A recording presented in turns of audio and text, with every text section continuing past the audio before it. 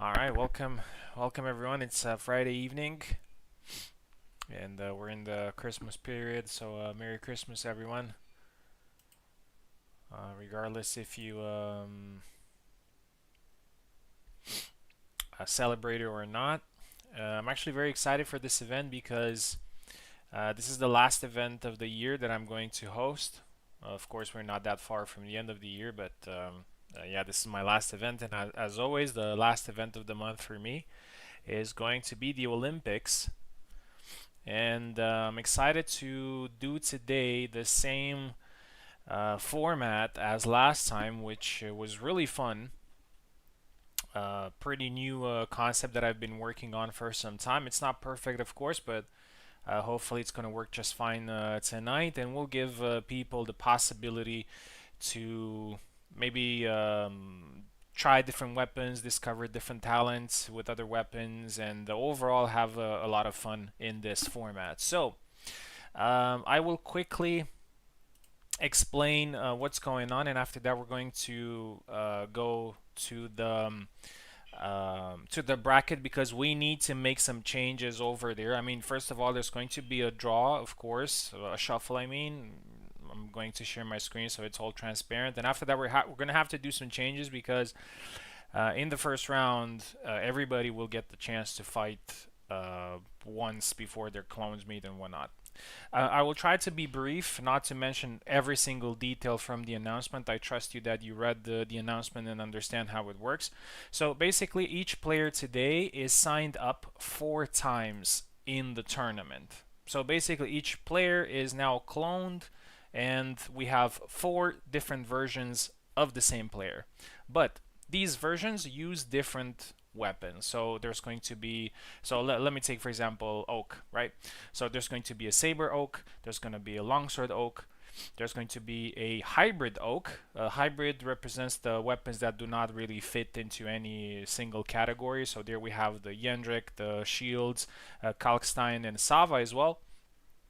Because he has the dagger, although he would be in the saber category, but just just for a little bit of diversity in the hybrid, we're going to put him there. And the rapier, of course, Marta and Marie. As I said, saber oak, longsword oak, hybrid oak, and a rapier oak. So each player will have 4 versions of themselves in the tournament. Yeah. So instead of 11 players, the number that signed up here for today, we're gonna have 44 players, basically. So this is a very very big tournament. Um, what's going to happen is this is going to be a single elimination tournament, best of one, 7 flags. From quarterfinal, it's going to be best of 3. But until then, clones. So the versions of the same players can meet. Obviously, there's not going to be a fight because uh, the player cannot, multiply himself in real life. Um, what that means is that basically it's going to be a win, and that clone will inherit the weapons from both clones that met. So let me give you an example. Let's say in round 2, Oak Longsword and Oak Saber meet. So basically, Oak is going to have one more uh, clone in round 3, and that clone can use both weapons. Don't worry too much about it. I will take care of everything. But what we need to do right now is, first of all, shuffle the bracket, and after that, make sure that there are no clones that meet in the first round, or in the first, actually in the first match that they're going to fight. And after that, just making sure that everybody gets to fight at least once with the single weapon that they have. So we're going to do that right now. I'm going to share the screen here so you can see and see also what I've done with. Let me turn the final here. See what I've done with the name. So basically, everybody here. So your challenge accounts were basically transformed into Saber, and after that, all of you have 3 other versions of the weapon. So Oak longsword, hybrid rapier. Yeah, you understand the names for them. Caster, BK, Piper, Ezekiel, and Daisy. I think I got all of them right. I think there's no problem. If there is any, just let me know, but I think it checks out. So what we're going to do right now, we're going to shuffle it 3 times. 1, 2, and 3. And then we're going to look at the bracket and see if we have um, any clones fighting each other. And here's what we're going to do. So, okay, we got one here. BK Longsword versus BK Hybrid. So what's going to happen here is we're going to replace we're going to replace this with the next fight. Yeah, so BK is going to be here, so they're not fighting each other. Okay, Insigni versus Subu. Subu. Oh, me versus Subu in Saber. This is great. Okay, Opt versus Captain. Piper versus Caster. Ezekiel versus Caster. Piper versus Captain. Insigni versus Ezekiel. BK versus me. Abir Longsword versus BK. Insignia versus Caster. Daisy versus me. So no clones fighting here. And no clones. Oh, there's a clone here. Daisy Rapier versus Daisy Longsword. So we're going to move Daisy Rapier here. And also what else we're going to do is we're going to see if there's any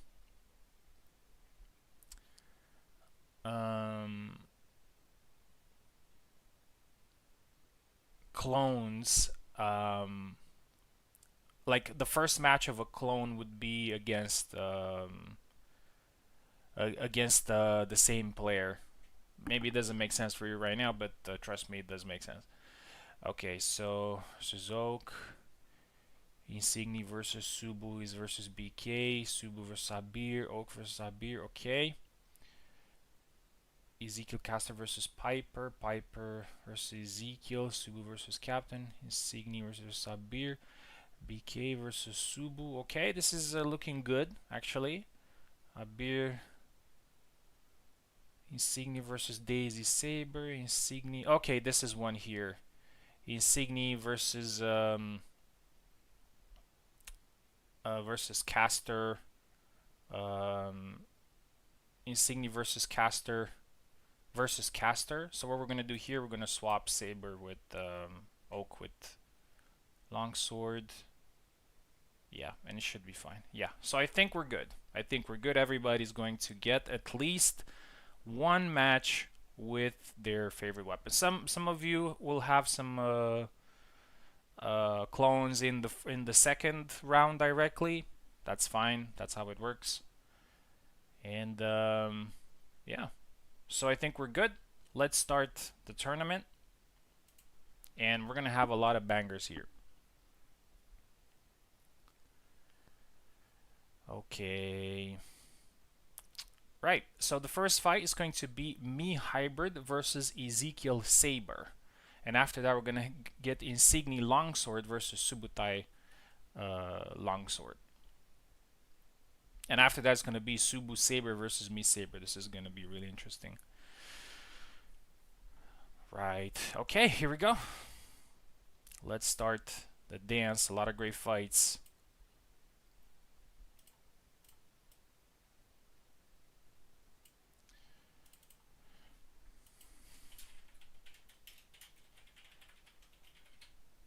I hope I got everything right. Let me just have like one quick look.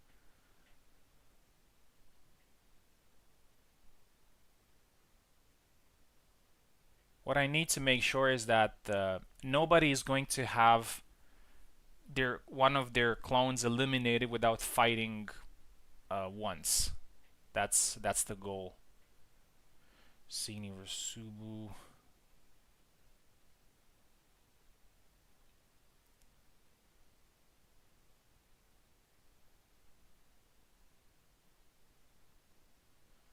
Sabir, BK.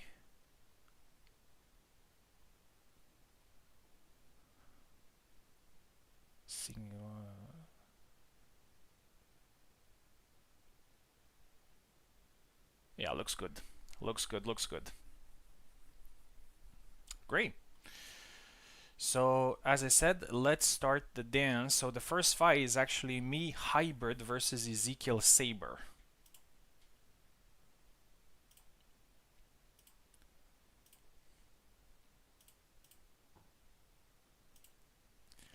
So I'm actually going to put also the so you know which weapons need to be used. Okay, we're actually pretty much on time, which is good. I thought it's gonna take a little bit more to fix the bracket, but the challenge mostly did it for us, which is uncharacteristic to be honest. Usually challenge just messes things up. And yeah, let's have a quick look at the settings. So it's going to be 7 flags. In round 1 and round 2, it's going to be best of 1. Arm muscles off. Yeah, and everything is according to plan. So as I said, there will be the possibility maybe for some players to get 2 or maybe even 3 clones in the semifinals. I'm not sure if anybody can take 4. Probably at some point they will meet some of their clones, but we'll see. So yeah, let's invite Mr. Ezekiel in.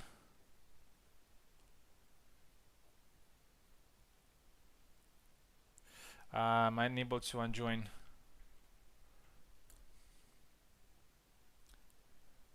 On 11. Oh yeah, so Castor told me on 11 that he has to fight a clone. Yeah, so I changed it. I changed it.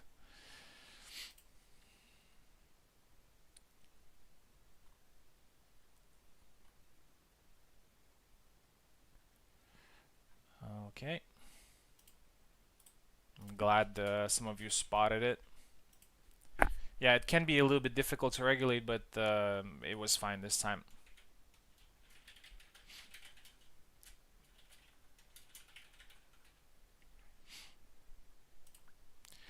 Here we go. Looking at the bracket for me, it looks pretty tough. So I gotta fight Ezekiel, Subu, BK's Saber, which is his main, and BK being the last finalist of my 2 tournaments. Daisy's Hybrid, which is her a Marina most likely that gives me trouble, and potentially later Oak's Saber in the in round 3 actually. So we got actually 3 rounds until we get to the best of 3. So those are the, let's call them the preliminary rounds. So it's gonna be very difficult for everybody involved, especially since it's kind of do or die thing. I think 7 flags is quite enough for, you know, it's just to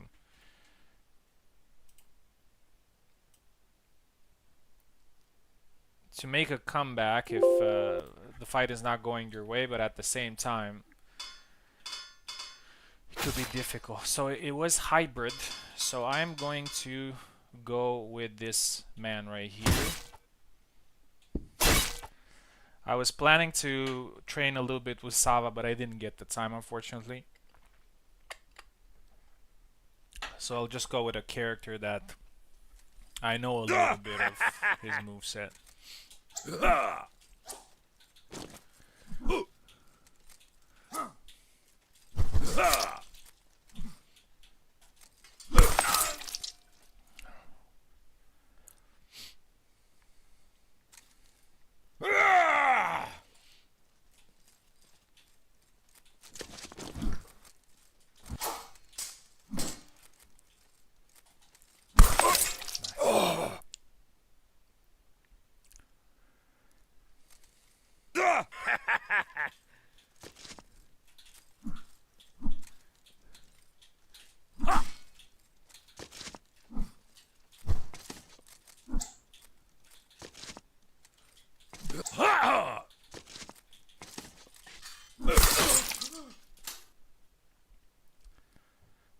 Pushes are not what they used to be, but timed right, they could still be decent.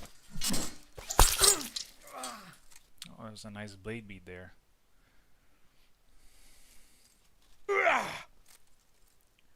It's always kind of hard to start these tournaments because you're not warmed up unless you've been playing a little bit.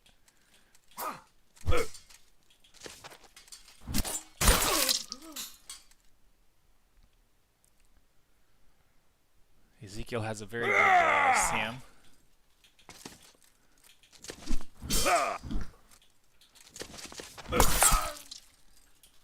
Nice dash.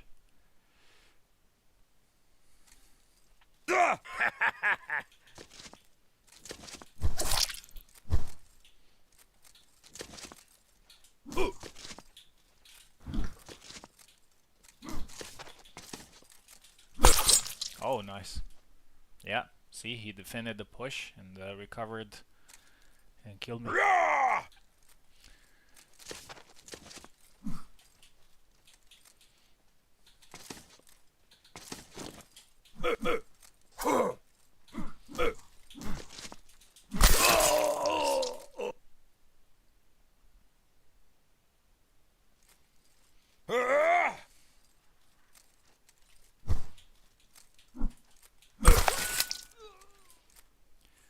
This thrust is pretty strong, but kind of slow.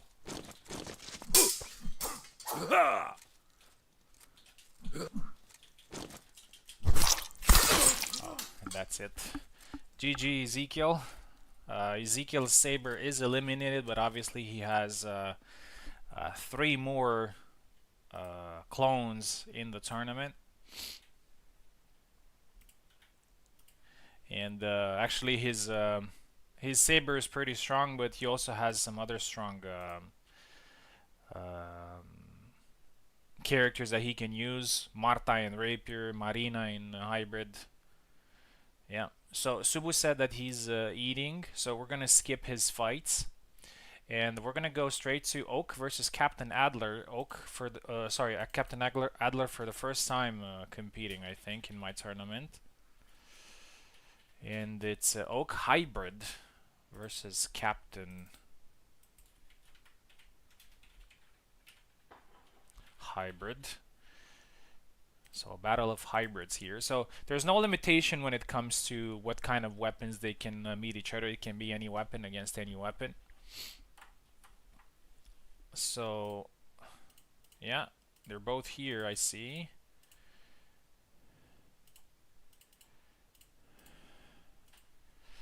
Let me see if Captain needs a keyboard.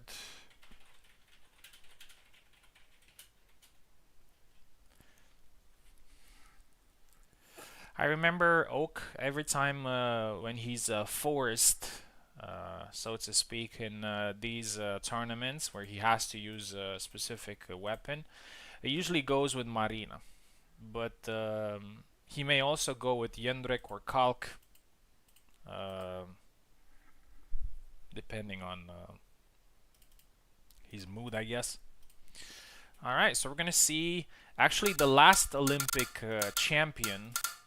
He actually got #1 and #2, which was a great performance for him. He fought some great battles. Yeah, he's going Jendrik actually. And it's Jendrik versus Jendrik. Very interesting.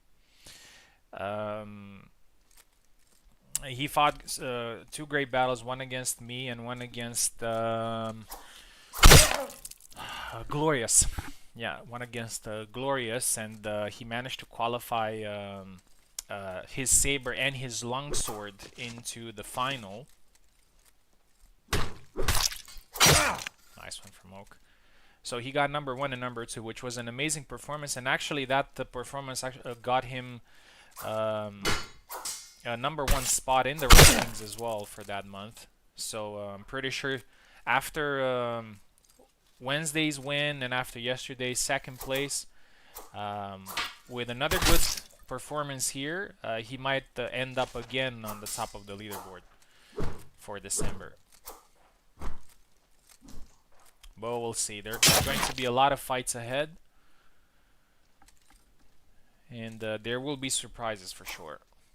people are gonna lose their mains. They're gonna do. Oh, that was beautiful. They're going to do a lot better with some weapons that they did not expect. Oh, yeah. Nice. 6-0 now for Oak. Captain unfortunately wasn't able to adapt to Oak's pace. Oh, but he gets one flag here. Sometimes you know, just playing it simple works. And Jendrik does have the capability, and he wins the trade here. He does have the capability to bypass guards. Not all the time, but he can do it. There you go, and the third flag here for Captain.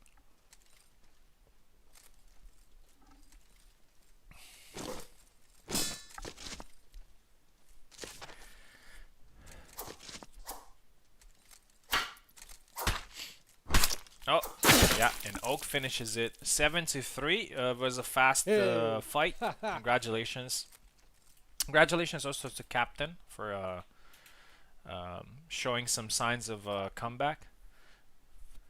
Yeah, and Oak's hybrid qualifies further and will be fighting Beer's rapier, but not right now, of course. What we're gonna see now is Piper hybrid versus a lot of hybrid earlier on. Piper hybrid versus Caster rapier.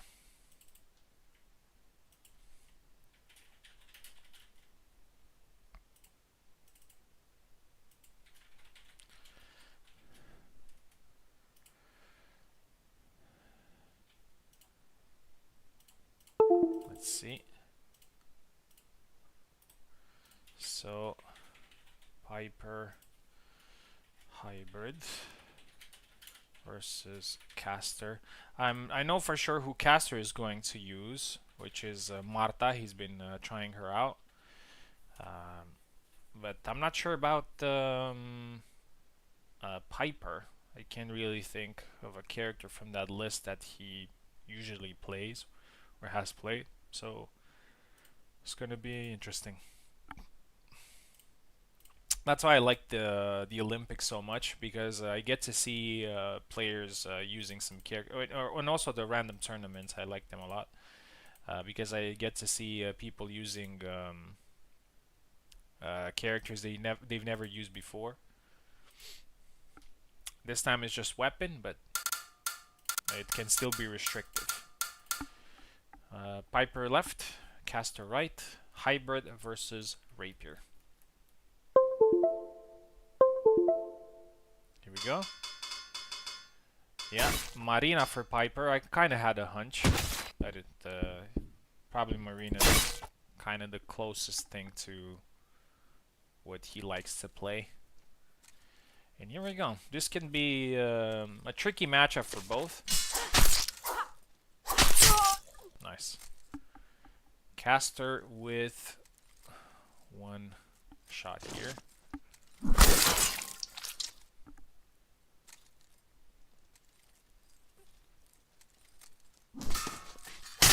Nice push, 2-1. I'm glad the fights are going relatively fast, as they should. Also considering you know, the mode that we have, the fact that it's only you know, best of one, so that's kind of the goal. The tournament is going to be pretty long, but nice back Y. Going to be pretty long, but we're gonna have fights, and people are gonna get a lot of chances. All right, back to the fight. Caster is actually doing really well here. 4-2.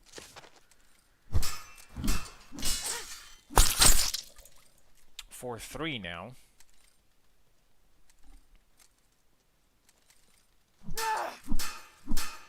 Oh, pressure there from Piper. Oh, try to push him, but Piper actually defended the push. When you see a character recovering faster after the push, oh, nice grab. It means that they had they pressed back and defended it. 5-4. Oh, nice dash thrust. Yeah, that move can actually bypass the guard in certain circumstances. 5-5. 6-5 now. And let's see if Caster can finish this here. Oh, and actually grabs him during the thrust animation. Congratulations. 7-5.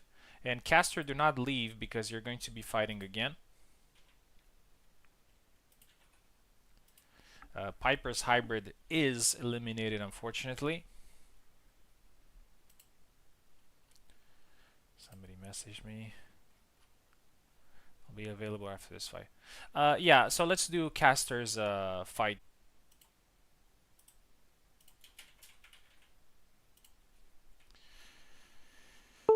Ezekiel hybrid versus Caster Saber. Oh, Caster, why did you leave? Oh, had a problem, I think. No worries, you can reconnect.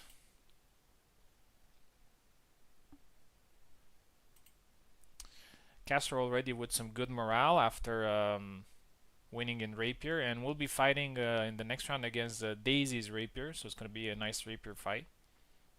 Daisy and Caster have successfully paired for the 2v2 tournament, so it's going to be a little bit of a civil war there. You're here, but it's fine. We didn't need you. A lag spike. Okay. Alright, he's reconnected. We need Ezekiel.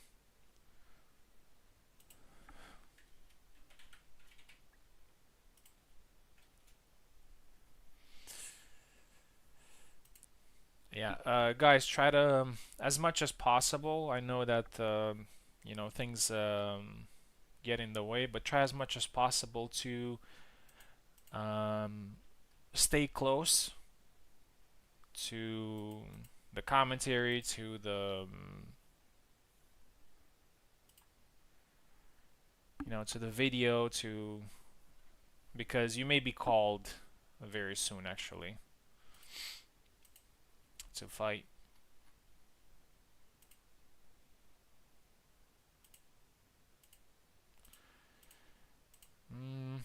There's no Ezekiel yet.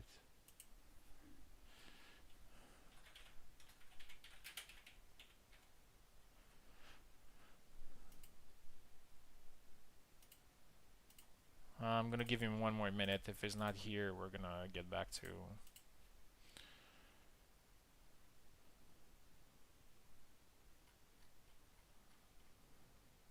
Yeah, you didn't miss any fights, BK. I was just saying generally that it's a good idea to try to stay close.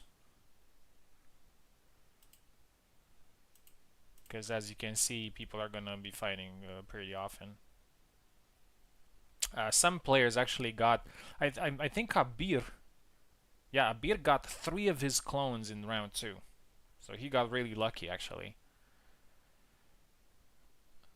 and only 1 of them fighting in round 1.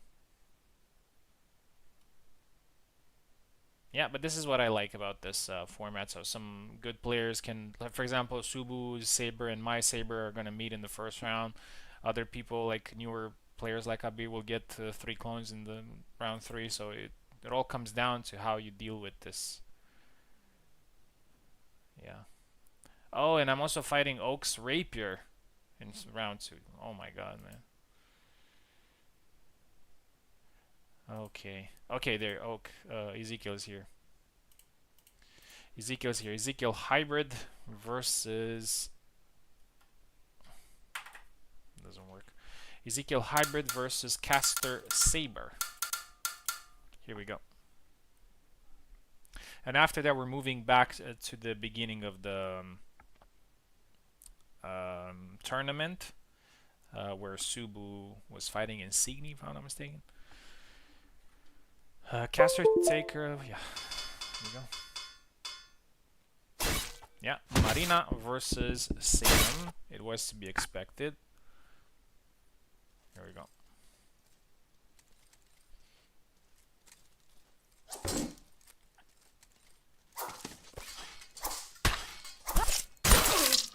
Nice.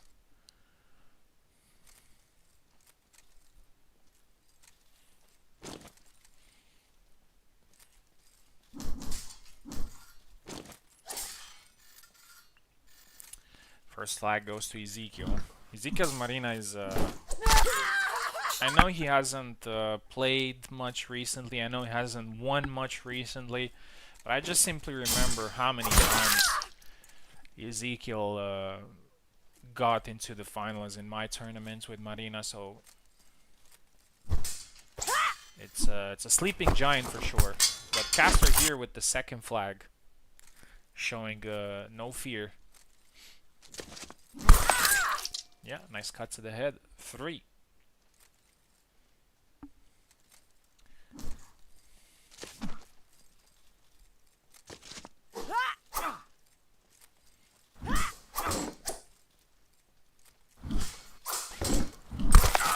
Oh, this time he tried to go around the shield and paid for it. 3-2.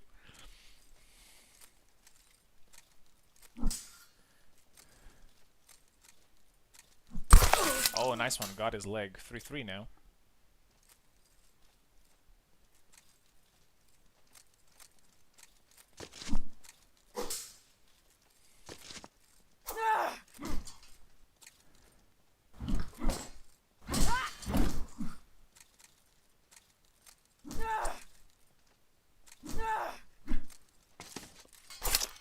Oh.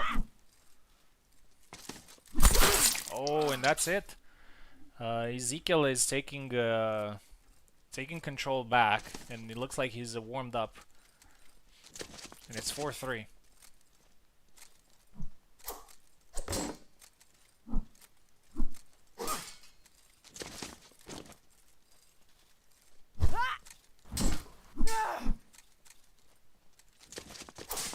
Oh, dash plus push. Punish there by Ezekiel. An interesting run of events there. Oh, a dash, and I thought he's gonna dash thrust, but he dash pushed actually. And Ezekiel is one flag away from winning this. I remember Caster started very confidently. But, you know, experience is a real thing, and Ezekiel's proving it here. Nice one from Caster, gets one back. It's not over yet. I'm pretty sure Caster would like to keep his saber in the tournament, but it's a tough challenge. Double.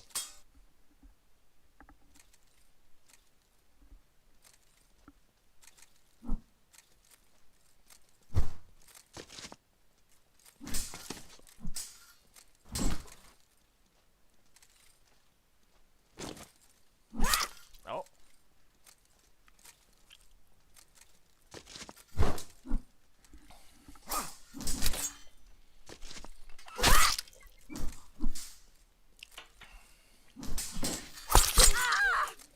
Another double.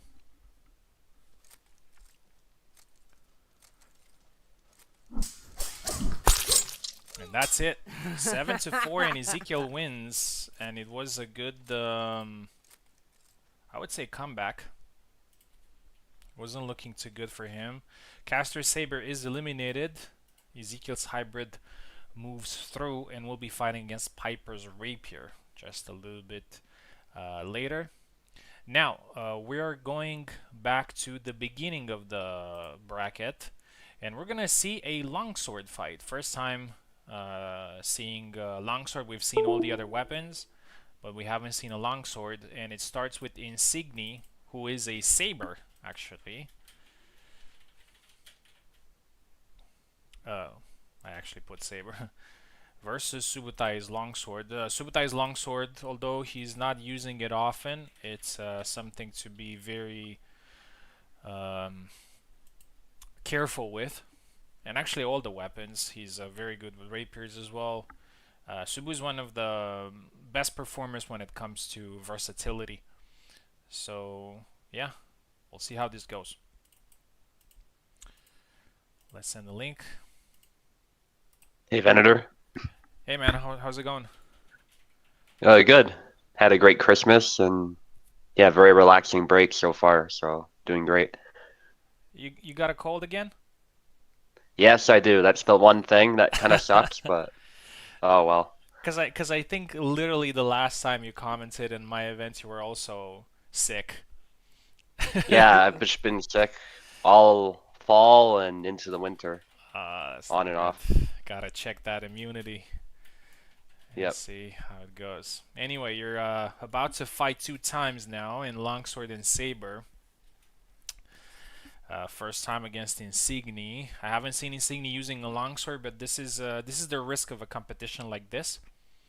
You get to fight somebody you've never, like a version of somebody you've never fought before. And given that it's only best of 1-7 flags, things can happen. So gotta be careful. By the way, what do you think about this format? Last time you weren't able to compete, unfortunately, but this time you signed up, and I'm glad to have you here. Yeah, I love the idea because it kind of brings two formats together. It brings the double elimination sort of classic tournament where everybody can sort of play the characters they're familiar with. Then you've also got these wild cards, these matchups that come out of nowhere, like Longsword against a hybrid, for example. Mm-hmm. And so it leads to a lot of the same interactions we get in the random tournaments, but Mm-hmm. you still get the like everybody still gets a chance to show their best character as well. So I like that. Mm-hmm. Yeah, I've been thinking about it for a while. Last time it was a blast, and it's shaping up to be a blast this time as well, considering all the crazy matchups we're gonna get. And I still, don't really have all the matchups in my mind right now, but I'm pretty sure there's going to be some fights between me and you and Oak, and it's gonna be really really interesting. Great. Okay, we got both players in, so let's go with Insigni. By the way, can you press RT on your controller? See Um, if it works. Yeah, yeah. Okay, there we awesome. go. Insigni's left side, you are right side, and you are allowed to use only longsword, so only Isabella or Zera. So Isabella for Subu as expected, and also Isabella for Insignia wasn't. I would have had a better chance with Sava. Fortunately, he's on hybrid. Yeah, so I basically put on hybrid all the characters that do not perfectly align with all the other characters in the category, just to make it a little bit more diverse. Anyway, a grab attempt there from Insigni. Insigni is a very good Yan player, and Isabella and Yan share some similarities when it comes to the expression of fighting. High guard there, and actually wins the trade. Subu was trying to call the high guard out with an upcut. It was a good idea. High guard from Subu now. Insignia hurt, and Subu wins the exchange there.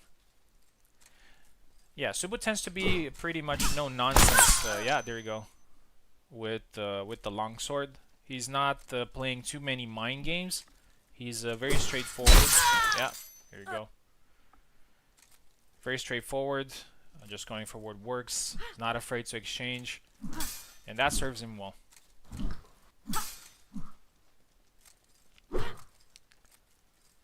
I haven't seen Insigni using Isabella or a longsword so far, but what I know is that he's very capable. He's one of the prospects of this community, and he's actually currently in top 10 in the rankings. Nice upcut. 4-1.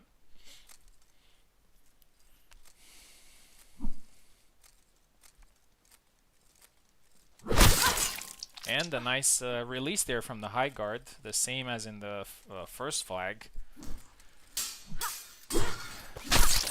And although the high guard is a very good move, you'd need a little bit more than that. Oh, Subu definitely wanted to do that. But it is what it is. Oh, nice sidestep actually from Insigni. Took advantage of a little bit of an input mistake there from Subu earlier, and now scored another flag with the momentum. 4-4.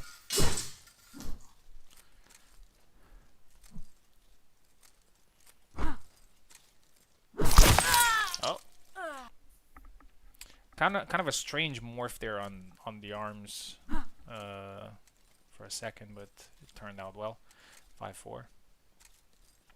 Yeah. Subu's being careful with the high guard bait, and that's a nice counter there. Insignia is actually keeping this alive, although oh, nice, beautiful sidestep. Although Subu was pretty much controlling the match. That's exactly what I was talking about earlier. And a nice sidestep, and Insignia actually steals it last moment. 7-5. Yeah, that's again exactly what I was talking about earlier. Somebody that is just unorthodox can steal the moment there, and he did that exactly, and won the fight. Subu, you good to go GG. for our fight, or would you like us to do another fight in between? Nah, I'm good to go. Okay. All right. So, yeah, whenever somebody I think you crashed through.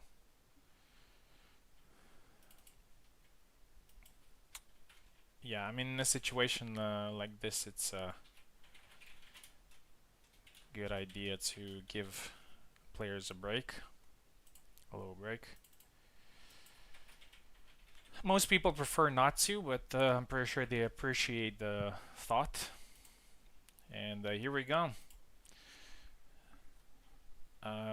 Press RT, please, so I don't have to go back. Yep. Alright, he's going to be on the left side, and I'm going to be on the right side. Sabers, right? Sabers, yeah. Cool.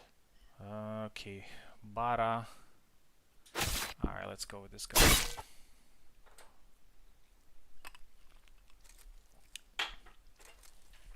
Here we go.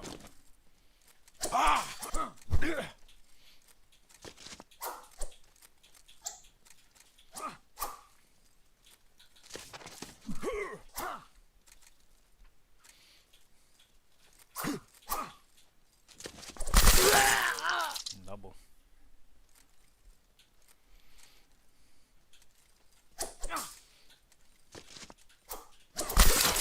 Nice upcut.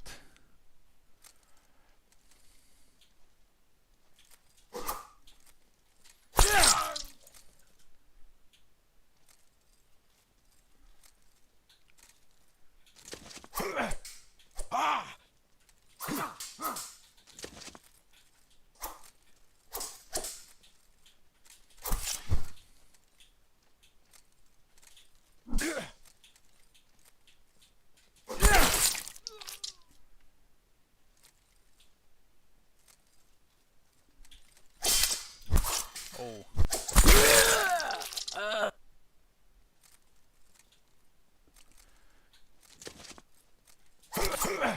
Nice.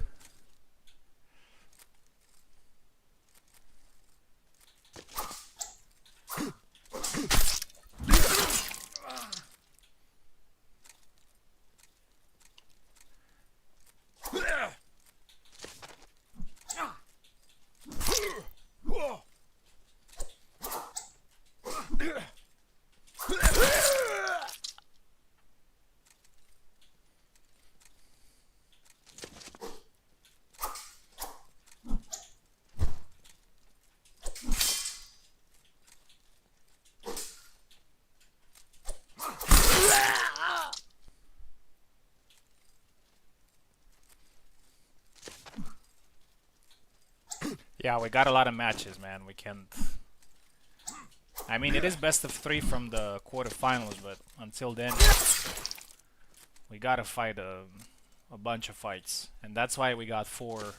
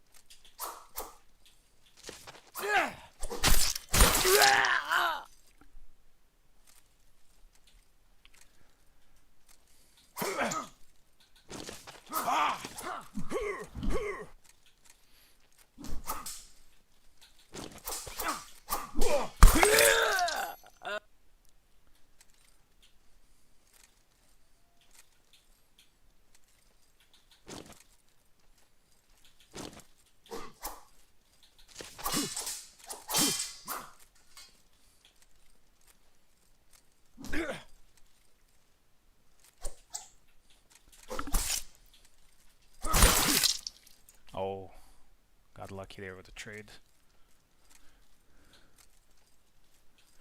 Oh.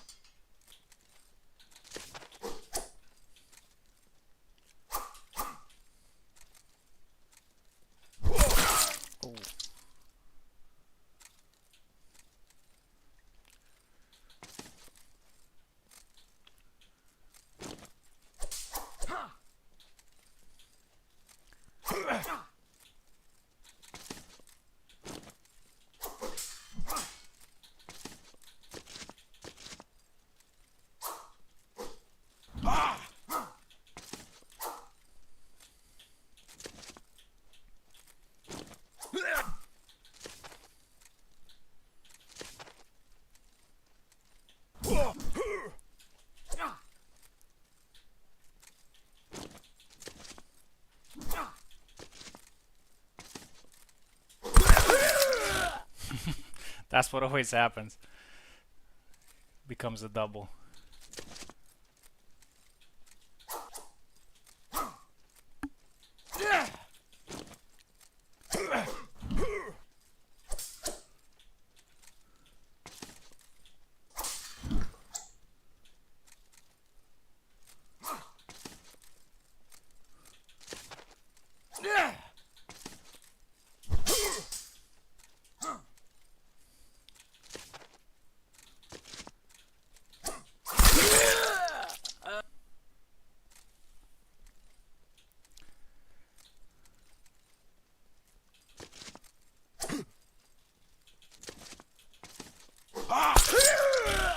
Man, what a fight.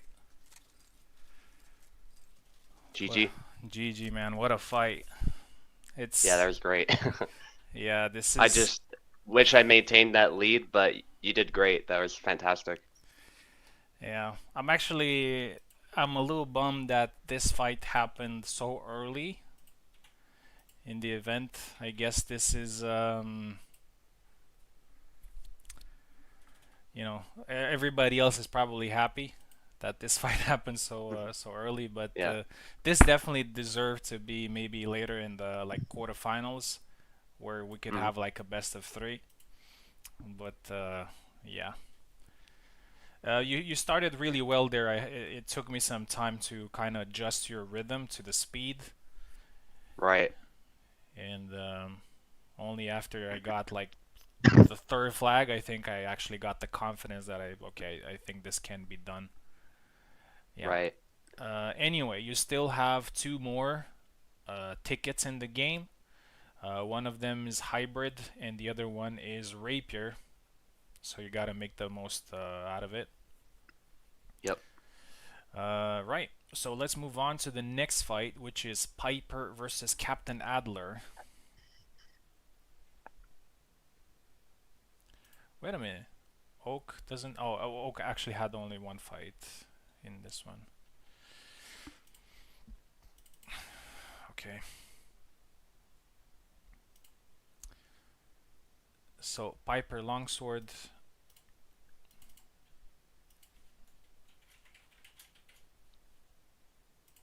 Captain Adler. What was it again?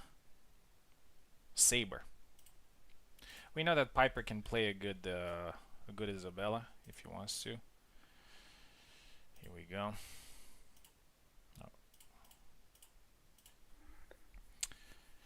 Just to answer to Caster that maybe he wanted more rounds. First of all, more rounds is kind of impossible considering the format. You know, we're already Mhm. going to fight a lot of fights. It's probably gonna take a while until we're gonna finish. And in Hema, so we did Hema last time, so I didn't want to do the same thing again. Probably next month we're gonna do Hema or a training mode again, but I like to kind of Mhm. switch between them to keep things fresh. And it also produces some fights like these, you know, very close. There's a little bit more tension, do or die kind of thing. Piper on the left, Captain on the right. I mean, I know it sucks to kind of lose your main, but that's kind of the whole point. The whole point is to try to make the most with all the weapons that you have, not only with the main, with your main. That's kind of the idea of the Olympics.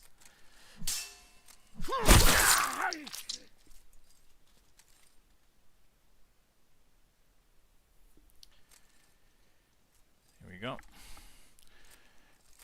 Piper with the first. Oh, Nice dash. you don't see that very often. Yeah, 3.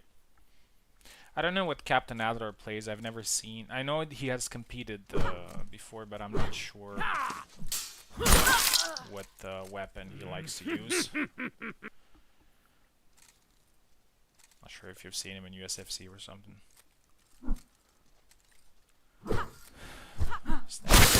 Oh, Nice, takes the hand right off.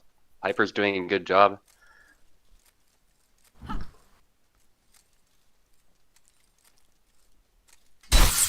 Oh. Yeah, he's just kind of playing it very simple. He's throwing a few cuts, but just with very good timing. Oh, nice scissor. Piper longsword could be a problem. Nice, beautiful. Cuts an arm. That's it. Yeah, 7-1. A very dominant victory from Piper here. And in the next round, he will be facing Ezekiel Longsword, actually. Okay, now we're going to do Insigni Saber versus Ezekiel Rapier. And this is huge because Insigni is pretty much a new player, but his speciality is Saber. And Ezekiel has been playing mostly Marta recently, although he hasn't competed much. So we're going to see a Jan versus Marta most likely. And it's definitely going to be a very interesting fight.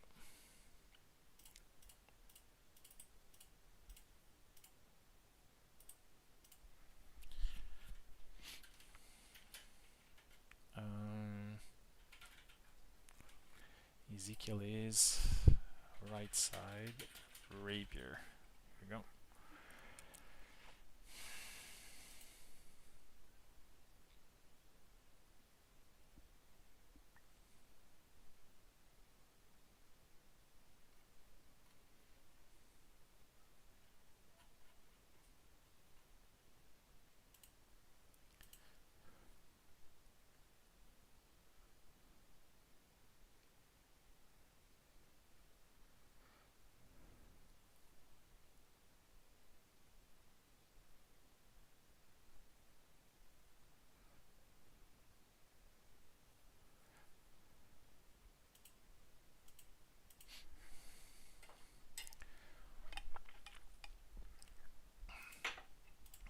No Ezekiel yet.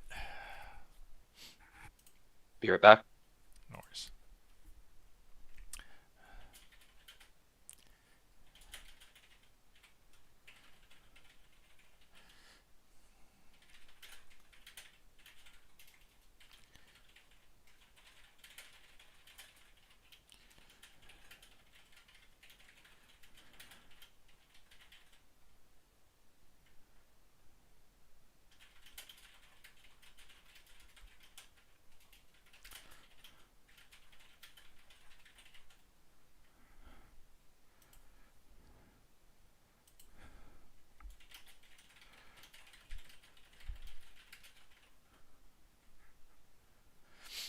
Okay, there's Ezekiel. Here we go.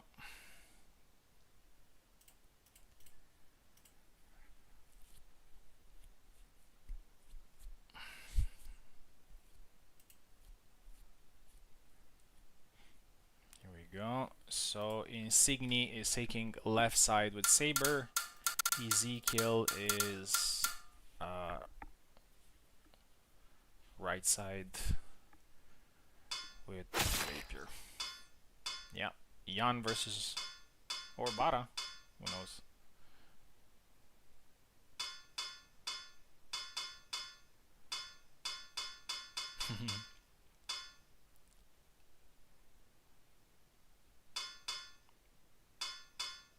You gotta make a choice, bro.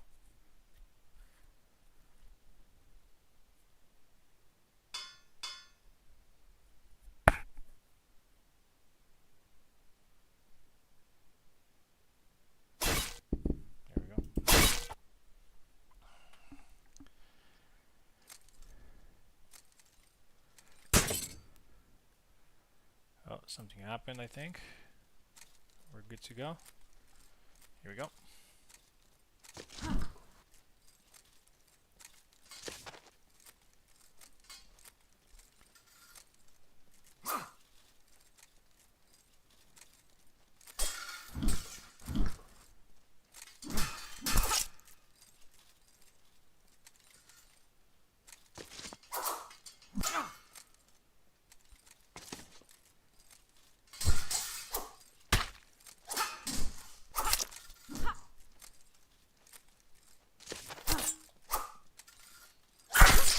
Alright, and Ezekiel takes the first flag there with a cut to the head.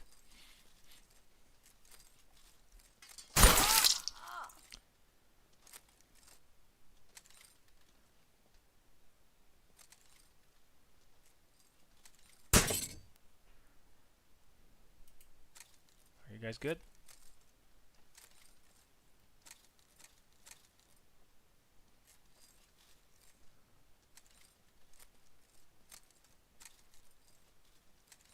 I think Insignia might have some problems. Let me check. Let me see his ping. No, his ping looks fine. So it's not...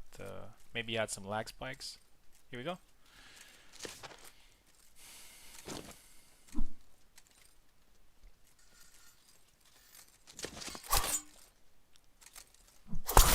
Oh, nice leg cut. Honestly, leg cuts are not... I know Insignia likes them, but it's not something that I would usually use against the rapier.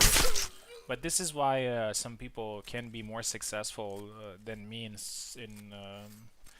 some specific areas of the fight, is that they take some chances and they pay off. Oh, nice wrap around. Almost got the hand there, but Ezekiel was able to block it. 3-2 though. Oh, beat the blade and actually takes another flag there. I think Ezekiel and BK's Sabers, or Jan's mostly, precisely, are going to be very important players in this event. 4-3.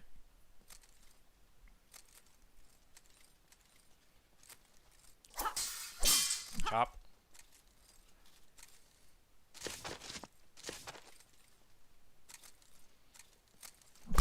Oh, nice one. Goes for a cut to the head and it works. 4-4.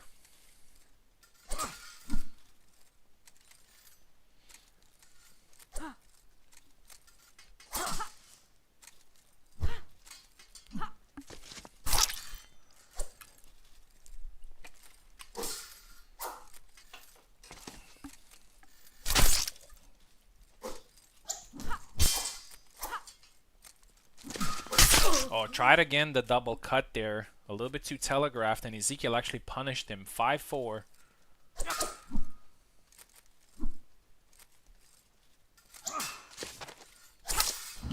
Oh, nice one. A retreat upcut into a forward cut. Beautiful by Insignia.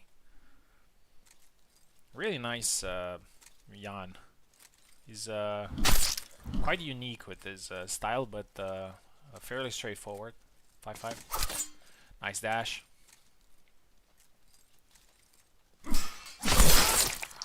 Went with the nade cut into a forward, but the wind up was a little bit too much, and Ezekiel managed to get the double, and the back wide there just sniped on the chest. Right, I'm back. Yeah, beautiful. 6-5. Oh, and it's a double. The double. Yeah, just barely. That push cut that Insignia did to beat the blade down probably enabled that double. Yeah, I think so. Oh, dash Oh, thrust. but there it is. And that's it. And experience again takes over. And Ezekiel actually wins his second fight of the first round against one of the newer prospects of the tournament. And yeah, this is how it goes. Insignia goes forward with the longsword, but loses his saber. Yeah, so yeah, this is exactly what this this format is about. All right, so we're gonna see another saber prospect here, which is BK. He's gonna be on the left side.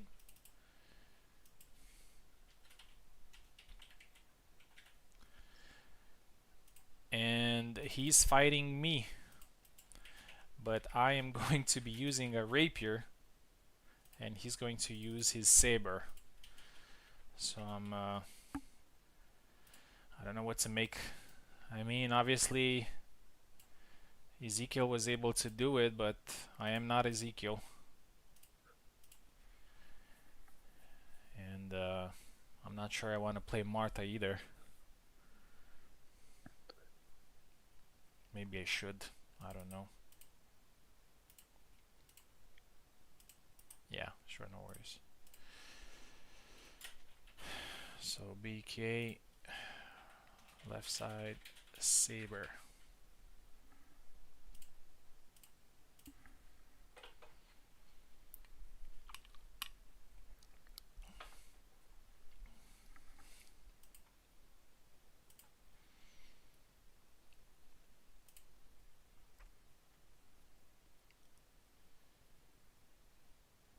Here we go.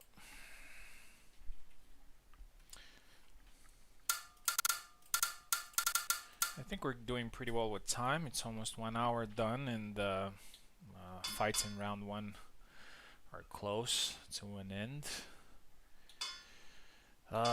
Should I go Martha or should I go Marie? It's up to you. I understand. Yeah, I may regret this, but for some reason I think a saber like Jan is too much of a danger for someone like Marie. I see. Yeah, that's understandable.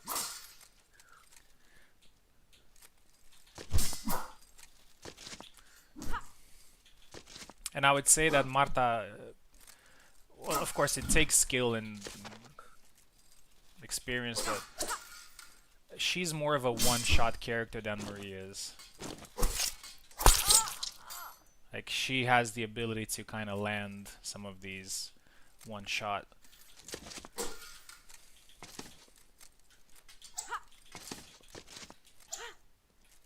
Yeah, and when reach is your asset, that's a huge deal, I think.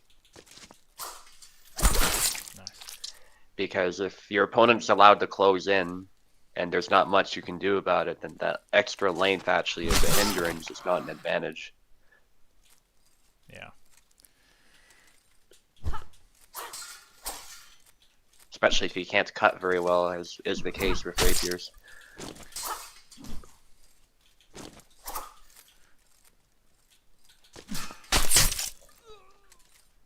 Yeah, so this is a good example, I think. Like, you know, just move to the side, throw a...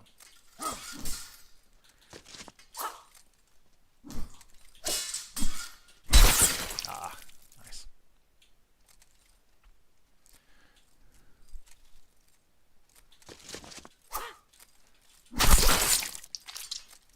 Yeah, not going well.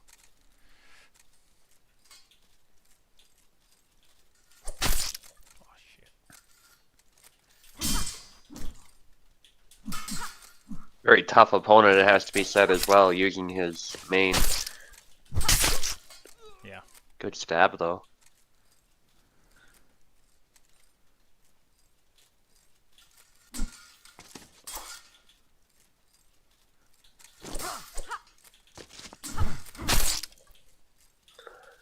Bit of a trade. Marta is actually reasonably durable, too. Nice.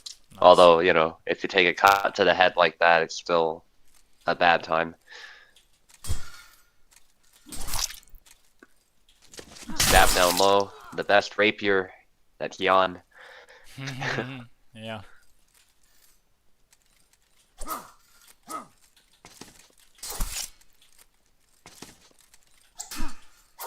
Maybe I should hold long guard.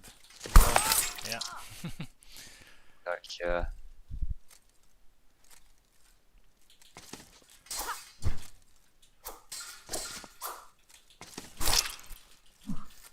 With the dash, and that's a good move, actually. The only issue with it is that it gets you very close to the opponent, but the potential for high reward from it Nice. Definitely makes Nice. it worth GG. throwing sometimes, but yeah, BK makes it messy. Yeah, well done. To be honest, I don't think I would have done much better with Marie. He definitely knew how to play the fight, this particular Mhm. matchup against the Rapier. He was patient, he was long guarding, he was throwing cuts, he was throwing a lot of thrusts from long guard, so I'm not sure it would have gone a lot better. So yeah, my Rapier is eliminated, unfortunately. And you're actually going to be fighting his Saber in the next round, and you're going to have your hybrid. Okay, Okay. Abir is making his debut here as well. Hopefully Parsec works for him. I know he had some problems earlier. Oh, he's actually fighting BK and I just kicked him out. Ugh, no worries, I'll get him back in. Abir using longsword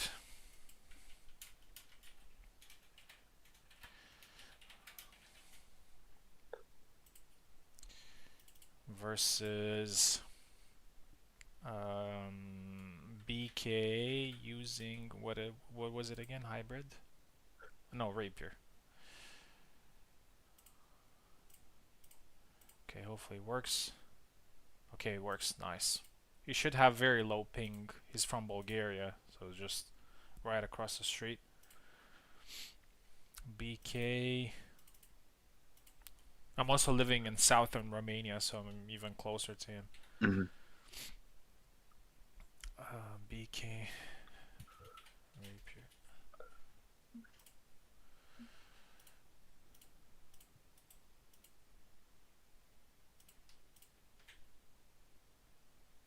Oh, he has 81 ping actually. Crazy. Or maybe he's in a different country actually. Maybe he's from Bulgaria. Maybe he lives in a different country. If not, then it means his internet is not great.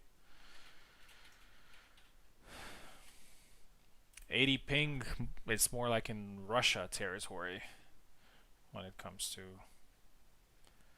distance from Romania. Okay, BK Rapier, I right, see. right side. Yeah, probably Gives you a sense of scale too, because for us, like 80 ping would be expected if you're right across North America from the other guy. So like if I'm in the West, some people in the East Coast US, especially if they're down south, they might get 80 ping. yeah. Um, Basically, almost everyone has between 40, 50, 60 ping. Only Russians get like 70, 80. Everybody else gets yeah, a beat on the left and BK on the right. So either Azera or Isabella. Isabella versus Abir is ready to fight versus BK using Marta. Here we go. I think Abir plays. He's a saber, if I'm not mistaken. At Yeah, heart. he's also a Yan player, Yeah. one of the Okay. up and coming greats with Yan. Yeah. I mean, you can't blame them. It's just such a good character to play for a relatively new player, because For he sure. has Yeah. like every single tool that you need to learn the game and to actually be competitive. He's got thrusts, he's got chops, he's got good cuts, he's got Hmm. decent speed and footwork. So he's a very good, well-rounded character. Yeah, Yeah, definitely. Sam is also quite well rounded, but I think Yan even nice. more so. I think his tools are even more potent, so I tend to recommend Yan first. Yeah. Abir with very good start here. He's playing a very active, aggressive Isabella, which is kind of how you'd like to play against Marta. If you give her too much respect and space, she will pick you apart. Hmm. So you gotta be a little bit disrespectful towards. Oh, nice hit to the arm. Yeah, 4-1.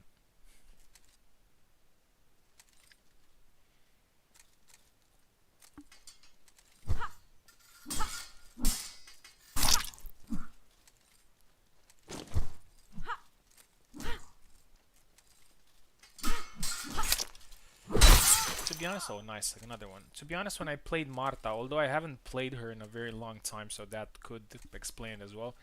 She didn't feel like she used to. She was a Hmm. little sluggish. And also considering that we're playing on retro mode, so you wouldn't expect the character to feel sluggish. Right. Yeah, that's interesting. Yeah, I I don't remember know her how many being, changes she's yeah, received, so. a little bit more nimble. But or maybe it was in comparison to Jan, who was, moving very fast, and Yeah. maybe that's why it felt that way. Anyway, Abir is doing a great job here, and there you go. Very solid performance. 7-1.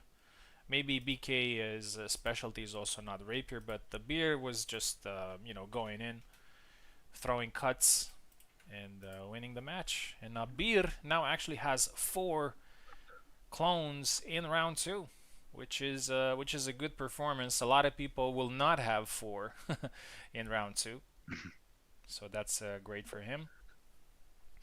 And now we're gonna see another hybrid fight between Insigni and Castor.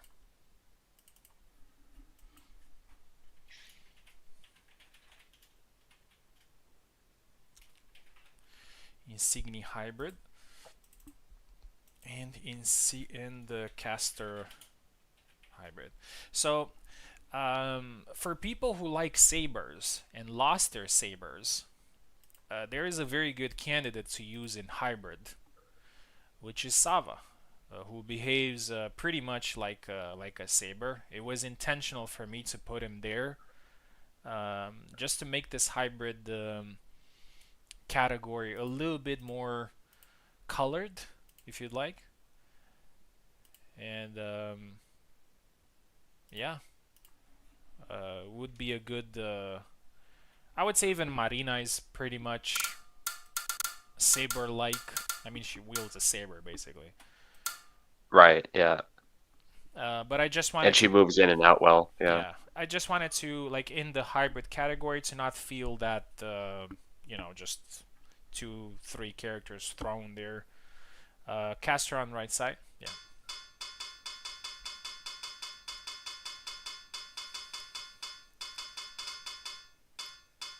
Oh, Jendrik for Insigni, okay. Let's see who. Yeah, Castor might go Sava.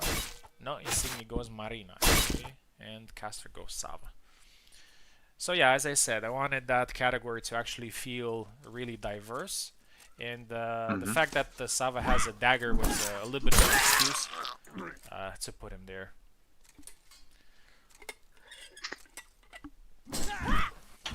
Ooh, goes low. That was a good leg void, though. Double.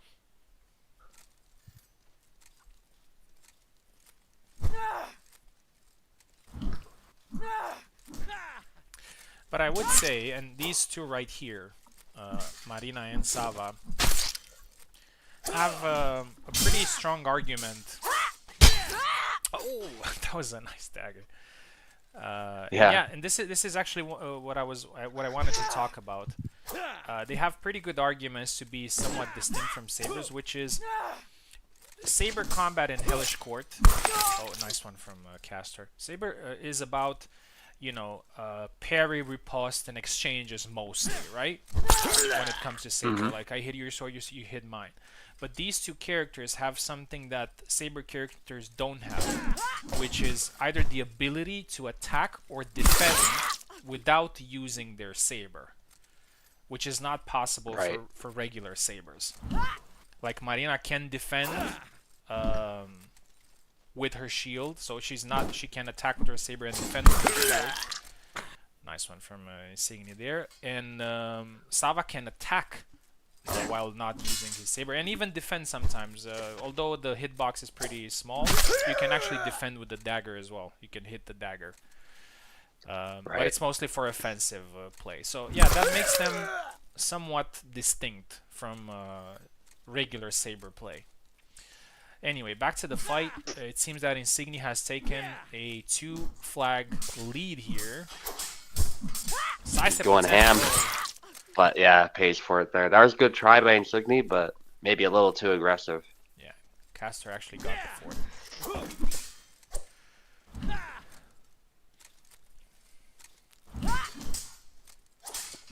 Oh, oh, Oh, nice, nice beautiful. dagger thrust into a cut. Yeah, this is a good example. Like he was defending with his saber and then attacked with his dagger.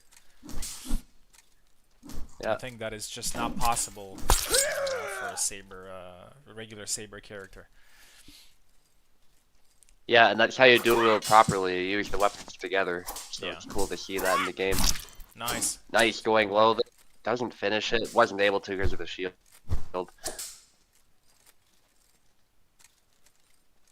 I think he had to somehow aim for the leg again. I don't know if Sava has something that would follow up Nice. cleanly after, but there's another leg cut. Yeah. Oh, drop the dagger. Nervous. Yeah, it's kind of fitting for this flag here. It's all or nothing, and it's a double. I always love that when it's a double last fight, but there it is. Insigny actually taking it as Yeah. the cut bounced off his shield.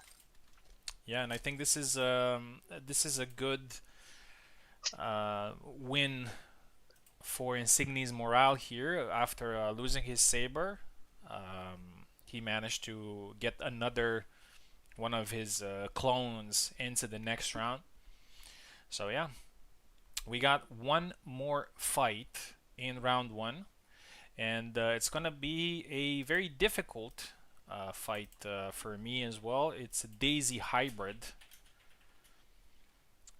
so most likely we're gonna see a Marina, which historically has given me trouble, and I'm gonna use my longsword.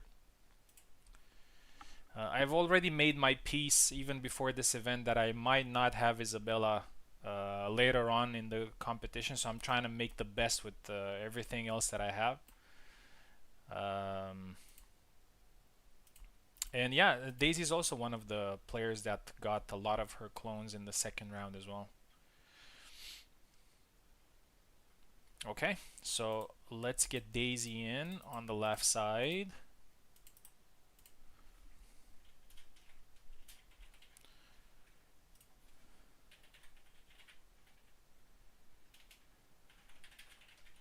And I'm gonna be on the right.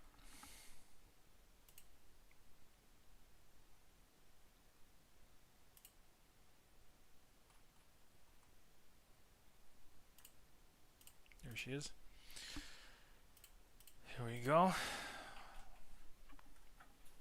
Very tough matchup. Daisy left, I am right side. Here we go. No surprises here.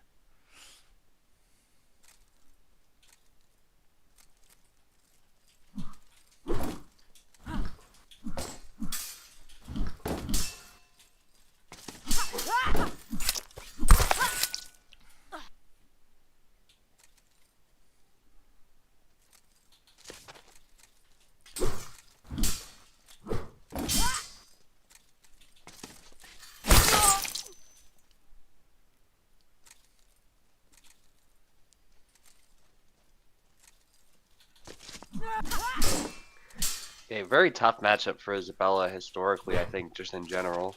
But there is a bit of a curse, like Venator is sort of alluding to, where Daisy often comes in and sort of ruins his day in a tournament. So there's that element of pressure at play as well. Although Venator most recently did win against Daisy, if I recall. I think it was in Tao's tournament, so Daisy's definitely going to be looking for some revenge. Maybe Venator has a bit more confidence having fought Daisy more often now, especially against that Marina.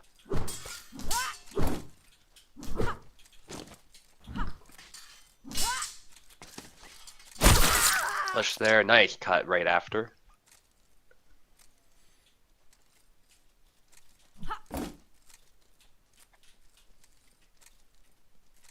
High guard. Daisy doesn't punish it right away, she waits for the attack. Good single tempo, like what Venator was talking about earlier. When you use the shield, one of the principal advantages is that you can just block with the shield and go in with your blade. And there's another case of that happening after a punch actually too. But yeah, that push can render the shield a bit of a liability. To be honest, with Isabella, I would struggle to figure out what it is I'm supposed to do against Marina, just because she doesn't have a good leg cut game. Her sidestep game is okay, but I find it's quite horizontal, so sometimes that may not go Isabella's way. But the push is definitely a good idea. And I don't know, maybe just making the best use of the length of the sword to, like that, yeah, just to punish a whiff from Marina or something.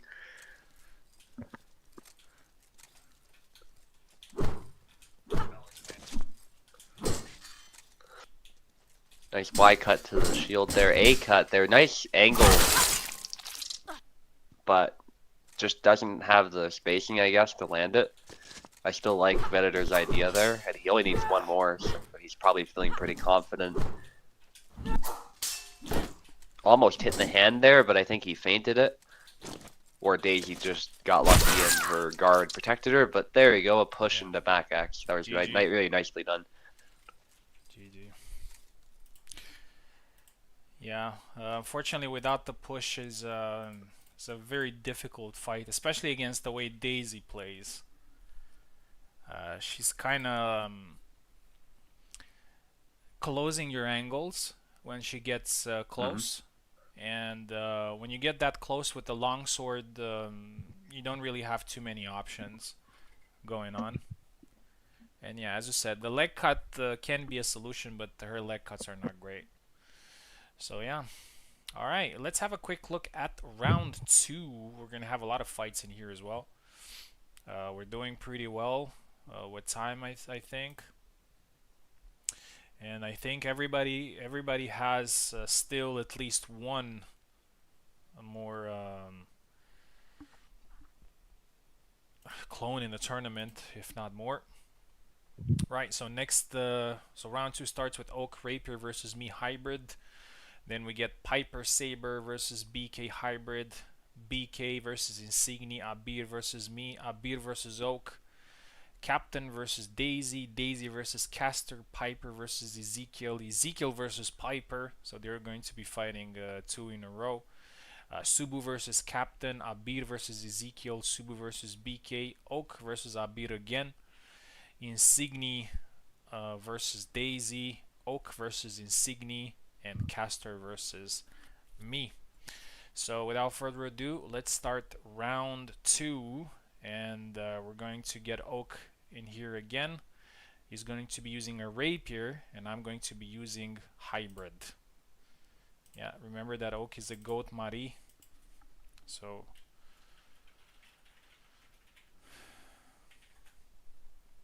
I'm not going to take him lightly.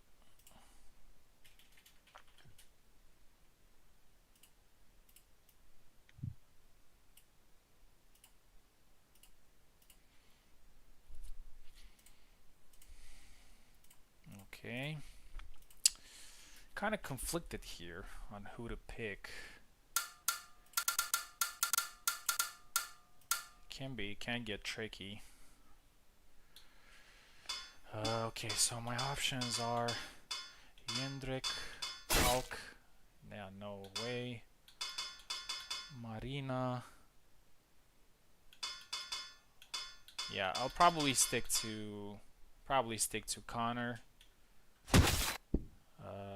It's kind of the only character out of all of those who I have a little bit of idea on how to play. Marta here for Oak, not Marie. Fair enough. Yeah, that makes sense.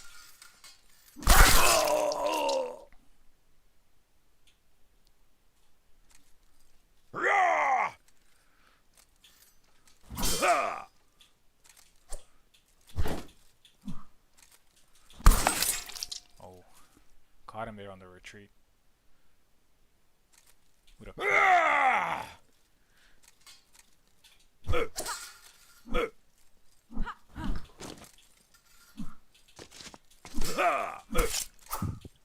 Cut to the arm there. I really like that little back thrust Connor does when he retreats. I often say that his fighting style looks a little bit like a Roman legionary. There are some similarities there. For sure. Yeah. Punches the shield there, and then I cut. Nice.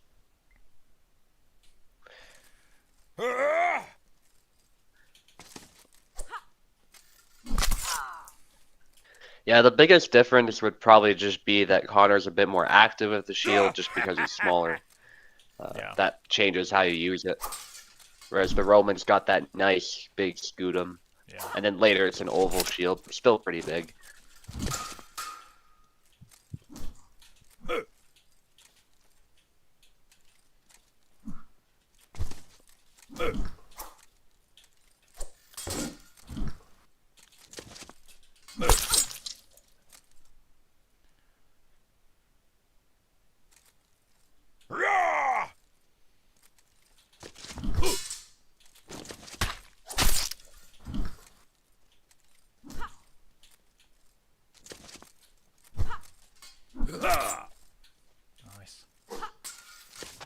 Nice.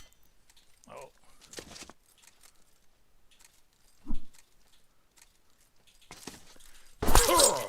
Oh.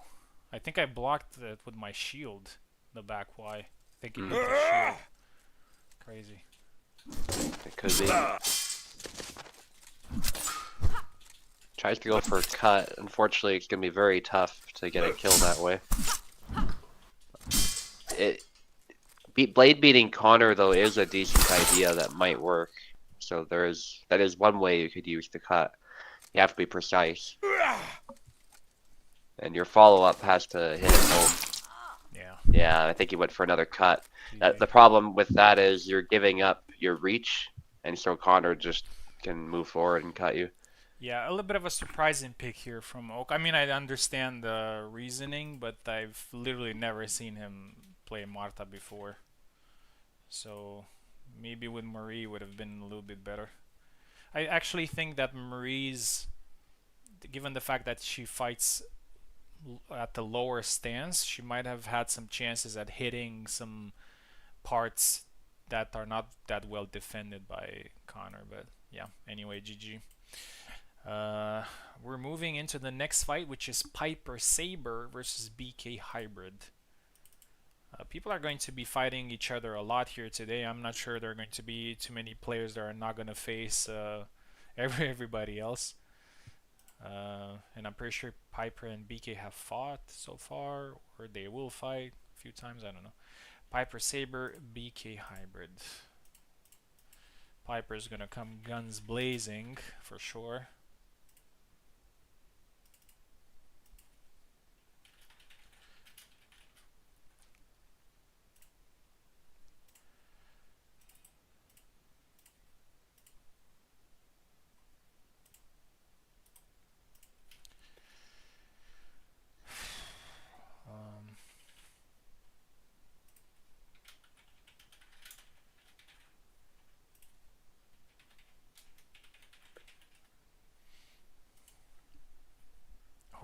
Where's Oak's longsword? Let me see. That's gonna be a problem as well. Oh yeah, there he is. Ambir. Then Daisy or Insignia, and then yeah.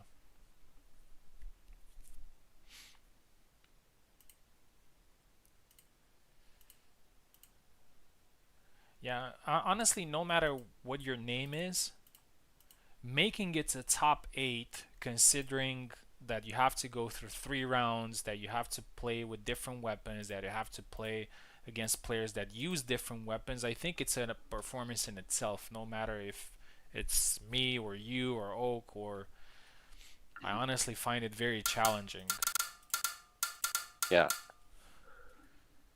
So just yeah, Piper Saber Hybrid.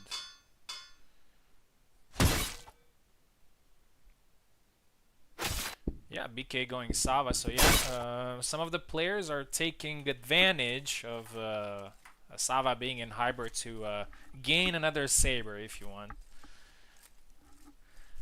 And that's fine. That was kind of the purpose, you know, to get people play him a little bit more. Oh, not good. Nervous. Yeah, as I said, I mean,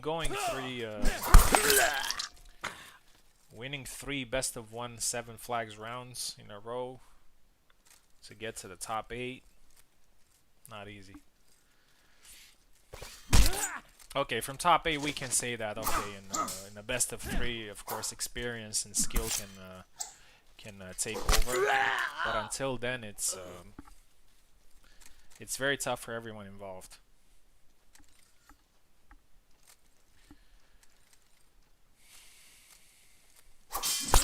Oh, nice. Quick counter there by BK.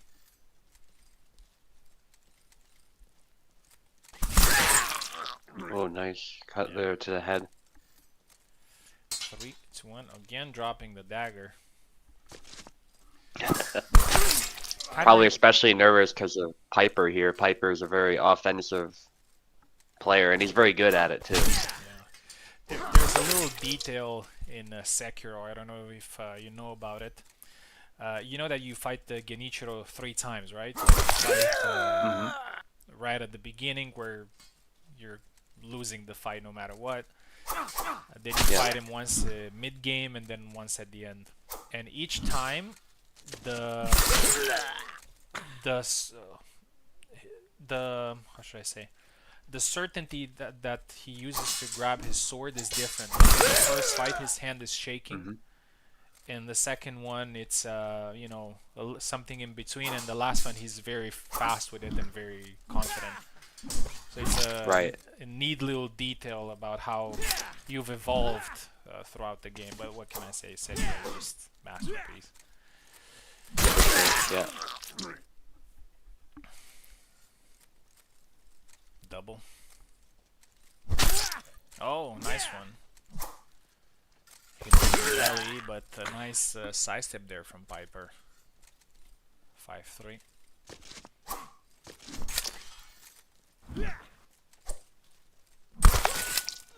Nice sniper. Yeah.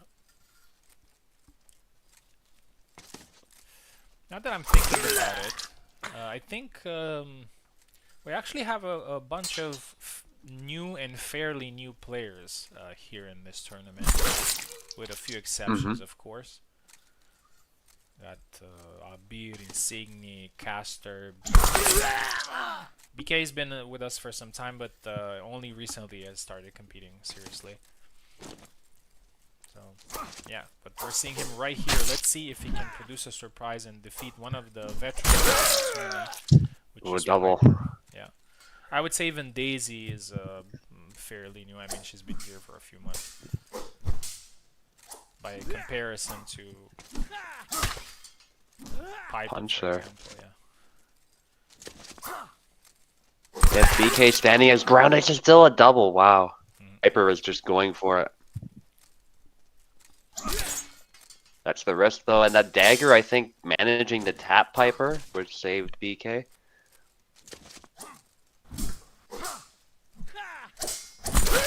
Nice. Oh, but yeah. Piper That's just one of his goes in. signature Well moves done. with that little cut that goes right under the arm. 7-5. Yeah, that was a good effort from BK, but Piper takes it and moves on to the next round. So Piper 7 and BK 5.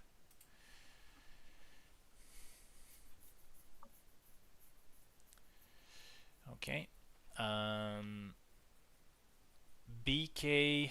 Oh, BK stays in actually. I hope he hasn't left. Yeah, don't leave BK. And he's fighting Insigni. Let me see if he's okay to fight.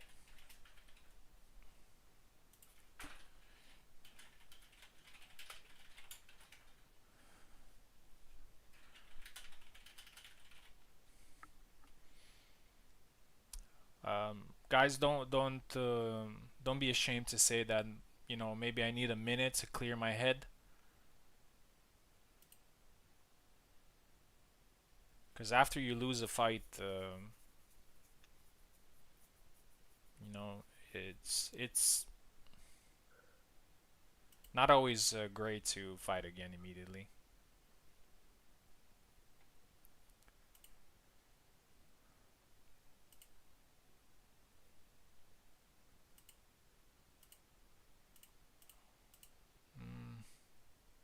is still in. Well, I guess I think he's ready to go. BK Longsword, Insignia Longsword. Insignia Longsword produced a little bit of a surprise earlier by defeating Subu. But it's exactly what I said that could happen, which is, you know, the unknown, the unexpected. Kind of hard to gauge somebody in a best of one. But again, this is also the purpose of the event. Give some of these newer players the ability to produce surprises. I remember when Oak said something like, he said that he would have preferred that clones wouldn't meet until they, you know, there's no other choice. And the idea is that for somebody like us who have a lot of experience in the game, yes, probably that would be more beneficial, but that way it's quite certain that the newer players won't get too many chances of going through. So I prefer also this element of luck here. BK Longsword, Insignia Longsword. Here we go. BK left, Insignia right.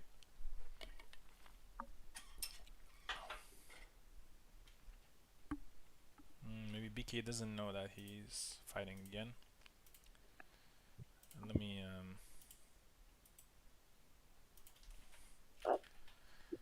give him another tag.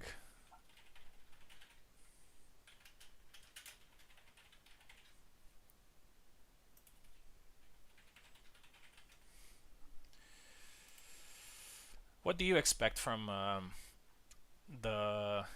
your remaining clones in the tournament? They're not precisely your mains, but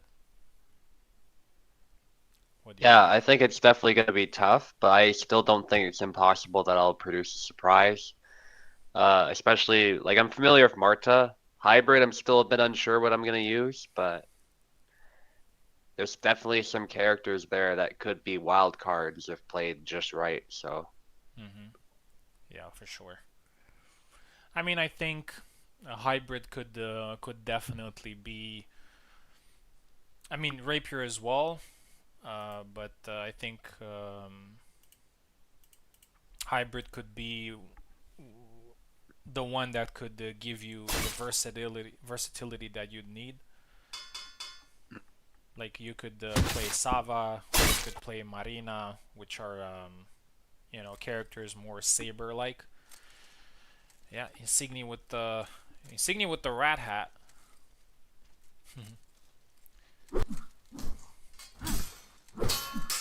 BK with the regular skin.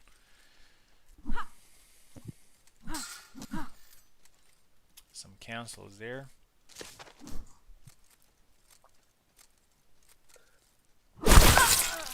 No double. Yeah.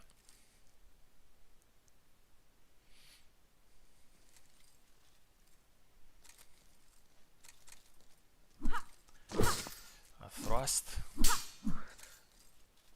Oh, nice sidestep. Wow, perfect. Yeah. Yeah, it's the same sidestep that used in the first fight, which is a little bit of an underrated move of Isabella's. It doesn't have that much reach, but it has decent speed, and can be used in some scenarios. Nice. It's pretty classic longsword trick too, when you engage somebody to step offline and throw your cut. Both to set their cut offline, maybe you'll snipe the hand as well. Yeah.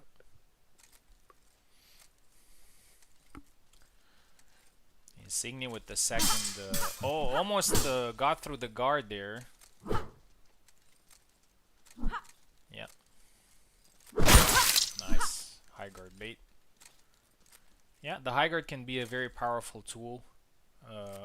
Just thrown normally, or used as a bait, used as a, you know,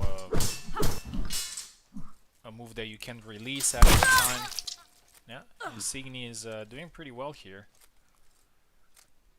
But at the same time, if you're getting overzealous or if you're just throwing it randomly, it is punishable as well. 4-1. Good thing that is not going through the guard anymore, as for a brief moment it did. I think that was a little bit too much. Yeah, for sure. Thrust attempt there. Because that was the whole thing that was that is basically balancing the high guard, which is the ability to counter and block. Right, yeah. Okay, yeah, Insigne, great job here.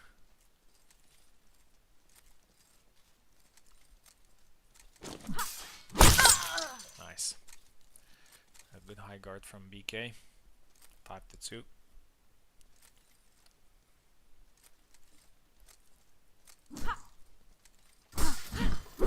Some thrust attempts, both blocked. Yeah, it's pretty clear that BK does not have much experience with Isabella. He's mostly trying to rely on timing and just using neutrals. By contrast, I think Insigne does have a bit of, yeah, and you can see it right here, like the immediate follow-up that he's done. Like he has a little bit of an idea of how Isabella works. Oh, all good. 6-2. Who knows? Maybe Insigne's Isabella will go pretty far in the tournament.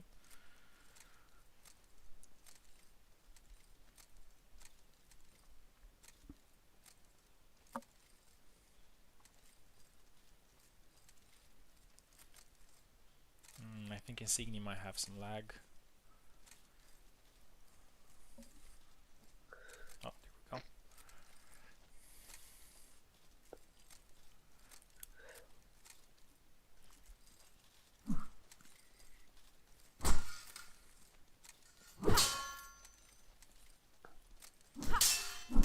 Oh, and he goes for the baseball bat. Yeah, so as I said, he kind of knows a few things with her. Knows the moveset, which is good. I think Jan and Isabella are... oh, again lag. Not sure why.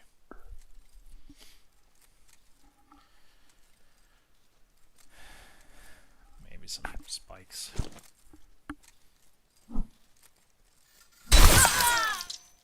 Double.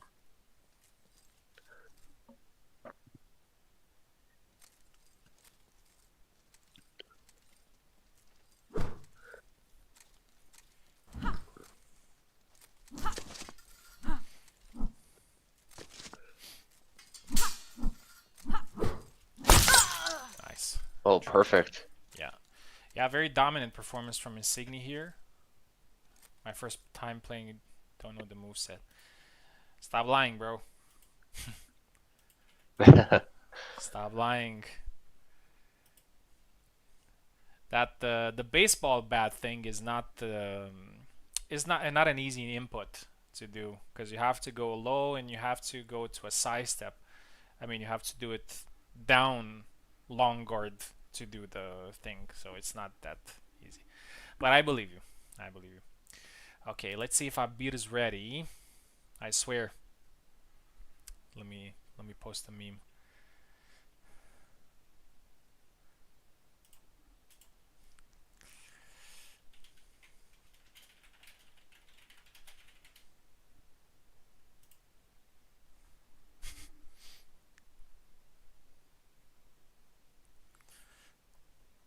Alright, so let's get Abir in. Yeah, by the way, I'm just messing with you. Don't take it to heart. Abir hybrid.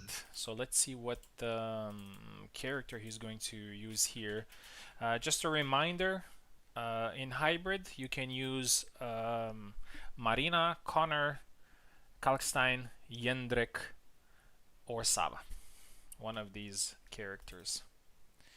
And this is me, I think, Saber, if if I'm not mistaken. Yes.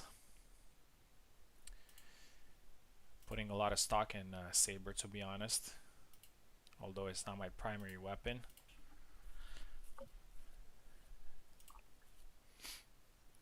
Okay. Abir is here.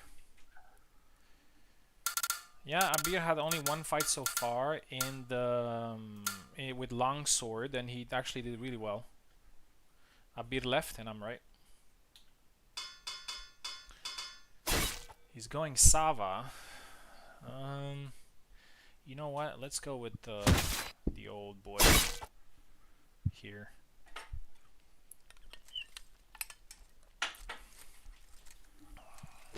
Here we go.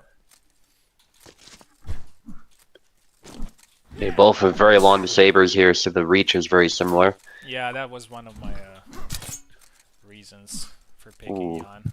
cut to the leg. That was great by Venator, but there's a cut to the arm from low guard. Don't see that very often with Sava, and that thrust. Sava has a pretty quick thrust as well. From a different angle. And that sidestep actually does pack a punch. Venator landing it perfectly. Beer might have been a little bit too overzealous to try punishing it as well. He wasn't quite in position. The corkscrew is nasty as well. Venator, again, landing it perfectly as Beer moves to the side. Oh, nice. Blade beat into a cut to the head. That was great.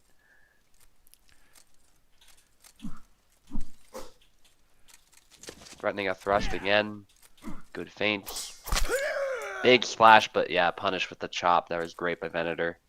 Both had a similar idea, but Beer was... he kind of overextended, I would say. Yeah, again, that chop is a really good move. Beer might need to want to think of something else to deal with that. Maybe consider countering it instead of trying to throw an attack right away. These trades are not going so well for him. Maybe using that dagger would be a good idea, but again, easier said than done. In practice, the dagger can leave you quite exposed.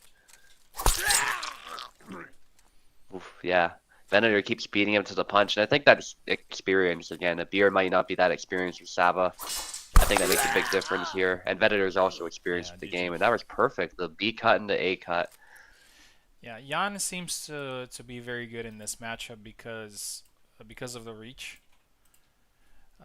When I fought Lanz, GG Abir, by the way, good fight. When I fought Lanz Sava, it was a very close fight actually. I felt that, I mean, I was Alex, I felt that I couldn't reach him very well with some of my attacks. Oh, Abir is actually supposed to fight again, but let me see if he wants to. He has been waiting for some time, so I guess he probably wants to go again. We'll see.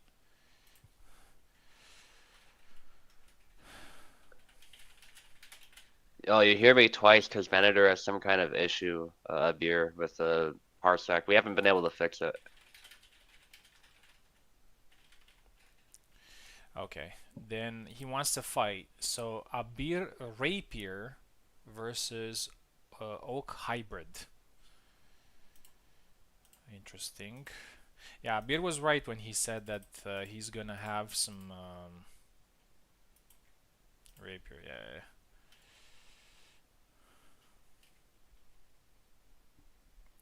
That even though he got qualified to round two, he's gonna have some tough matchups there. And yeah, one against me, and the other one against Oak Hybrid. Let's see who he picks. After that, we're gonna see Captain Adler. We haven't seen him in some time. Going to be fighting Daisy. It's going to be a longsword fight. I'm actually quite excited to see Daisy using a longsword. I think she's going to use Isabella, and I think she's going to do really well with her. Isabella and Maria are actually quite similar in expression. Like, it's kind of the same thing. You need mobility, you need range. If you like thrust, you can try to thrust more with Isabella, you know. Anyway, Let's get back to this. Abir rapier.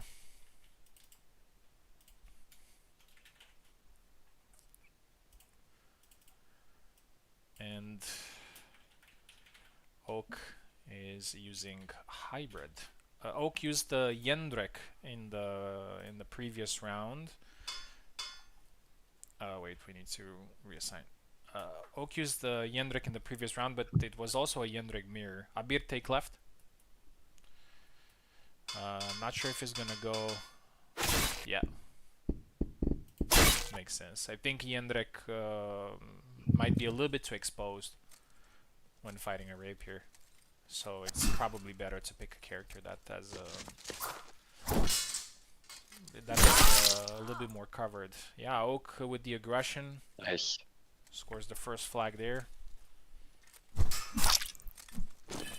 Cut there, but it doesn't quite get a kill from that.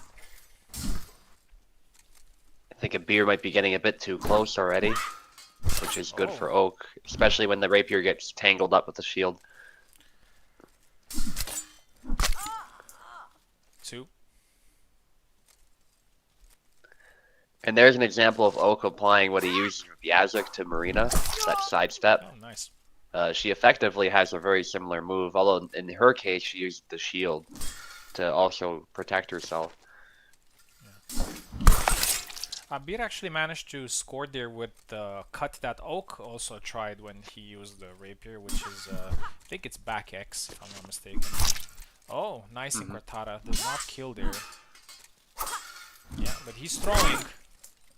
And loses the trade, unfortunately, this time. 4-1. Abir has that fearless thing. You know, he's going for it. Like he's throwing nice. Yeah. He's not afraid to engage. He's not afraid to. He doesn't have second thoughts. He's just kind of going for it, and sometimes it works in your favor. But Why? yeah, Good job. Against somebody No that is very experienced, it can backfire really quickly. Oh, nice. This time. Sorry, I interrupted you. Yeah, it's okay. I was just commenting on the fight. Good cut to the head. Oak just shoots in with that cut. He's not afraid because he knows the sooner that it's over, the better. He doesn't want to sit outside his own range because that gives Marta more opportunities.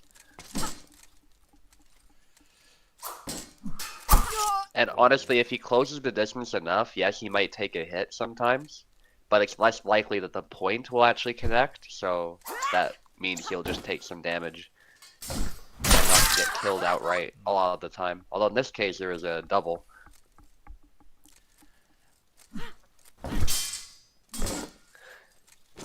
And with Marina too, we've talked about this before, the long guard is actually not really just for stopping thrusts, it's for stopping a lot of stuff. Yeah. But maybe against a rapier, it's a little bit less productive because you're slower. Oh. You really want to just use neutral guard and close in with Marina. Yeah. The story of this fight has been pretty simple, which was Beer throwing a lot of thrust between himself and the opponent, and the Oak just moving forward, throwing cuts, and eventually Oak wins 7-4. Congratulations, but a good effort there from Abir, I would say. Yep. Managed to sneak a few good thrusts in there, but Oak's experience prevailed, and we'll be moving to the next round. Abir has, I think, two more clones. So his Saber one, which is his main, if I'm not mistaken, will be fighting Ezekiel Rapier, so that's going to be a tough match as well. And again against Oak a little bit later. It's going to be a longsword fight. Speaking of longsword, we're going to see Captain Adler fighting Daisy now.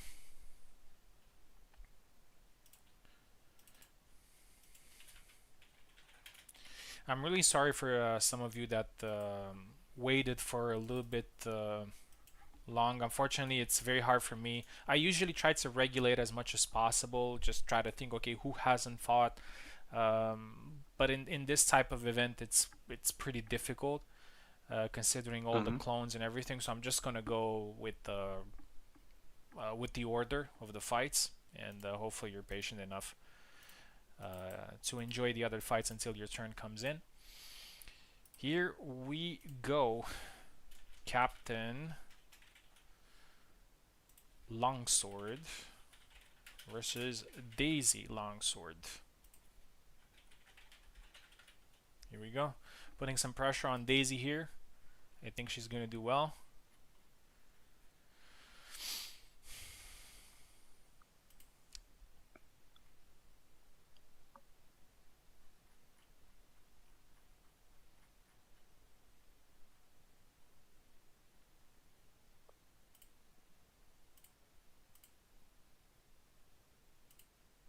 No, what happened? Okay. Captain on the left, Daisy on the right. Here we go. Longsword fight. We haven't seen a Zera so far. Well,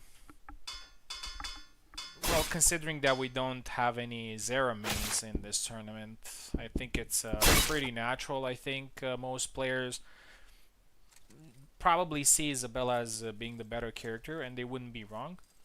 But also, Isabella is more accessible for somebody that hasn't played her much, or hasn't played Longsword much. Zera has a little bit of a learning curve. That is, I mean, Isabella has to, but not as much as Zera. Because one They good start thing with a about double. oh, nice one, nice forward X. One Beautiful, good thing yeah. about Isabella is that she has a precise movement, she has precise attacks, so you don't have to worry too much about that. But with Zera, you do have to worry. Oh, going for the baseball bat. Retreat, that's a good move. A dash, Nice. blocked, and Daisy with the kill. There we go.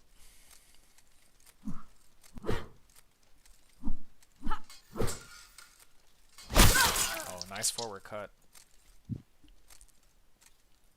Yeah, Daisy was in long guard there, probably trying to set up a thrust. Yeah.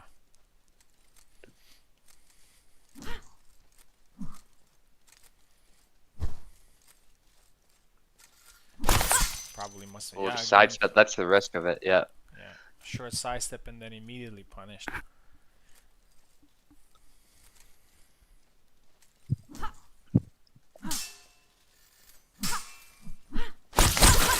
Oh, Double. double.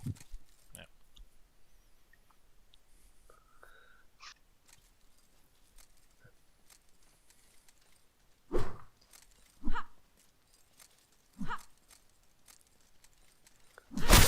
Oh, nice high guard. And with a little bit of a delayed release, which is one of the best ways to use the high guard.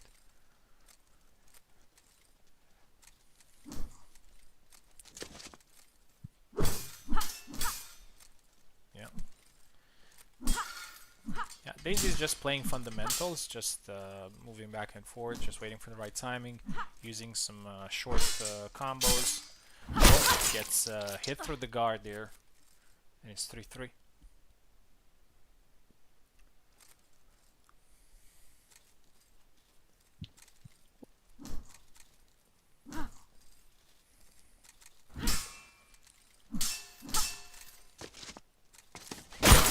Oh, a dash in, and Captain punishes it. 4-3. Captain with a little bit more courage in these past two flags. Daisy needs to set up some offense of her own as well. Oh, some physics. That's what I like. Yeah, ends of a trade. Oh. The Zwerhau, the unintentional Zwerhau, of course. Good exchange here. Daisy trying to apply some pressure. Oh. Perfect sidestep. No kill though. That move is not. It doesn't damage. It doesn't cause a whole lot of damage, but it is a nice angle. Good range on the high guard. And it's 4-4. Close fight. A little bit more initiative on Captain, a little bit more precision on Daisy. Oh, nice dash. Nice. Yeah, so this is exactly what I was talking about. Initiative. You know, just went for it and actually it paid off. What's the Divina? Does not land it. Oh, Perfect counter thrust. Some blood even splashing the camera. nice cut. Yeah, Good hit. 6-4. There's a little bit of a paradox to with Isabella. I mean, um, the most optimal way to play Isabella is being a little bit more patient and more counter oriented. Oh, nice one. And Adler wins, Captain Adler, 7-4. And I will say in a second why. I mean, this win actually is a very good example to what I'm trying to say. So 7-4 for Captain. Congratulations. Daisy's longsword is eliminated. Um, if you go playing Isabella with this mindset, but I'm not talking about Daisy here, obviously she doesn't play Isabella, but generally speaking, if you go with this mindset, oh, I have to be patient and I have to just look for counters and I have to be very accurate and whatnot, that's exactly what's going to get you to lose. Because the way you need to play is like you have to be like 60% patient, but 40% you have to break the rhythm. 40 or 30% you have to break the rhythm. You have to take the initiative and you have to be aggressive if you want. So that's kind of the trap most players fall into. Like they think, okay, what character am I playing? I'll give you another good example. Jan. Like people say, oh, he has very good thrust and whatnot. If you just try to throw only the thrust and focus only on Jan thrust, you're still gonna lose because Mm-hmm. his prowess comes from the fact that you're doing a very good job with the cuts and with everything else, and the thrusts are the one that are making the difference in the fight. But if you rely only on them, you're most likely going to lose. So yeah. Right. And I'm saying this because it's also a trap that I've fallen into many times with Isabel. I was just too patient or maybe even passive, and I lost because I wasn't taking initiative like ever. My opponent got very comfortable, and they were finding opportunities to attack. Daisy's supposed to fight again. Let me see if she wants to. Okay.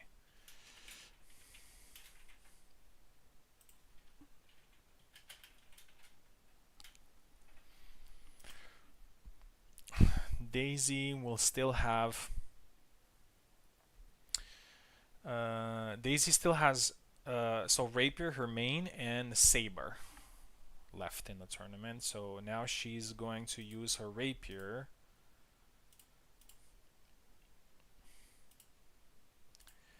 in a Rapier fight,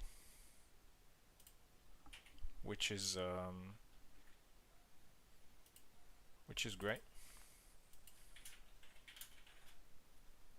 I think this is the first Rapier fight we're seeing today.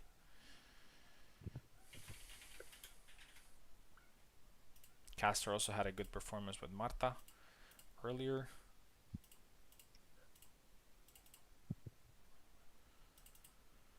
Here we go.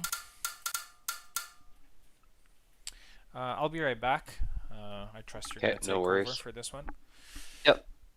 Daisy left, Castor right. Let me make sure they can play. Yeah, Marie versus Marta. Here we go.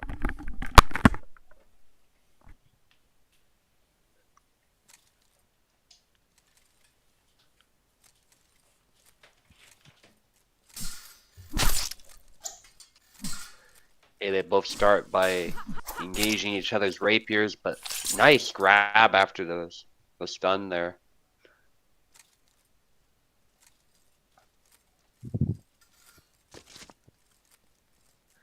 Throwing Daisy off balance. Castar exchanging thrusts with Daisy there. The triangle is immediately punished and then straight through the head. Nice by Castar. Showing some promise with Marta.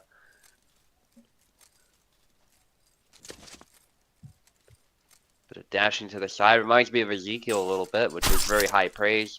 Ezekiel being possibly the best Marta there ever has been. And there's a nice grab again.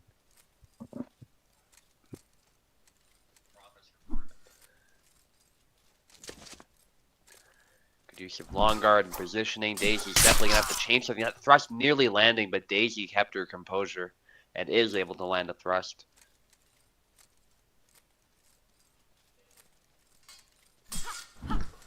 Low guard there, but is immediately punished. Almost getting killed.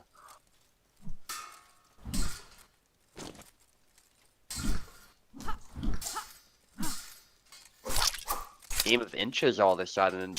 Oh, tries a similar idea with the grapple, but was not close enough to grab. The dash thrust retreat cut there displaces it, but yeah, Castar keeping his composure. Gets a counter thrust. A very tactical fight so far. All it takes is a small mistake, and suddenly the opponent's rapier is in your face. Daisy with some feints there, but yeah, gets called out eventually. It was a good try, but Castar just didn't bite. Blade away, which is an interesting idea, trying to obviously set up something with that, and manages it. Castar a little overzealous there to try punishing it, it looked like.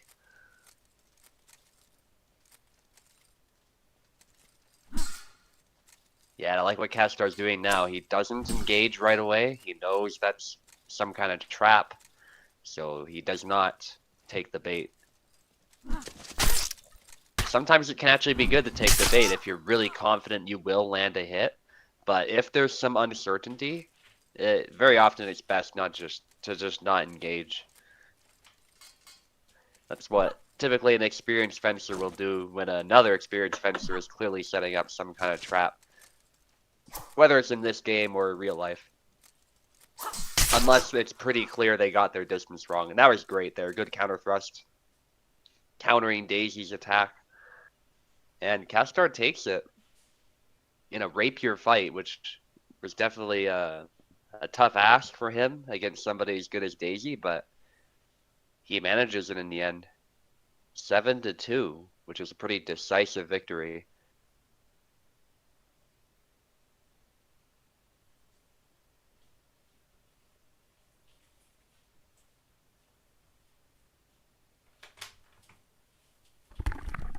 Alright, I am back. I think Caster won, if I'm not mistaken. It was Yeah. 6-2 at one point. Yeah, it was 7-2 for the 7 to final 2. score. Okay, so Daisy unfortunately loses 7-2 in Rapier.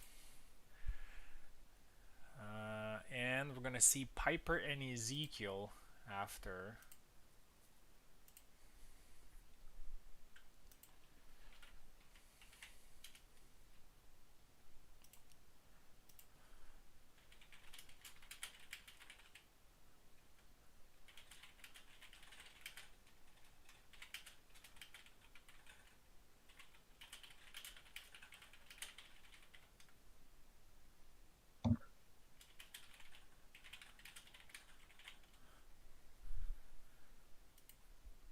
Okay, here we go.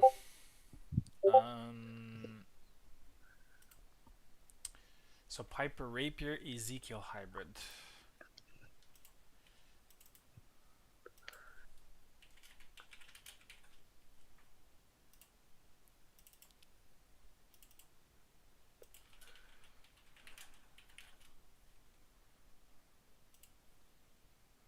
Here we go. Ezekiel is here. Ezekiel hybrid, so most likely we're gonna see Marina. And Mr. Piper is going to be using a rapier.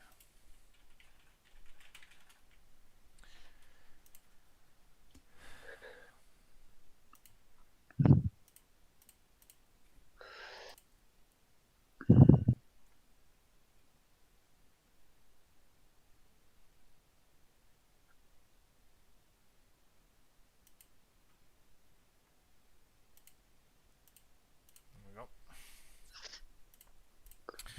Alright, Piper hasn't had a bad tourney so far. He managed to get a few wins, if I'm not mistaken. One of them in Saber, one of them in Rapier, and let's see if he can get another one here. So Piper, Rapier, Ezekiel, Hybrid. We'll see. Most likely we're going to see another Martha versus Marina. We've seen this matchup a few times so far.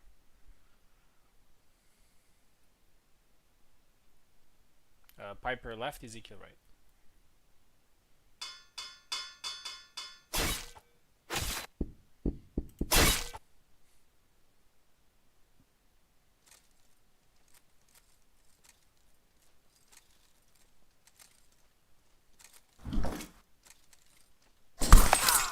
Pushing the thrust, but too close it looks like for the thrust to land.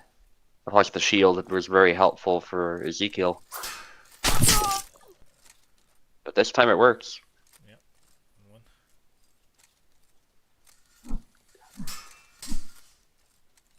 Yeah, I'd say Piper definitely knows the game plan. Sidestep to the sword side, that was a good idea as well.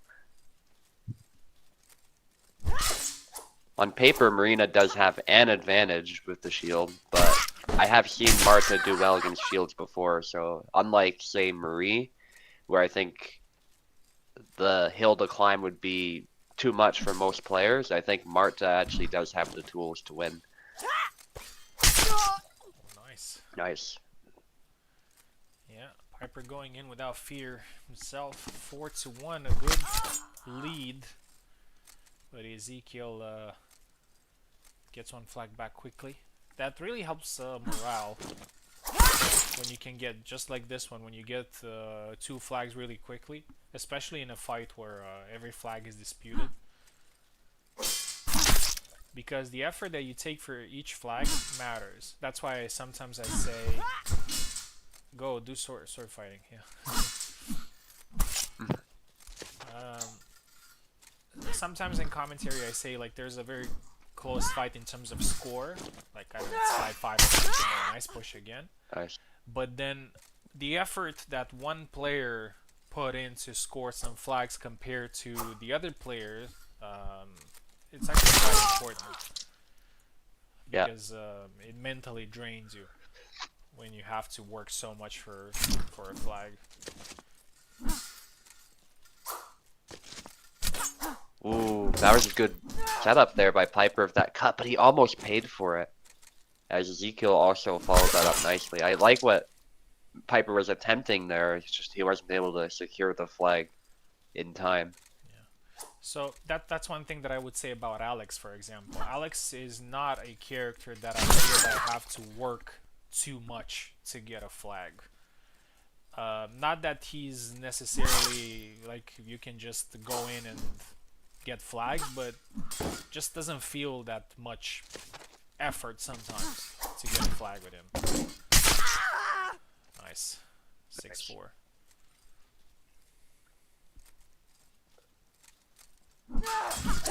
Oh, the back X. Yeah. Oh, nice. Well, when Piper was winding up a cut, yeah, that was perfect counter. Yeah, and Ezekiel is getting close. I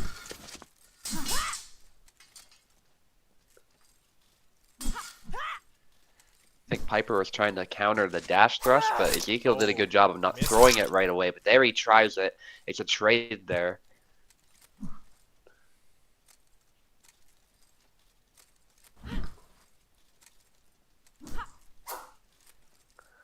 Good feints by both of them. Piper testing the guard. Ezekiel forced to move back, but he's got to close in at some point. Just a matter of when he's going to decide to do that. That looked like a good time, but he just did not get the kill in time. Oh. And there's a jab from Piper. They've both taken some hits. Oh, nice push again. there by Piper. Yeah, and Piper wins it 7-5. A little bit of a surprise, I would say. Considering the matchup and considering Ezekiel's Marina, but yeah, Piper is having a good day today.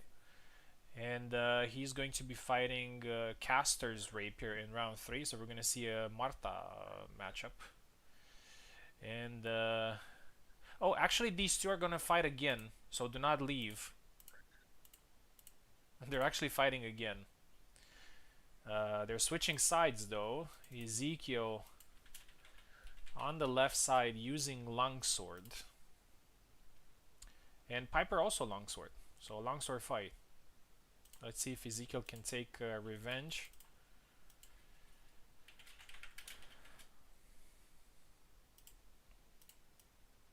I'll be right back. Yeah, sure. And I think this might be Ezekiel's last clone. Oh no, no, he still has rapier. He still has rapier. Yeah, I'll probably look at that after the whole round is finished. Then we'll see who doesn't have any other clones in. Okay, swap sides please. You're fighting again actually. A little bit of a rivalry between these two. Ezekiel.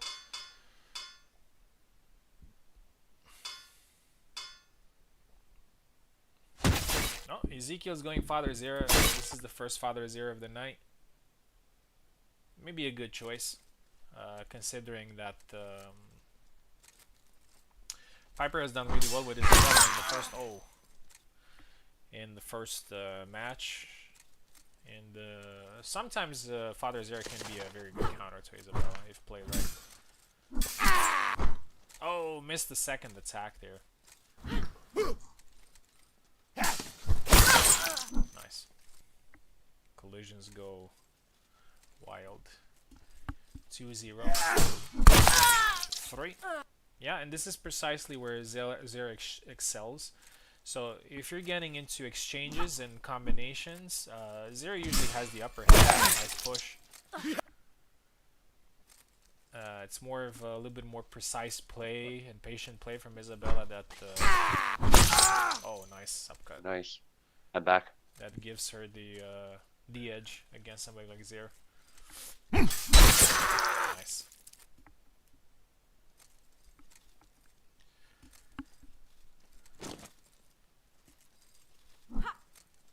Yeah, Ezekiel is definitely looking very sharp with Zara. Nice. Nice sidestep. Yeah, as I said earlier, it's if you get into a game of exchanges, Zero is usually has the upper hand. He hits hard. He can block attacks quite well. Hit the hand, but no kill. Not this one though. Oh, tried again that. Another one, but no kill. This time. Yeah, I think that's what Piper needs, like you were saying, just these tight cuts that'll hit the hand and interrupt Zara. But the trouble is sometimes you won't kill, and yeah. Yeah, good choice here by Ezekiel, and actually takes revenge on Piper and moves on with the longsword.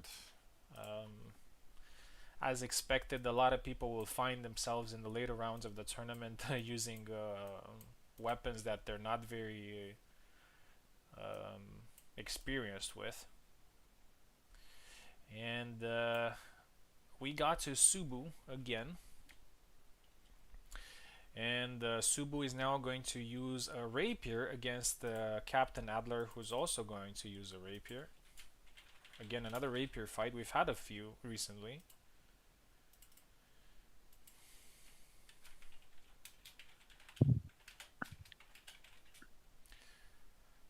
Captain Adler has had success in longsword so far. Managed to defeat Daisy.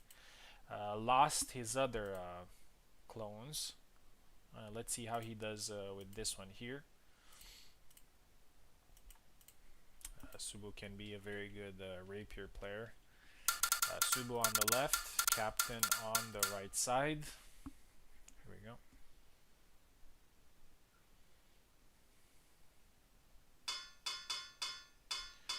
Yeah, Marta versus Marie. Here we go.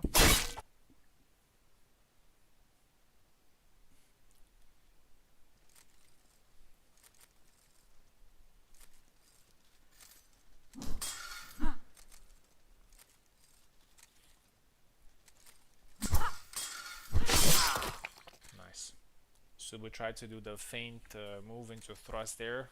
Captain managed to punish it with a quick thrust. 1-0. Blade beat again goes for quick thrust. Subu with his signature sidestep spam. 1-1 here.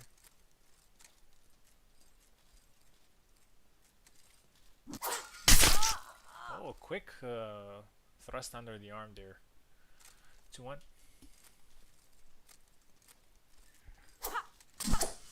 Oh, nice one from Subu there. Oh, missed. Yeah, not this time though. Some detection issues there. They had some problems. 2-2.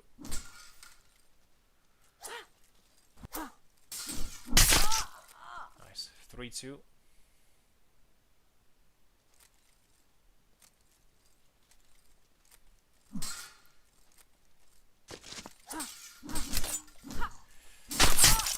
Again, 4-2. Yeah, it looks like Marta also has some thrust detection issues.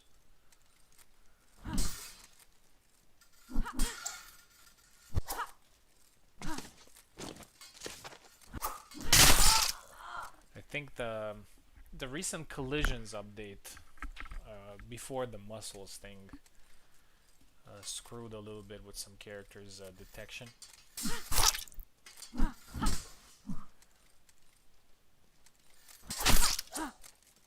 Yeah, there we go again. 4-2. Nice. 5-2. Good counter. Yeah, Subu taking over.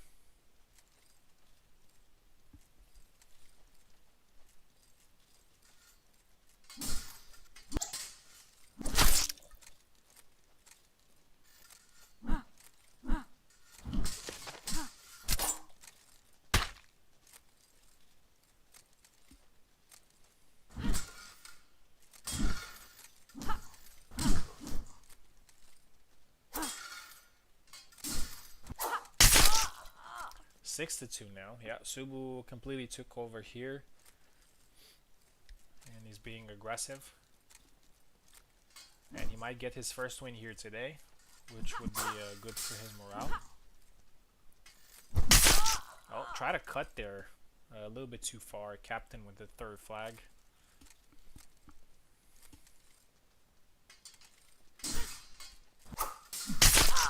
And a nice quick thrust again by Captain. He's still pretty far from winning this, but it's not impossible. The last two flags have made this a little bit more competitive. Yeah, he's a little bit more careful with these with Subu's reposts. Subu still pushing the pace. Dash in, a little bit of cancel and a good forward X there. And now it's a close fight. At this point, it can be anybody's.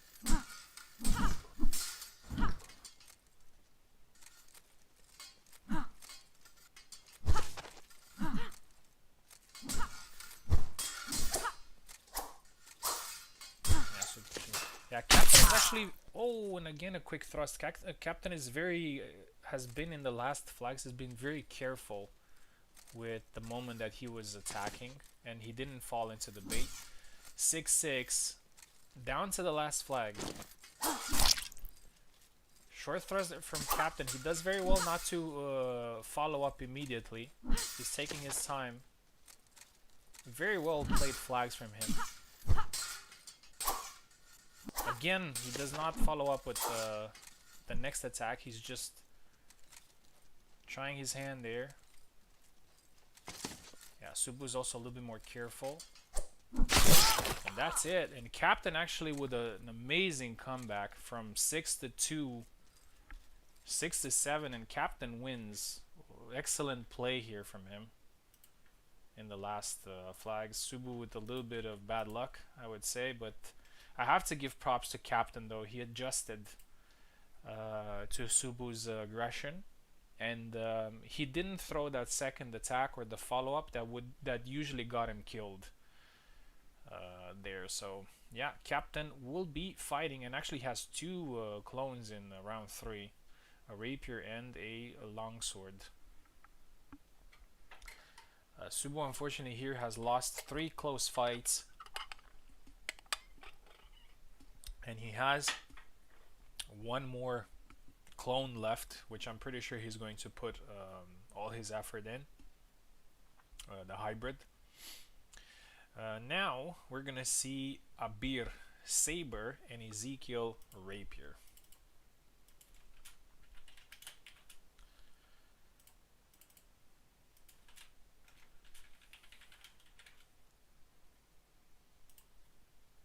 Here we go.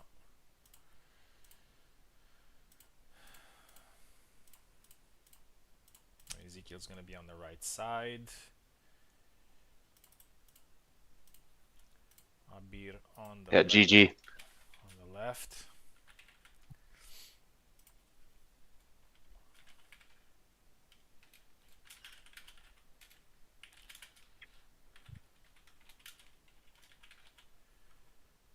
We're probably gonna see another Jan versus Marta here. So far, the Jans have had the upper hand.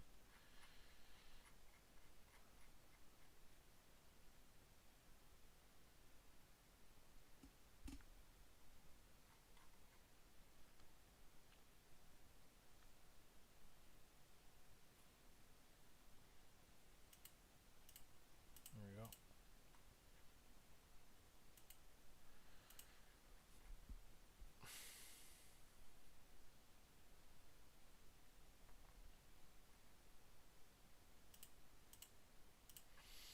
Yeah, Abir with a lot of energy here in this tournament and overall.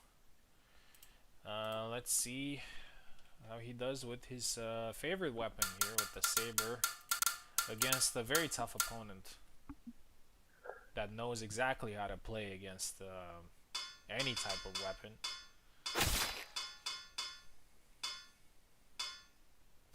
There we go. Jan versus Marta.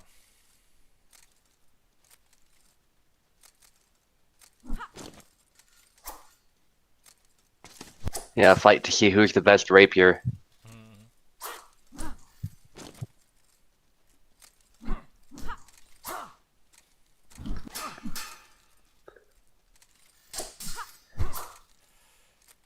I have to say, Ezekiel's Marta, a pretty good test of that, considering that Marta is one of his best characters, if not his best. Nice.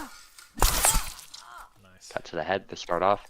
Yeah, for sure, Marta is his best character right now, because although he's not as active as he used to be, when he was recently active, he had played Marta a lot.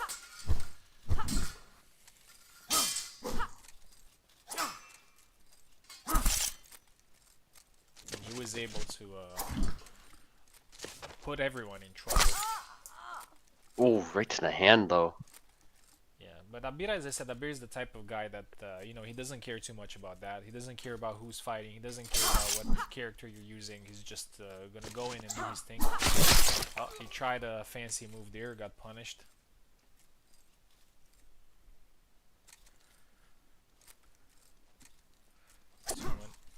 Ezekiel has something in common with Oak, which is they don't fall for fancy moves. As soon as you're trying something, you know, try something with a big wind up or some feints or something, they're gonna punish you like instantly with some very good moves. I mean, a lot of players have this ability, but for them it kind of stands out a little bit more.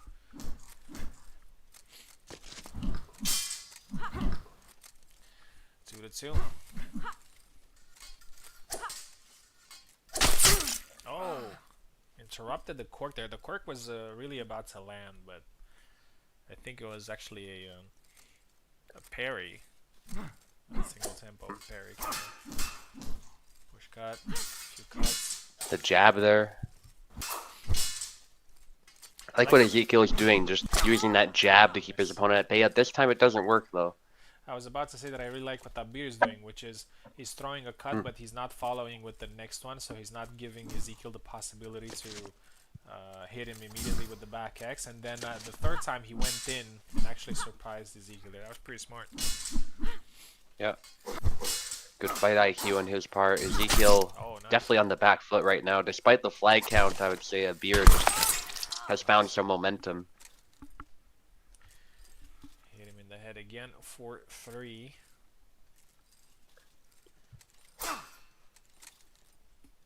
Feint. Ezekiel really struggling to figure out when to attack, but that dash was effective.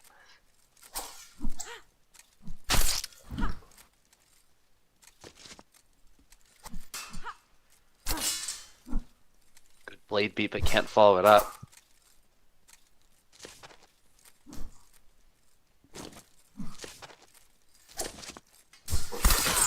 Nice. Oh, he gets it. Nicely done. Yeah, 5-2-3. Yeah, Beer might actually get another. Oh, gets hit in the mouth there. Might get another character in round 3. In round 3, it's where it gets interesting because it's the last fight until the quarterfinals, and the quarterfinals are basically where it's when you start fighting for medals and points and prizes. 6-4. So and also in top 8 it becomes best of 3, which gives you the ability to adjust a little bit more in just one fight. So a little bit of safety there. But yeah, solid performance from a Beer. He wasn't afraid to fight, and he got it. 7-4. Congratulations. I would say he's done quite honorably with his characters here in the second round, and he lives to fight again.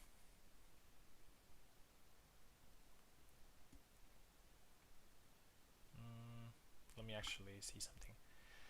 Um,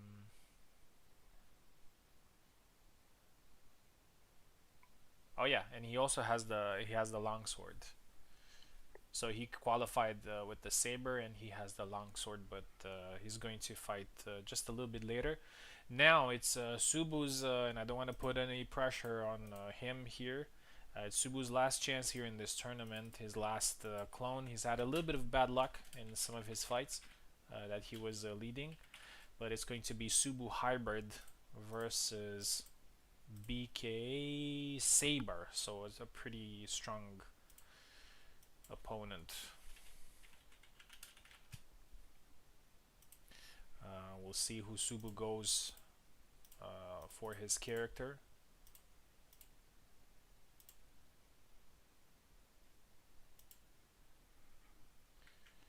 No, sorry, Insignia, we're gonna stick to the schedule.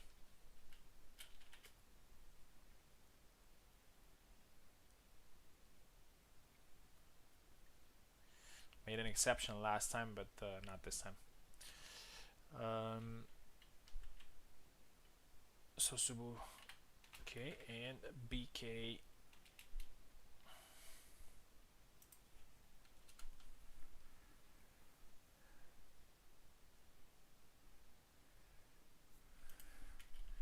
Right side Saber. Let me have a look at BK as well. I think he's also not in a very good position, if I'm not mistaken.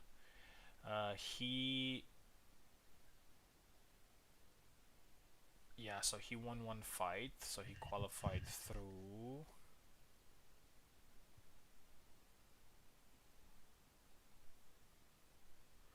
He lost one. He lost two.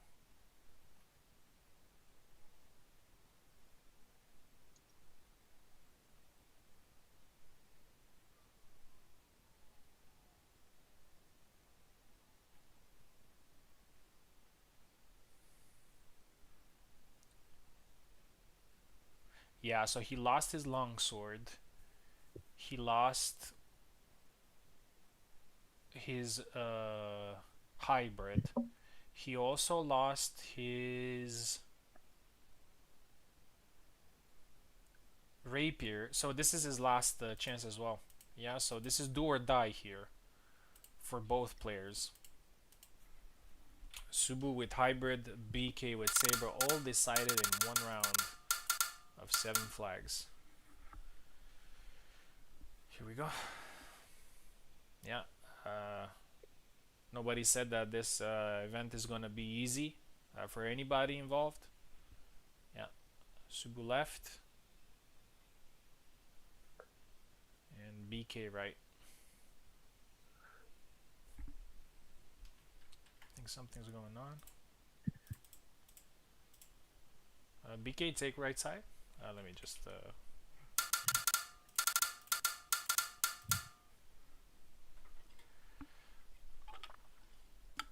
It's been almost 3 hours. Not quite. But yeah, this is pretty normal. 2 hours and a half. Yeah. Yeah, but this was obviously supposed to be a. Wait, I think he misclicked. This is supposed to be a long event, and actually, this is you know that I usually host an after party. Hmm. It most likely is not going to happen this time. So I basically combined the times from those two events in one. Oh, BK I think might have some problems. Also earlier he couldn't select for some reason. Marina for Subu.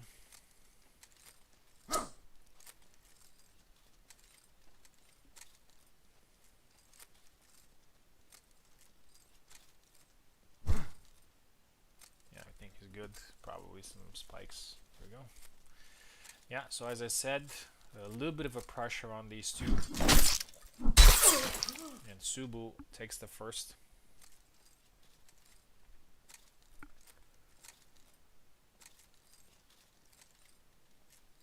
Yeah, looks like he's having some issues. Let me have a look at his ping. No, his ping looks very stable.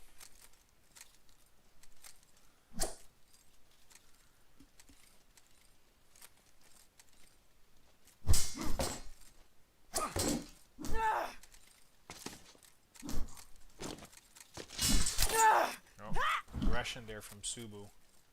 Oh, went with the thrust, but Subu just parried it with the shield and went in with the saber. Oh, it was a good cut from Subu, but BK's attack was more powerful.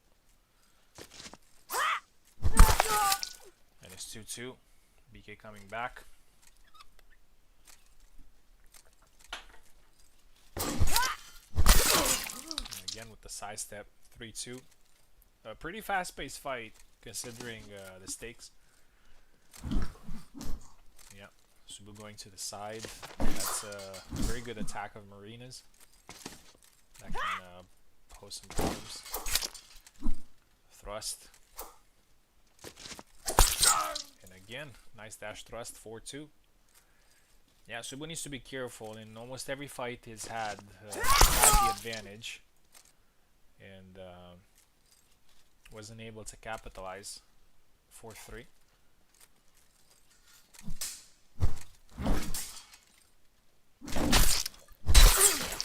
Counters again with the side step. 5-3.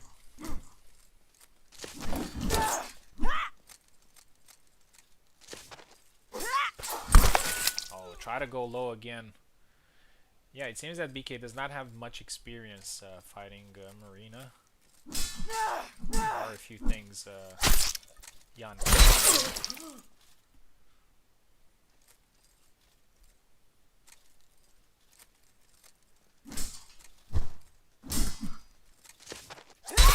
Oh, and a dash thrust, and that's it. And Subu wins, and probably feels a little bit cathartic here to get his first win. 7-2-3. Unfortunately, BK is eliminated and also is eliminated from the tournament. His all his lives have been all his clones have been defeated, but he put up some great fights. He showed up, and that's the most important thing. And hope to see him again in Hmm. future events. Right, so Subu Yep. has a ticket in the next round, and now we're gonna see Oak again after some time. And he's fighting Abir again. So Oak and Abir actually meet 2 times this round. Oak left side with longsword, and also a beer with longsword. And Abir did great with longsword in the previous round, but he's going to face somebody of a different caliber here. We'll see how this goes.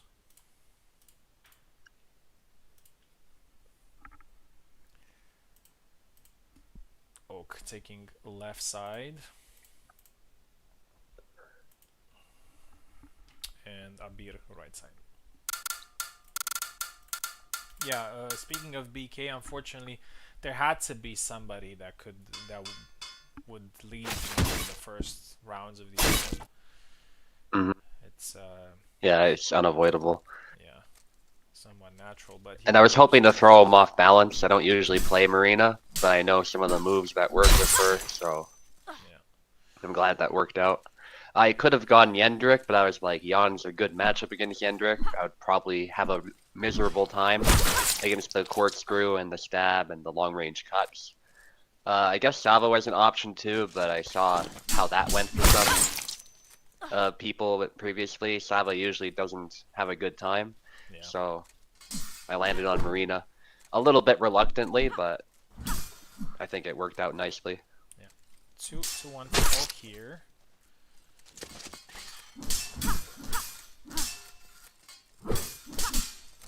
Oh, some Good exchange of repulse cuts. there from Abir, but into Ooh, yeah, got him that's tired the there. danger of fainting when you're tired. Yeah.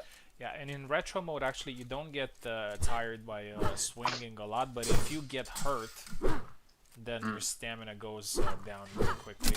Oh, missed the snap cut there for some reason. 3-1. Oh, big splash there, Nice. and pays for it eventually. 4-1. And also for BK, it felt like he doesn't have much experience with the matchup because he wasn't attempting leg cuts, and he also wasn't attacking. Nice one from Abir there. He wasn't attacking the sword arm, although Hmm.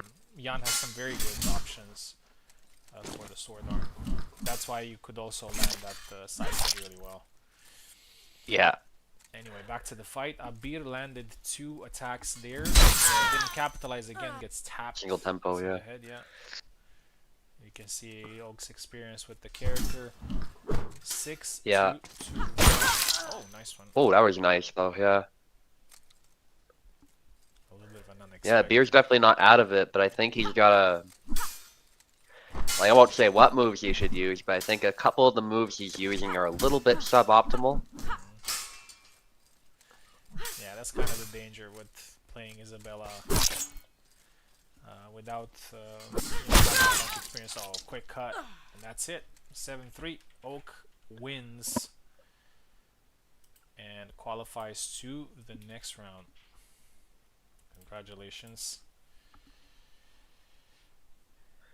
And we're gonna see Insigni Rapier versus Daisy Saber, and after that we're gonna see Oak Saber versus Insigni Hybrid. So Insigni has 2 fights in a row. So let's do that.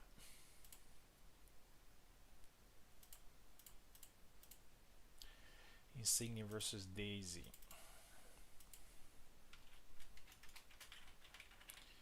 Insignia Rapier, Daisy Saber. Daisy also uses her last ticket here in the tournament. Not much of a Saber player herself, but I think Saber is usually a weapon that can be used quite decently by any player. Yeah, here we go.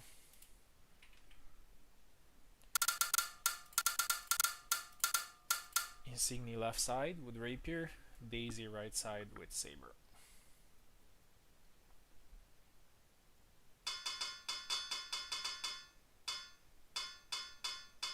Here we go. Marie versus Jan.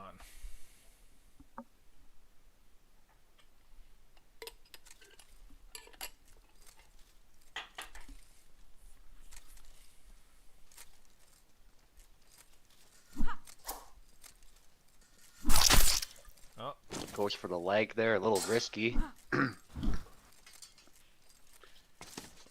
Kind of interesting that the roles are reversed in this fight. Yeah, yeah, actually. I just realized. Yeah. Daisy and Marie main and Insignia Yan main. Ooh, interesting physics there, but nobody benefited from it. Although Insignia again goes for the leg. That cut is not something you want to throw naked, because otherwise you'll just get punished every time. Oh, that was a good attempt, but the attack was not the greatest. Just missed there. Oh, the leg. Yeah, Daisy has to cut to the head to punish that. Yeah, that's the Marie cheese actually. Marie has some cheese of her own, and that's one of them. Nothing wrong with that. It's just funny.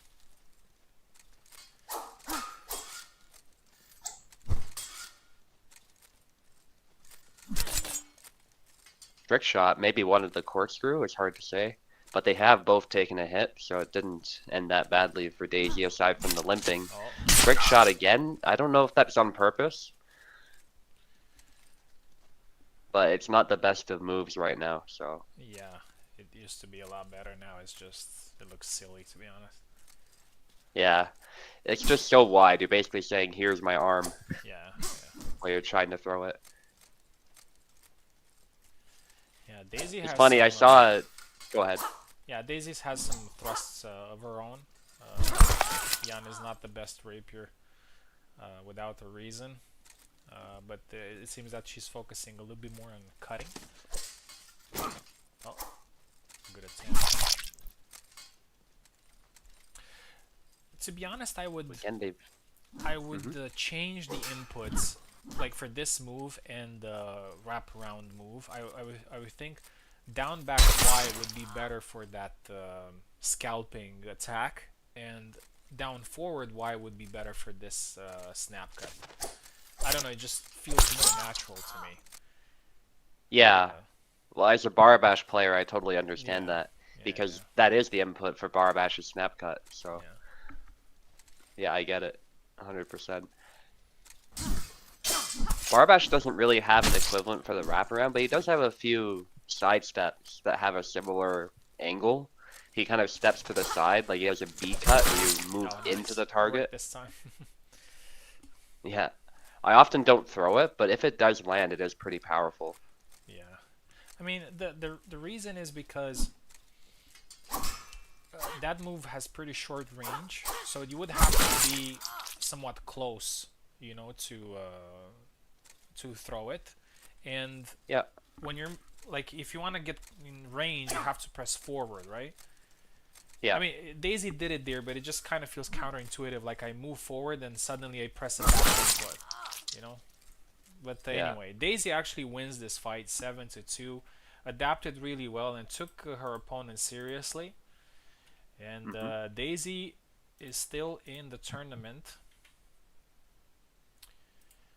with a solid win, but will be fighting Oak in the next round. Oak and Lick Saber. We'll see how that goes. Speaking of Oak, he will be fighting against Insigni, but let me see if Insigni wants to.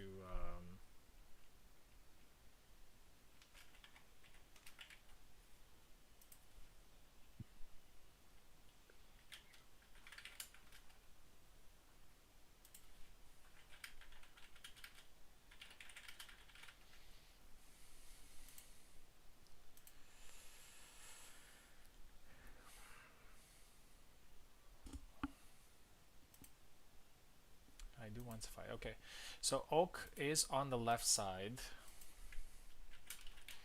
and Oak is using his preferred weapon. He's been waiting for some time. Saber, which is probably one of the candidates of winning the whole thing.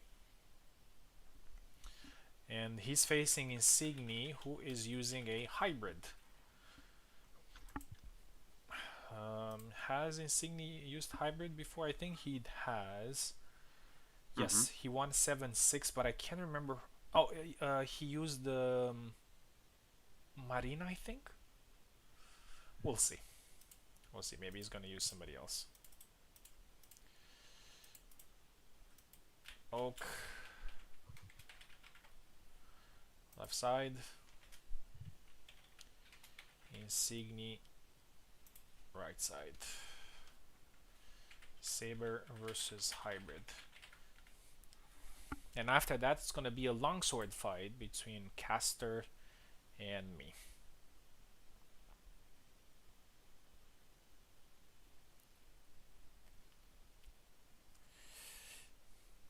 And after these two fights, we're going to sit a little bit and analyze who has how many tickets left, how many clones left, what kind of weapons we have left in the tournament, just to you know, have a little bit of an idea of how things went so far. There we go. Oak left side, Insignia right side.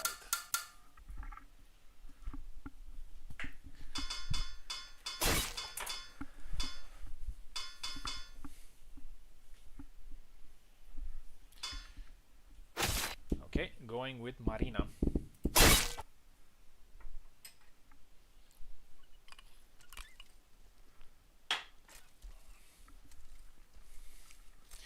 Oak's Yatsik is notoriously strong. Go forward X. Very good pressure move. Yatsik does have some good pressure options. And the second flag goes here. This is how Insignia Yeah, responds. Oak's in good shape. Yeah. I do like the pick from Insignia. I just think in this case, Oak probably has a lot of experience in this matchup, so Insignia definitely has his work cut out for him. Yeah, I also think Yatsik has a little bit more range. And if Insignia wants to play the range game, he's probably going to be at disadvantage. So he has to make it a little bit messy, I think. Although Yatsik is pretty good on that type of fighting as well. So. Oh, they clash blades, but I like that what Insignia did there. Yeah, in Insignia's very close closing range. the distance. Yeah, in very close range, Marina usually is quite dangerous. He's using long guard a few times as well to catch the sword. It's not always paying off, but I like the idea. 4-3. Oh, he didn't do the thrust right away. He just dashed in for, I think, a cut to the head. Yeah, a couple mistakes by Insignia, and like you said, Oak just punishes them right away. That's just how he plays, no matter what the matchup is. Nice. And winning the trade here, that's another thing I've noticed with Yatsik lately, is he doesn't lose as many trades as he used to. I don't know if it's that Oak is picking precise shots or what, but he doesn't seem to have that problem anymore. Yeah, Oak's general playstyle is also that he's very religious with the moves that he's using, and oh, nice push. Oh, 2 attacks there. Oh, Insignia. Yeah. And that's it. Nice try. I admire the effort. It was like dead man's rage, if you will. He knew he was probably lost, but he's like, I gotta at least get the double or something, but yeah, didn't quite pay off. Nice try, though. Yeah. He was gonna run out of stamina pretty soon, so I understand. And yeah. Oak moves on with Saber as well, and now we get the last fight of round 2. And now we're pretty much done with like the big chunk of fights. I mean, after this one, of course. This is usually the part that takes a little bit longer, and after that it's going to be a little bit faster. And also, a lot of people don't have many characters left, so if somebody has some other things to do, a loss here could set them free. But I'm pretty sure nobody wants that. Here we go. Caster is ready to fight. He is going to take the left side.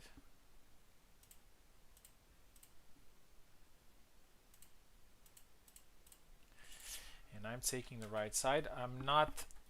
I don't know much about caster using a longsword, but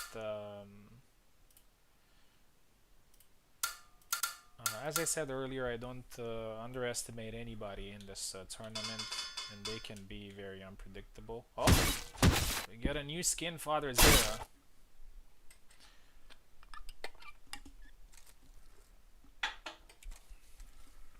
And an unpredictable Father Zera can be a problem.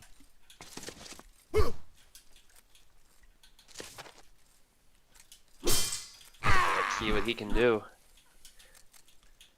I've seen theories that the new longsworder might well be Zera, but not drunk, but like as a noble or something. I'm kind of curious if that will be the case.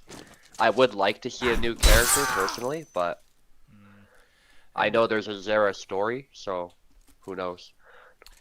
actually, I had a conversation with Kobold about it, Hmm. and I don't think it's a secret because if when Kobold says something to one of us, he's not saying things like he's saying things to the community. You know, he's not just telling me Yeah.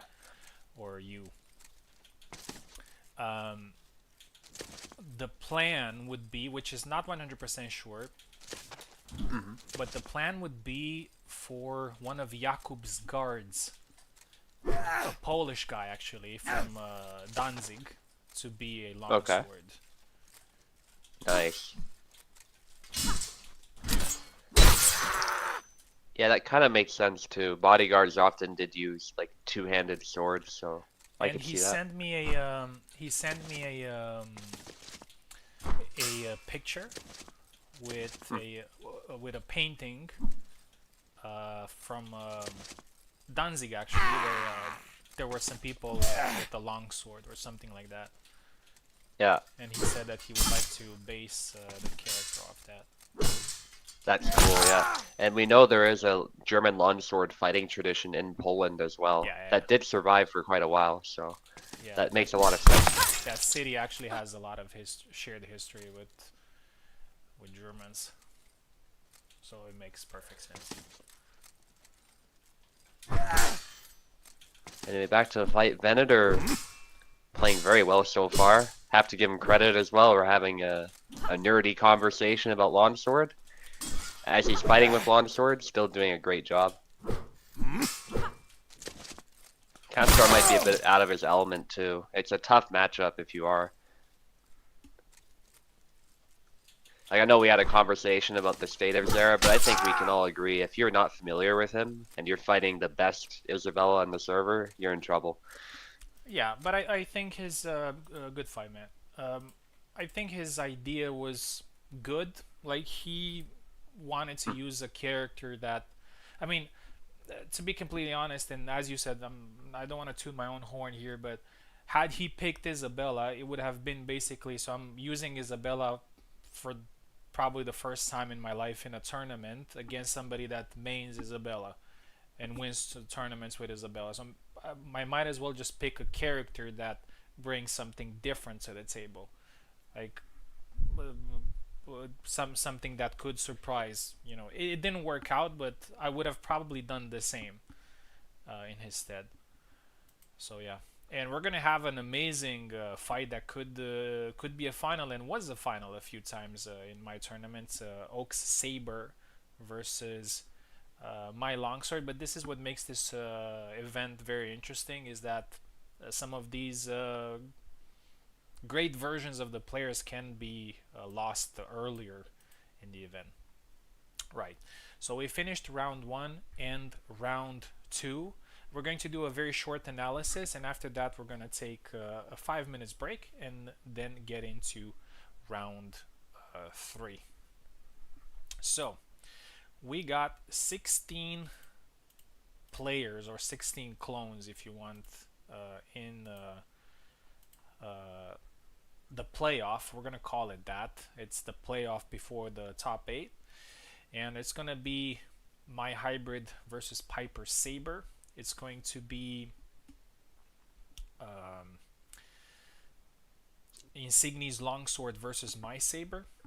Oak's Hybrid versus Captain's Longsword, Caster's Rapier versus Piper's Rapier, Ezekiel's Longsword versus Captain Rapier, Abir Saber versus Subutai Hybrid, Oak Longsword versus Daisy Saber, and Oak Saber versus my Longsword. I think we can see here who was eliminated. Oh no, it doesn't say.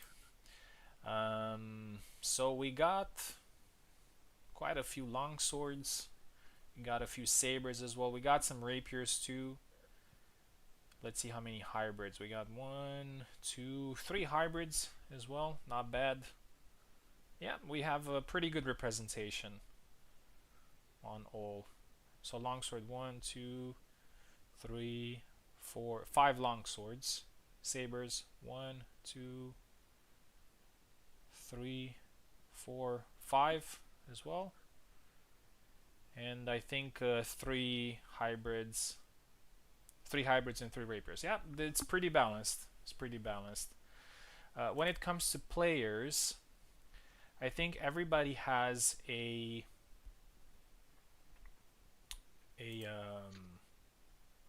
version of themselves through, except for BK. I think everybody else is here. Let me see.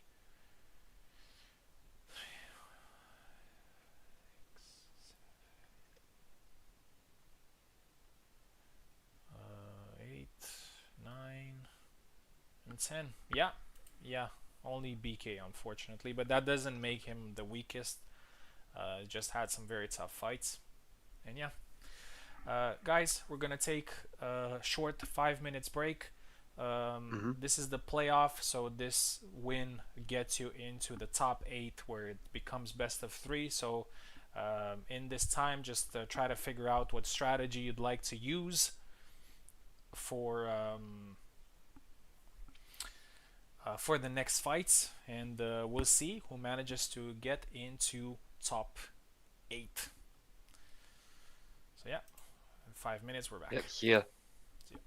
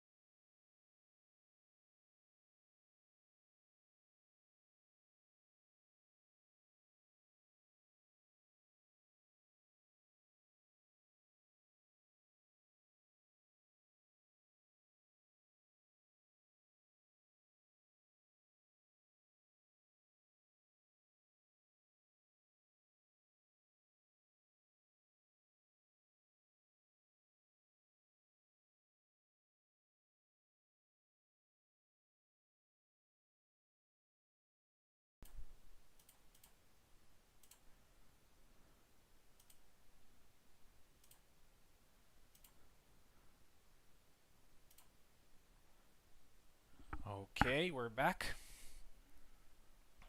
And we're heading into the playoffs, as I said, which means that this is the last best of one fight before the top 8, where all fights are going to be best of 3, and those fights are going to count for qualification to the semifinals. The semifinals provide points, prizes, and obviously the possibility of winning the tournament. When it comes to the possibility of having clones fighting each other in the final, we do have a few possibilities here. So, for example, if I win the next 2 fights, I would have only one clone in the semifinal. I could potentially get my longsword in the other semifinal as well. Oak also has this ability. It's pretty much a mirror between me and him when it comes to how the path is going to look like.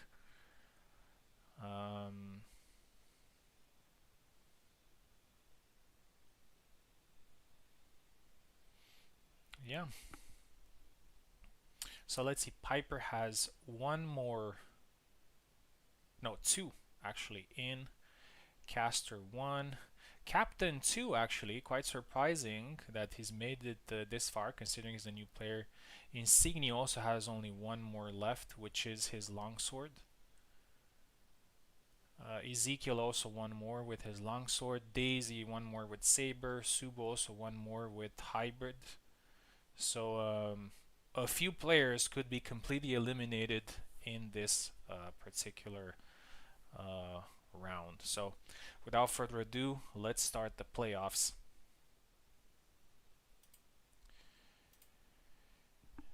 And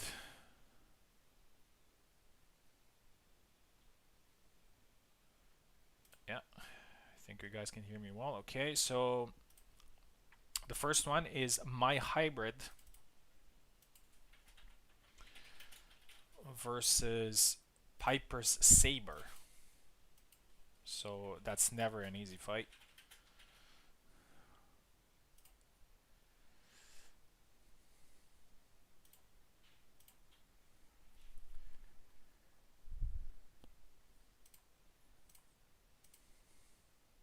Let's send the link.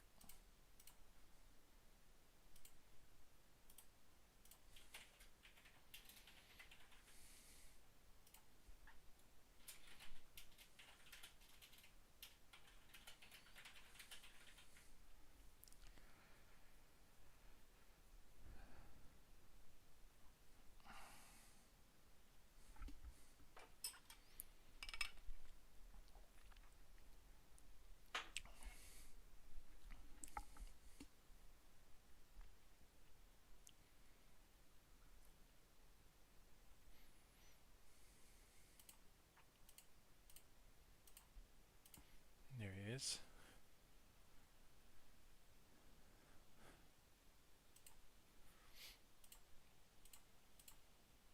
Okay. So I'm on the left, Piper is on the right.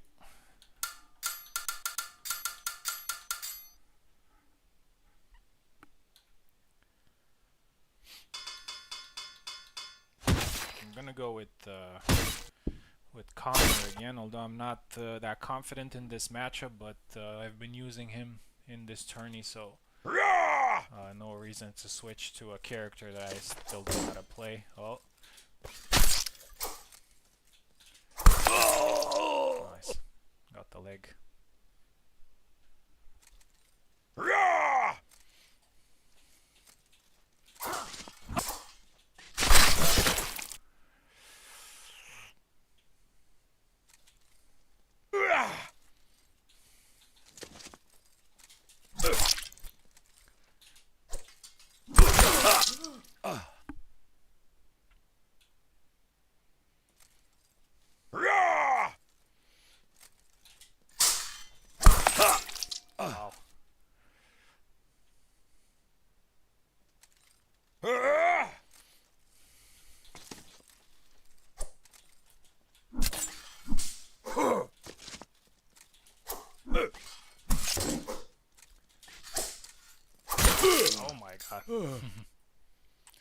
Not going well.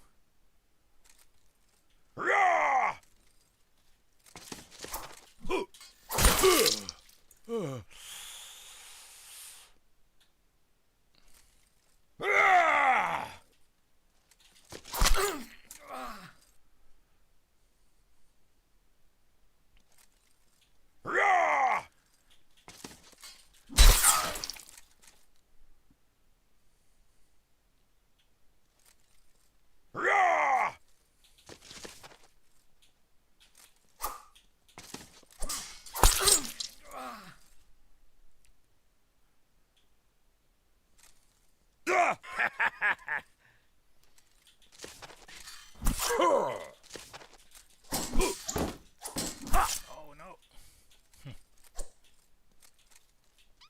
Get out of here, demon.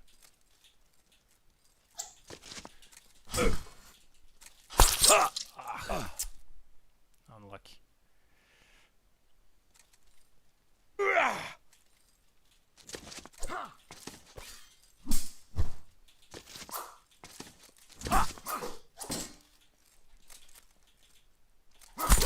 Nice, GG. All right, I'm back. Yeah, well played. And Piper won. Nicely done. Yeah, I wasn't able to deal with the leg swipes, which was a great tactic there from him. Mm-hmm. Maybe Sava would have been a little bit better, but given the fact that I haven't played him at all, not the best idea. So yeah, Piper moves on to the quarterfinals. So he's going to be fighting there as well. Now I'm gonna have another fight versus Insigni. Insigni's gonna use a longsword, and I'm gonna use a saber.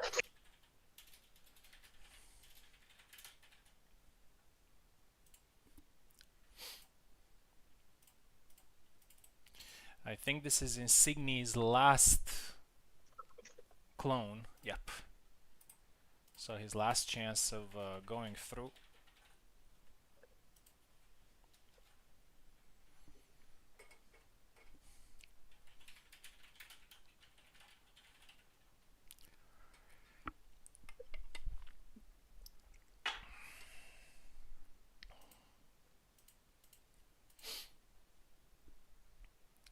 I have a few ideas, but I'll probably stick again with something that I know. Hopefully it works out well. I must turn my PC back on. You know what? Let's move on to the next fight so we won't lose time.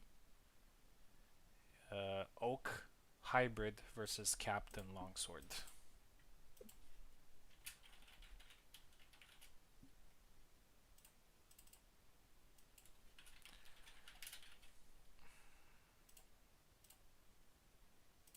There he is. Captain is here waiting for Oak. Just a minute. Yeah, it's fine. We're gonna do another fight until you join.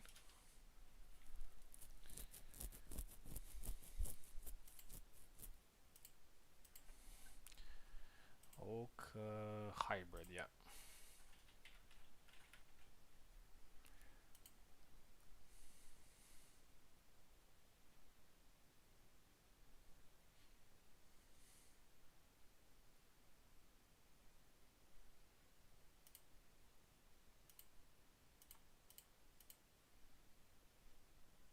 Oak.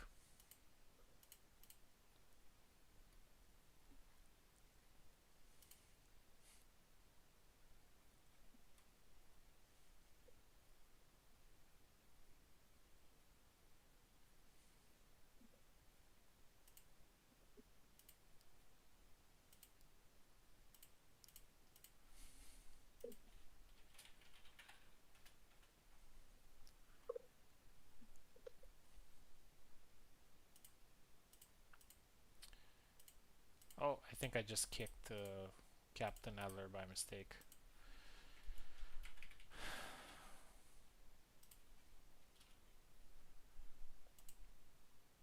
My bad.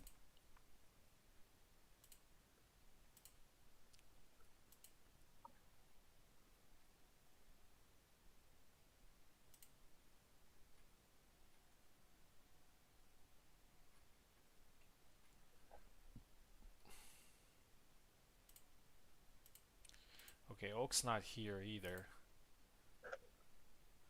Probably thought the break's gonna be a little bit longer. Since we got Captain Adler here, we can do his fight with Ezekiel.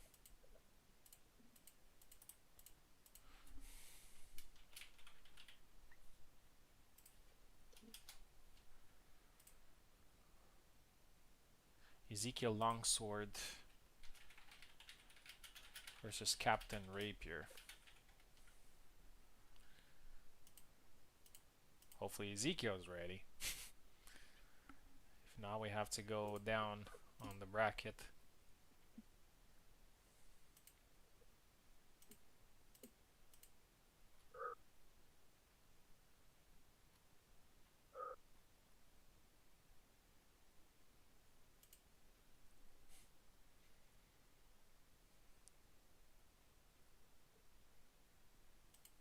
Okay, Oak is here. Alright, we're gonna do that fight then.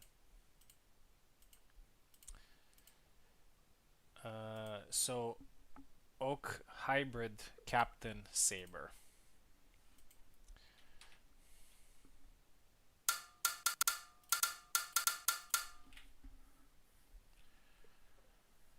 Oak left side.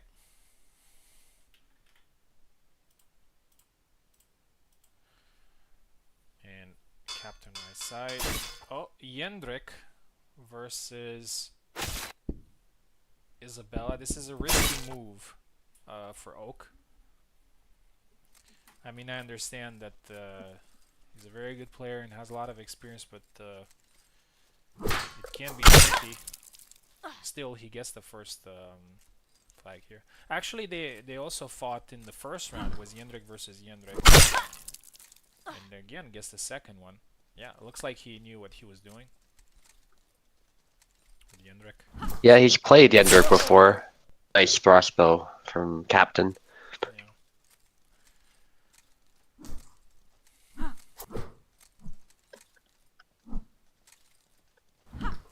Yeah, maybe he wants to have the reach. Oh, dash. Oh, hesitated there. A good white cut would have done it.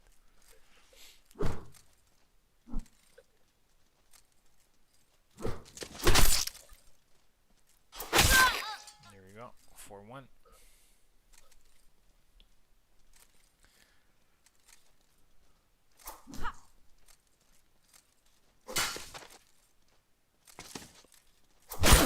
Nice.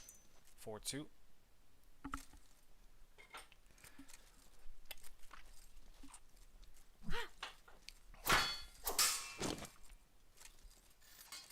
Oh! Oh, I thought Isabella was going to get that one, but no. Oak actually managed to score the chop. Yeah, very confident play here from Oak. And this is not what we've seen from Captain Adler in the previous fight, where he was taking the initiative. I think here's on the back foot a little bit. And Nice hit there again. Yeah. I know Yendrik is often rated low on the character ratings, the tiers, and for understandable reasons. I think he does have a lot of weaknesses, but if he gets momentum against you, it can still feel like he's unstoppable. Yeah. He's quite a wild card in that way. If a good player uses him, like, you gotta watch out. Yeah, it's mostly because of his defense, which Yep. is not amazing by design. And considering how tight the gameplay needs to be here at the higher levels, it's just very difficult to work with him. I don't know if you're playing against a good Isabella or a good Saber, it's just becomes too difficult. Oh. Yeah, 7-4. Good follow. And very inspired choice. Very inspired choice here for Oak, who wins the fight and will have his hybrid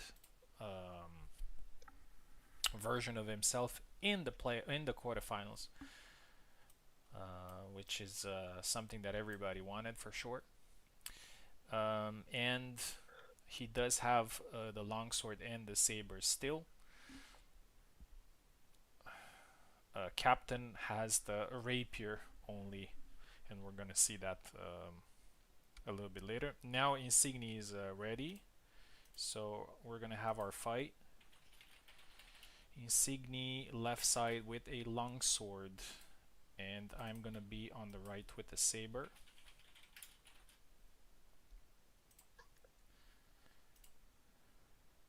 Here we go.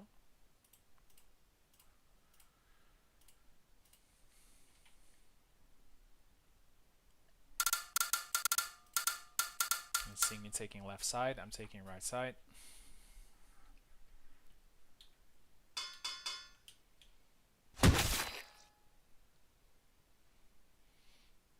Yeah, a little bit of a main switch here. And going with Jan to see how it goes.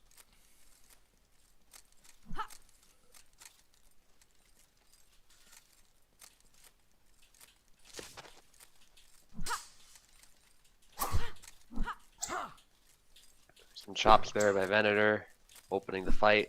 Insignia's Isabella, I have to say, definitely a little bit underrated. He's been doing a great job, although he's being forced in the corner right now, but actually played to his advantage because Venator, I think, felt quite confident, and understandably so. But Insignia set up that sidestep, single tempo to the hand. And it's not that Venator did anything wrong, I don't think. It's just Insignia was ready to punish that specific attack. Good corkscrew by Venator. It still does look like Venator's largely controlling the fight. Insignia was able to set up that counter the one time, but you can definitely see he's giving up a lot of ground. And I've said this before, when it comes to this fight, Jan actually has a lot of long range options that can match Isabella. So, although Insignia is being a little, I was going to say a little bit passive, but he's sort of proving me wrong here with the dash in cut. But although he is hanging back a lot, I think that's still fair to say. He might not actually have the reach advantage in a lot of these instances, so it might not be to his advantage. You can see Venator's playing this really smart. He is harassing Insignia from a distance. Even when he gave up that flag, I don't think the idea was wrong on his part. It's just Insignia had a really precise counter ready to go. Going with low guard this time, going to the thrust. I like Venator's patience. And there it's not actually a trade. Venator does manage to get a clean flag. Going to wrap around, aim for the head, but Insignia's ready for it. High guard cut, out of measure. Insignia, again, that's the struggle he's having. I think he might be overestimating his reach a little bit. And so Venator's actually able to harass him from range, allow him to whiff, get an easy counter. And wrap around again. Insignia trying to turn up the heat, but he was a little bit too reckless.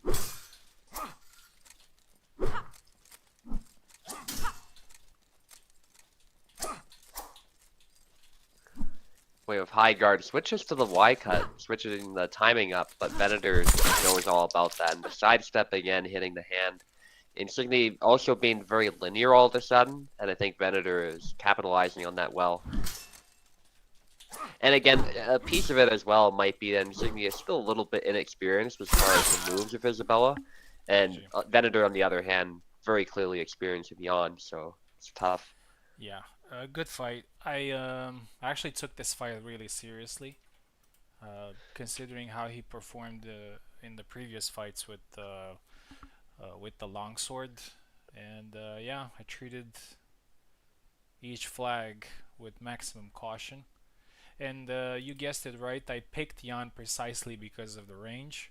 It's probably one of the few characters that from Sabers that can play the range game well against her. So yeah, Insignia. Unfortunately, the road stops for him here, but he has provided us with some great fights. And making it to round 3, is still a very good performance. And congratulations. Hopefully, we're gonna see you again soon. So we got our first quarterfinal. It's gonna be Piper Saber versus My Saber, so it's gonna be fireworks there in that one for a place in the semifinals. Now we're gonna see Caster's last chance versus Piper. Piper sitting well so far. He has one character in the quarterfinals, so I guess his morale is pretty good. A little bit of pressure on Caster here. He's gonna use the rapier. And Piper is also going to use a rapier. Most likely it's going to be a Marta Mir.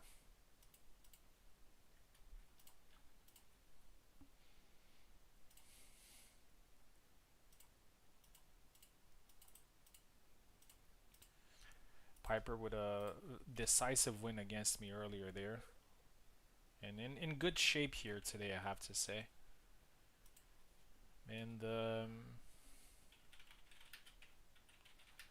he might actually get two clones in the quarterfinals, which is a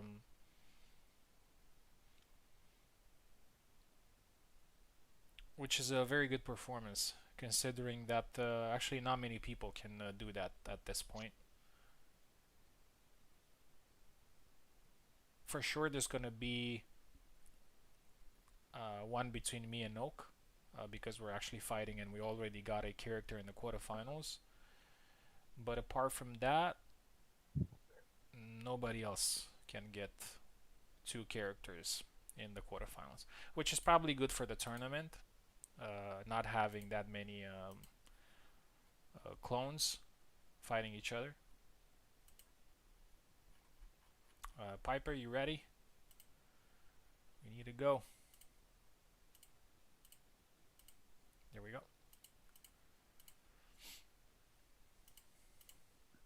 Okay, Caster on the left side, Piper on the right side.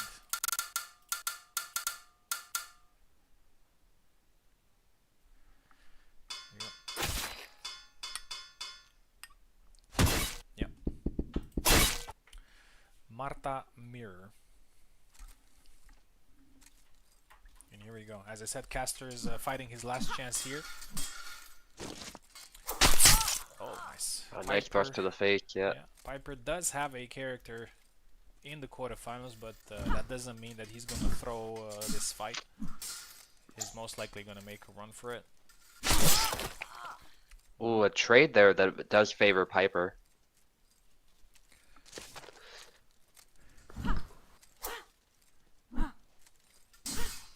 Piper just marching forward. It's his usual strategy, but he does so in a more measured way. Nice. And it works quite well.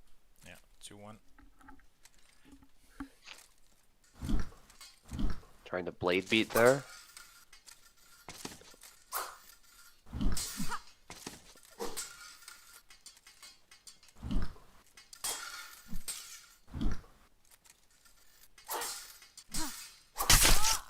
Nice. Ooh, got hit in the hand.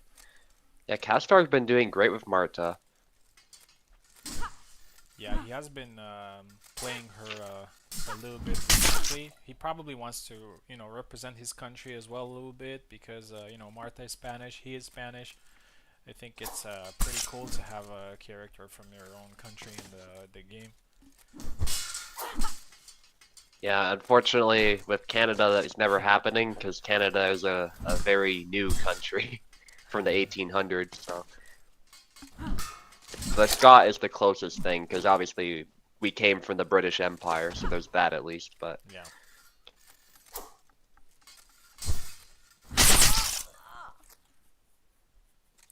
Who settled first there? Weren't the French the first who settled first in Canada? oh yeah, the French were, but then the British came in like the 13 colonies and some of the coastal regions, and they had a big war over all those territories in the 7 Years' War, and the rest is history. The British more or less won everything. Yeah, and as we know, there was also a big community of people from Scotland and Ireland moving to Yep. overseas. So it's actually quite likely that somebody from Canada would be descendant from a Scottish Yeah, person. we actually have more Highlander regiments than the UK does today, so we actually have a lot of Scottish people here now. I see.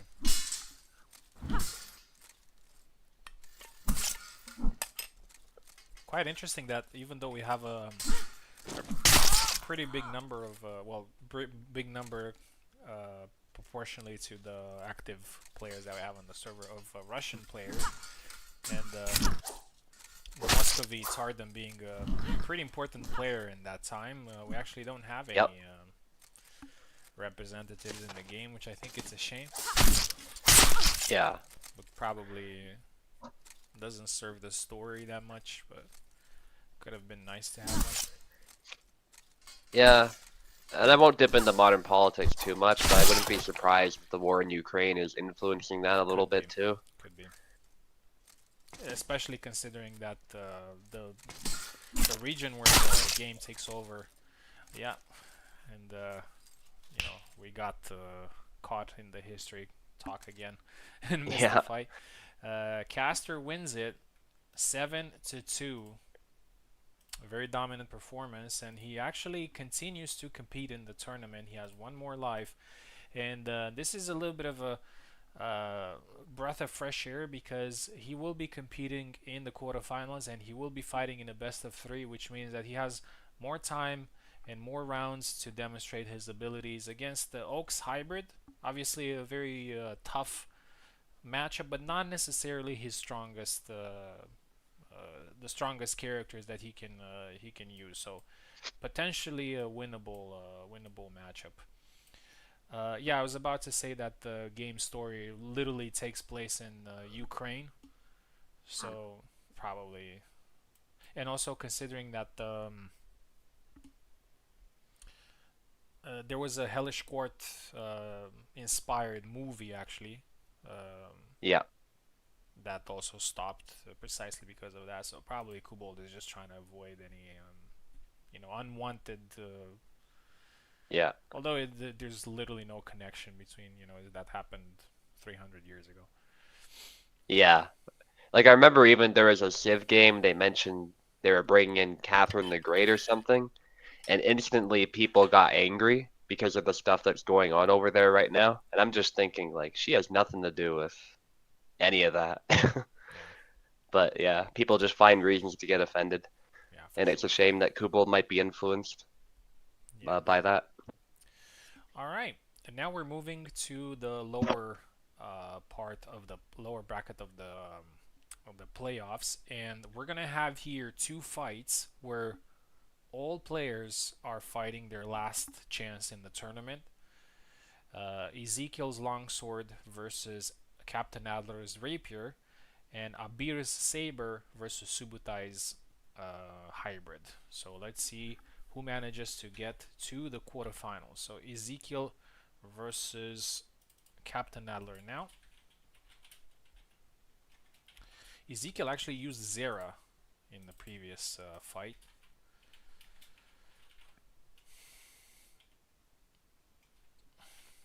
I will see if he sticks to him. I don't see much of a reason why not, unless he doesn't see the matchup against Marie as a good one.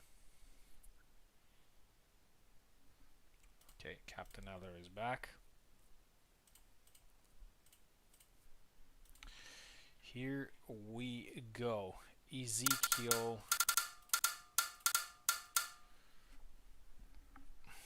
left side and Captain right side. So longsword versus rapier.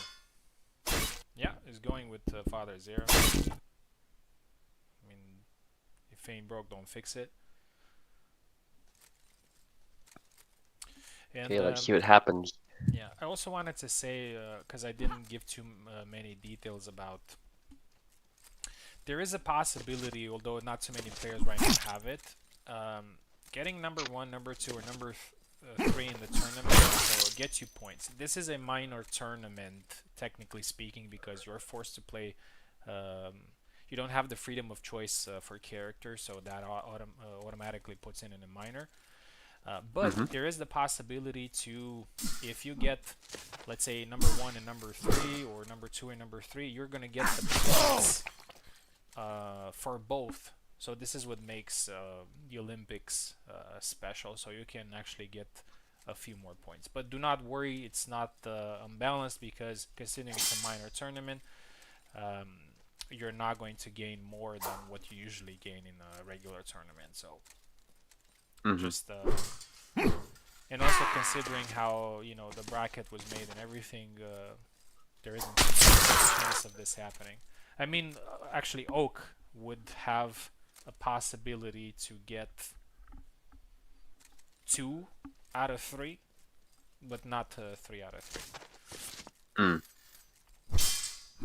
Big splash there by Ezekiel. Ezekiel is doing pretty well, although this fight is more disputed than I think I was expecting. Nice. I say that as Ezekiel takes the lead, but there's definitely been some back and forth here.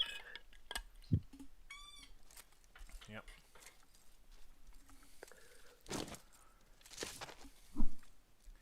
Yeah, Marie can be sneaky against Zara. She can sneak some thrusts in his arms and kind of stop him in his tracks. But Ezekiel is not overthinking this and just scores. It's 3-1. Big splash. Who knows? Maybe Yeah, a bit of Ezekiel's a home longsword run with that hat. will be Just doing some clipped work. her head.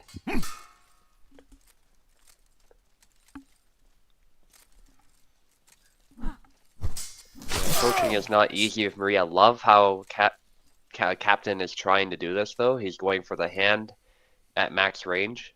I think that's the best way to do this against Zera.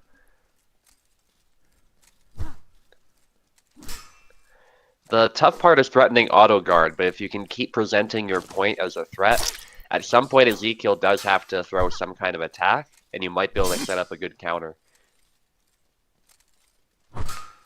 It's a lot of work, though. As you can see here, even landing successful hits might not be enough. And I have to give Captain some credit, too. That triangle earlier against Ezekiel was picture perfect.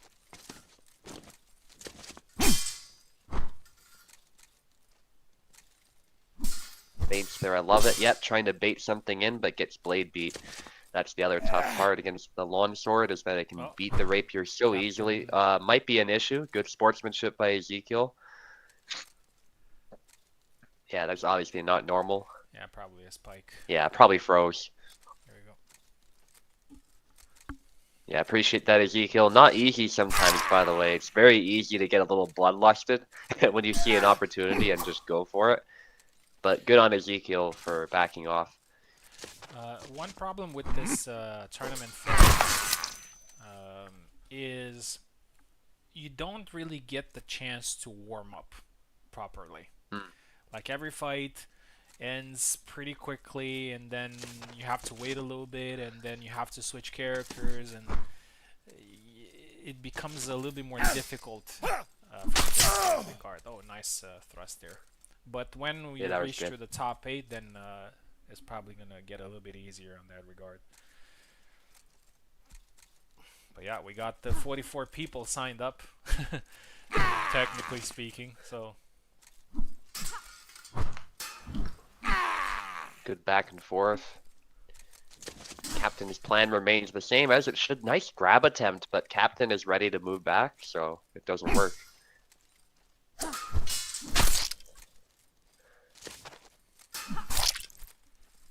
Yeah, very nice ideas here by Captain, just not able to get the kill. That's the problem, again, we run into with Marie. I think the idea was solid, just getting the kill shot wasn't possible.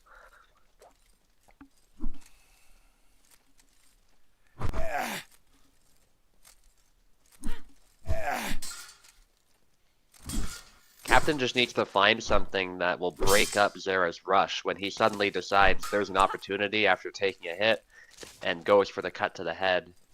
Captain has to find some way to stop that. And I don't necessarily have the answer. That downward cut covers the center line very well, so it's very tough to find something that'll get through.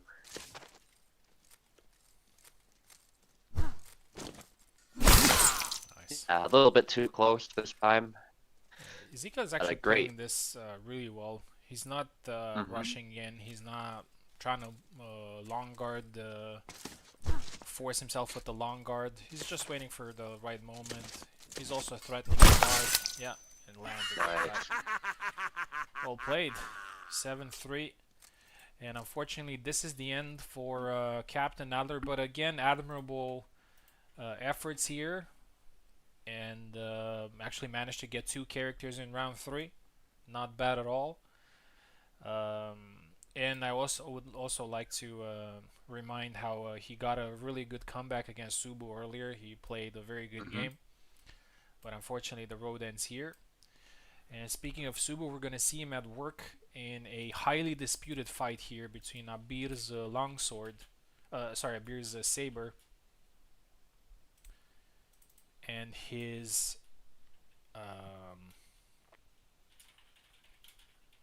Hybrid. hybrid. Yes, here we go. Abir is ready. Yeah, this is the last chance for both players here. We'll see if the experience or the youth enthusiasm will prevail. Abir left side, Subu right side. That's gonna be a pretty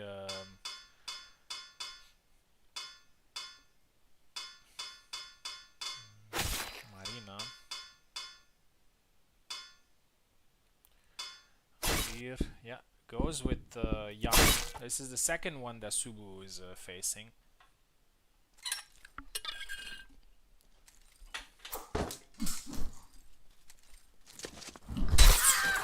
Oh, nice side step cut there. Hit the head. Yeah, Abir probably watched the. Oh, a cut into a punch. I don't know, something happened there. Abir probably watched the last fight that Subu had against BK. But Abir seems to have done his homework, and yes, he's going for the side steps. Scored 4 in a row. Subu needs to pick himself up here. But yeah, Abir is literally no joke. Just joined, but he's showing a lot of promise. Saves a double there.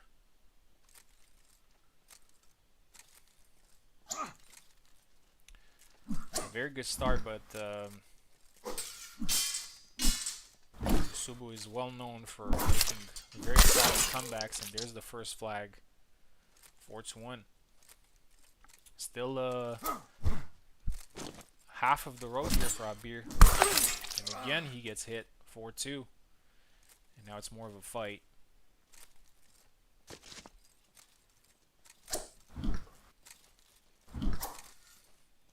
Let's see if Abir's element of surprise has passed. Oh, again, 4-3.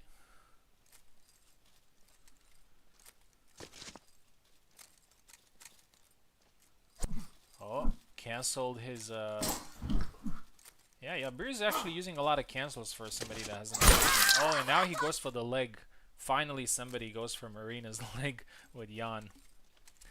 5-3. Although it's not an easy move to land. I think everybody knows, no secret here, that shields are weaker when it comes to attacks double.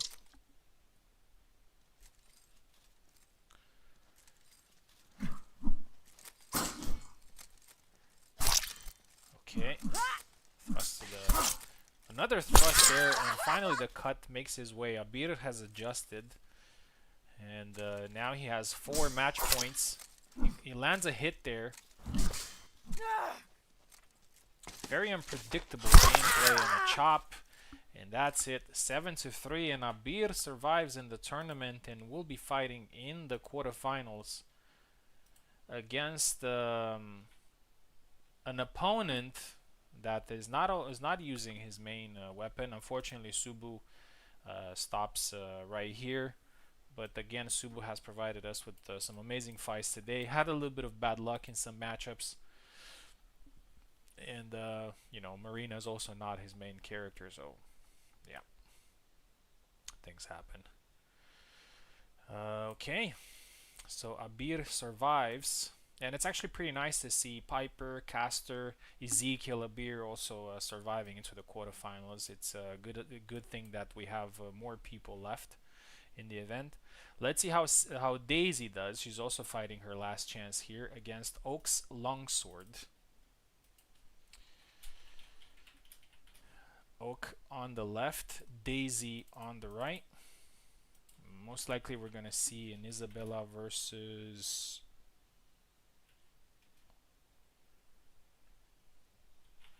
Jan.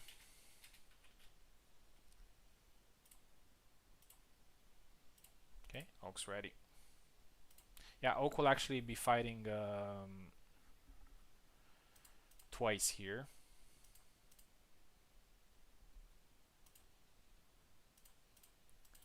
Let's get Daisy in.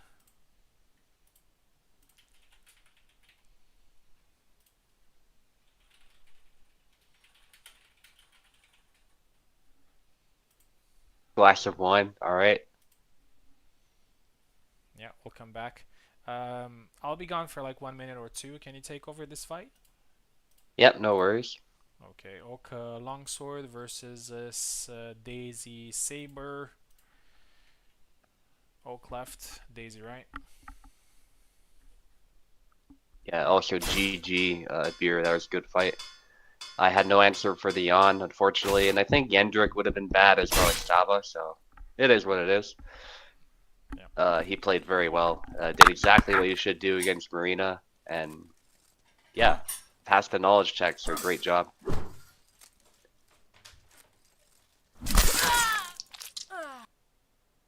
I don't claim to be a good Marina player, and I think she has quite a few weaknesses, so.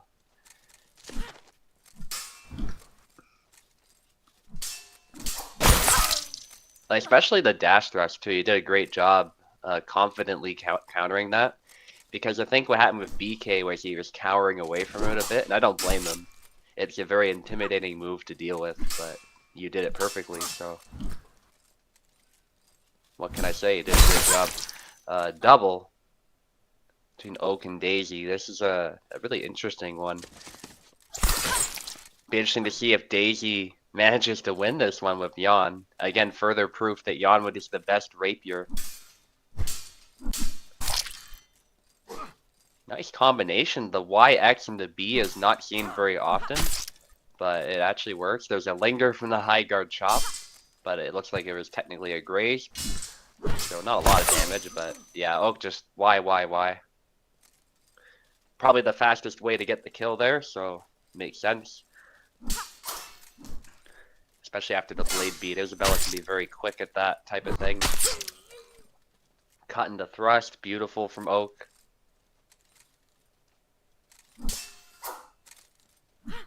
Daisy with the Maestro special. Another Maestro special. I think she's delaying it a little bit, or the Maestro special is glitching out a bit. I'm not sure which one. Could be some combination, but I think you can delay the follow-up in that combo a bit unintentionally. I don't know. It's a weird combo. It's not that it's always ineffective, but it does weird stuff sometimes. That looked like a double hit possibly, but an edge across the face would be a terrible time, so. And Daisy probably had a follow-up ready. YX into B cut, I think? I think that's what Daisy did again, and it actually manages to force the kill. And now it's even, so. Sure, mind viewers that Oak does have a little bit of experience with Isabella, so. This is a tough fight for Daisy, who's maybe not as familiar with Jan.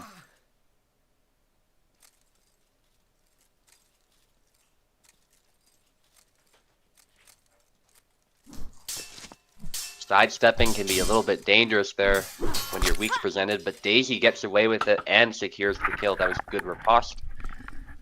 Alright, I'm back. And yeah, very disputed fight. We got a great fight. Oh, nice. Yeah, good sidestep, yeah.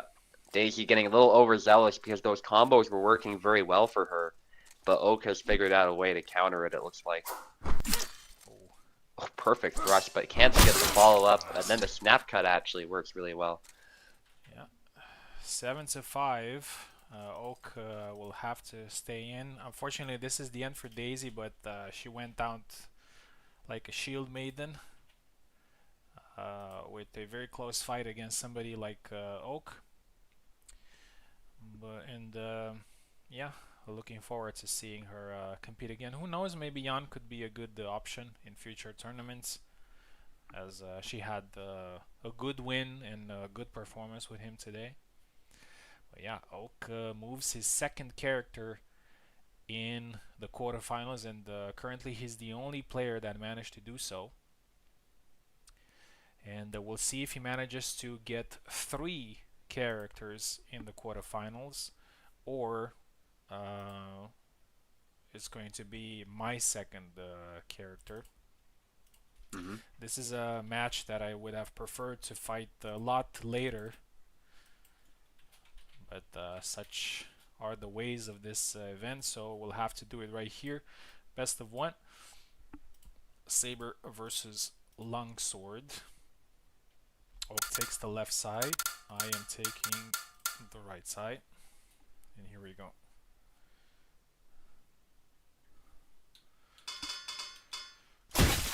Yeah.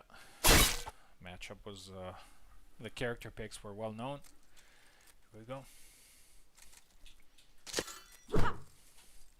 Venator opening with a taunt into the upcut aimed at the hand. Not quite able to land it. Snap cut does land though, that was good.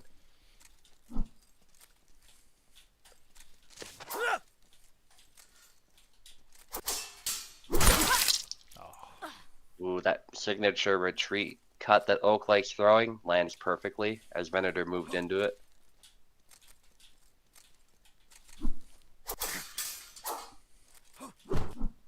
Snap cut is now a very dangerous part of a combination.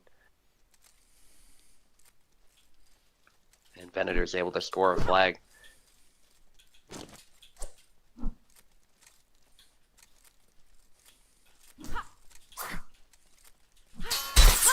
Wow, he parries the high guard cut and gets a perfect counter. Nice sidestep. Hits the hand there actually. Maybe Oak was trying something. Or he got a good angle. But it doesn't quite do the damage.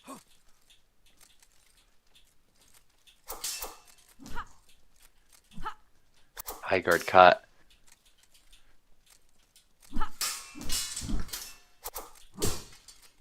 Good exchange between these two. Neither fighter trying to overextend right now. Oak trying to harass the guard as they feel each other out a little bit. Venator with that nice upcut. It looked a little strange, but he did definitely land the hit. So, still legit. It did look very funny though, as Oak was trying to get out of there. Oak not able to land those attacks, but trying to, again, harass the guard. Using long guard from left foot forward. Ooh. Perhaps an unintentional feint there. I've done that before with Isabella. It looks kind of funny when you accidentally do it. Nice high guard cut, calling him out there.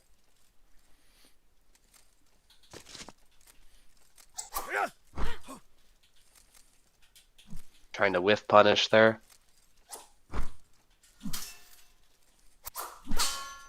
Ooh, both of the cuts hit each other, but nobody got hit. And that blade beat is brutal after, and then the snap cut comes in so fast. If it hits your head, you're pretty much doomed. And a trade there does not favor Oak.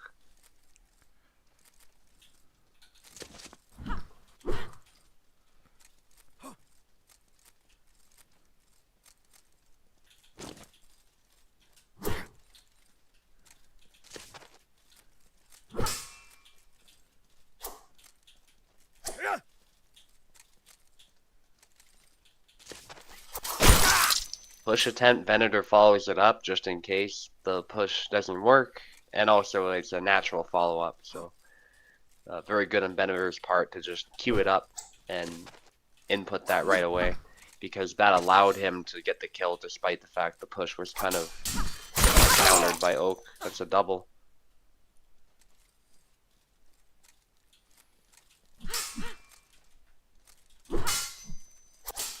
Trying to hit the hand there. So far the fight is still very disputed, but Venator maintains a slight lead. In a fight between two people this evenly matched, that can make a big difference. And there's another one, Venator needing one more now. So the pressure is on Oak. Reminder, of course, that Oak cannot afford to lose this a fight or he will lose his saber.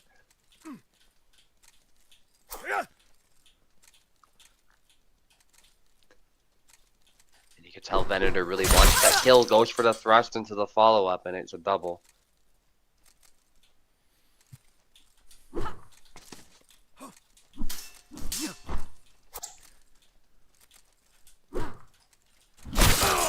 High guard cut takes the hand right off. Nice by Venator. Yeah, there's a little thing with Oak's timing that I kind of managed to figure out in these past fights we've had.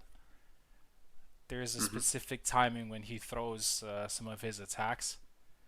So I'm glad that I managed to actually land it there.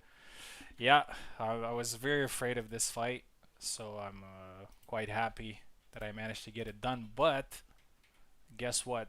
We're gonna fight again. Not right now, but we're going to be fighting in a longsword fight, and I'm not gonna underestimate his Isabella whatsoever, because I'm pretty sure he's going to play a little bit as the underdog in that fight, and that's a very dangerous fight. All right. Next fight would have been Piper versus me.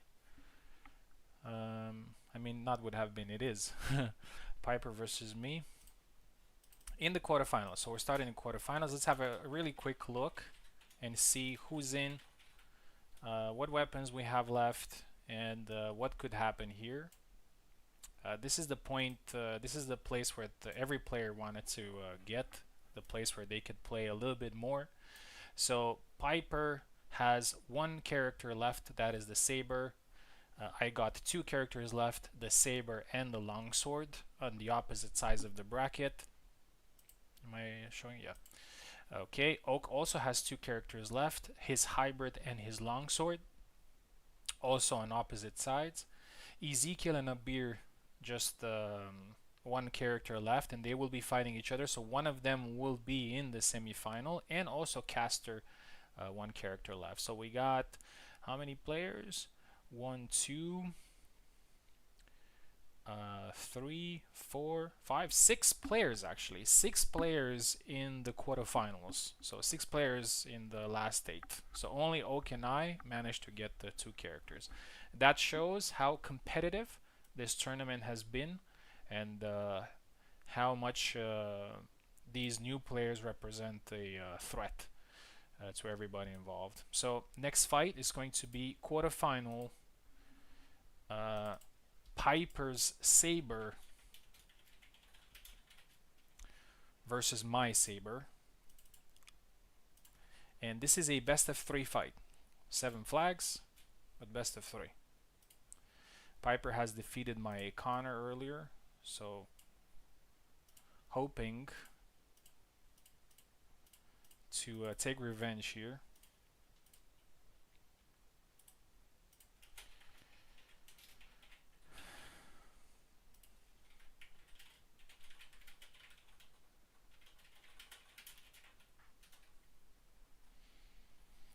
Let's see how it goes.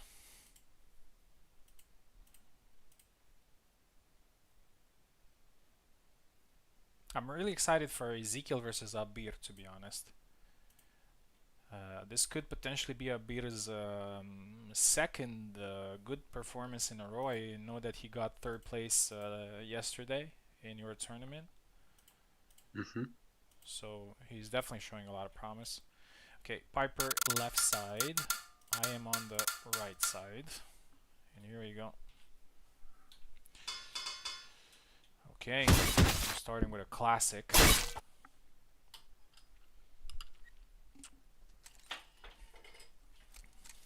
we go.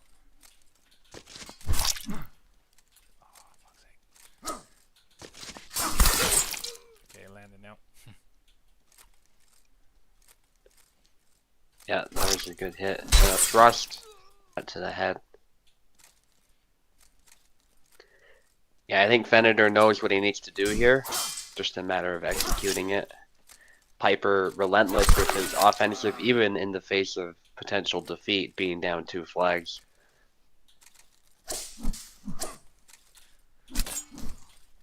Perfect snipe there, again interrupted, follow up by Venator lands. Big slash, again interrupted by Venator, that was nicely done. And a thrust to the gut there, perfect, as Piper tried to sidestep. And I find often with Jan's thrust, sidestepping is actually a bad idea. So it seems intuitive that you'd want to do it, but sometimes you actually need to square up. Kind of like Piper did there. It deflected the thrust, but still couldn't make much happen. Perfect hit by Piper. Piper looking to make some kind of comeback here, otherwise he will have his Alex eliminated. Again, I love the enthusiasm to go on the offensive, but that results in a trade. This is how you have to defeat Piper. You have to find some way to shut him down right away. If you let him walk all over you, it doesn't matter how precise you think you're playing. He will find some way to slip attacks in when you least expect it. But Venator's doing all the right stuff here and manages to win. Yeah, so it's 1-0. We're gonna swap sides. Yep.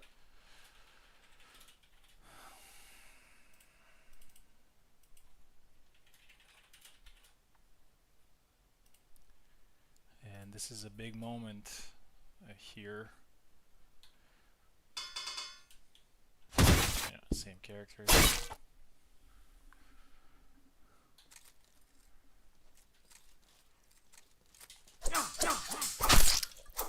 Good exchange. Piper again on the offensive, but the push, he didn't need the push there, I don't think, but I admire the effort.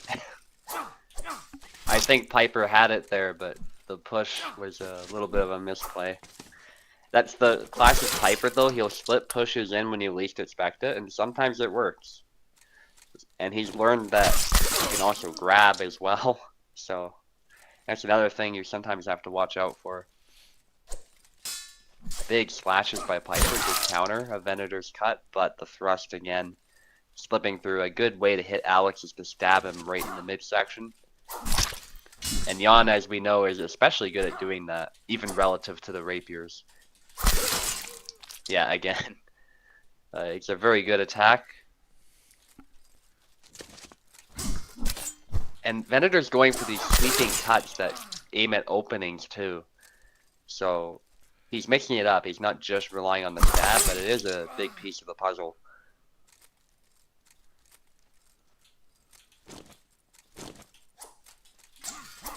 Corkscrew doesn't quite actually do damage. I think because the blades made contact, so Piper deleted the damage from that attack somehow. But it was still very messy looking, so it definitely could have ended in a double even if it landed.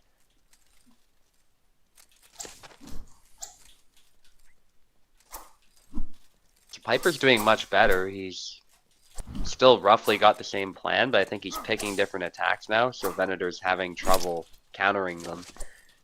But that sidestep Y cut works very well. It doesn't actually kill, but hits for a good chunk of damage. Now Venator probably just needs one more hit. There it is, hit to the hand as Piper whiffs, which I think left the hand open. Ooh, a cancel of the thrust it looks like. You can still cancel that one. And oh my goodness, Venator a little bit desperate there, but that back Y. Yeah. Classic. Yeah, I think that was his only move. A trade there does not benefit Venator. That's the thing, Piper forces you in the corner and you start panicking. Even the best of us, the best players in Hellish Quart will start panicking. how good Piper is. That corkscrew, it's a close round, but Venator looking to close it out here, I think. Might see a little bit of aggression from him just to finish it, but Piper interrupting with that single tempo, and now it's a very disputed round. Piper absolutely could take it. Venator's going for hand snipe, and yeah, again, sidestepping that thrust is very, very risky, and Venator takes it. Yeah. The second fight was a lot more difficult than the first one. He kind of adjusted to everything, and this is where Piper shines, when he's not completely aggressive all the time, where he's just kind of aggressive 70% of the time, and the other 30 is just being patient, waiting for good counters, and that's exactly what he did there. But luckily for me, I was able to catch him there. But again, Piper with very good showing today. He got a few of his characters pretty late in the tournament, and the fact that he qualified to quarterfinals is a performance in itself. So congratulations on that. I move into the semifinals, and now we're gonna see Oak hybrid.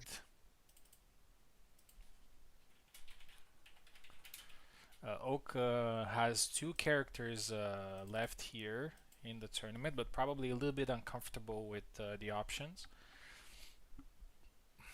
I'm pretty sure he would have preferred keeping the saber as well, but I'm sure he kept this as a possibility, like as I did and most of us did, which is, I might lose my main early, and I have to make work with the others. Okay, Caster again got pretty far in the tournament himself, and he's gonna get more rounds as he wanted earlier. He earned it. Let's see what are Oak's options here for hybrid. We might see different characters played in this best of three. Oak starts on the left and Caster on the right side. Here we go. Yeah, going for Marina first. Probably didn't want to take the chance with Jendrik against somebody with good stabbing potential.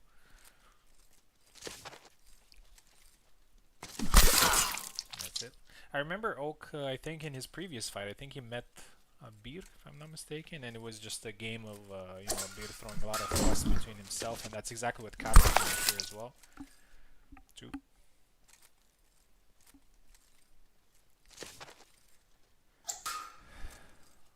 Nice. 2-1.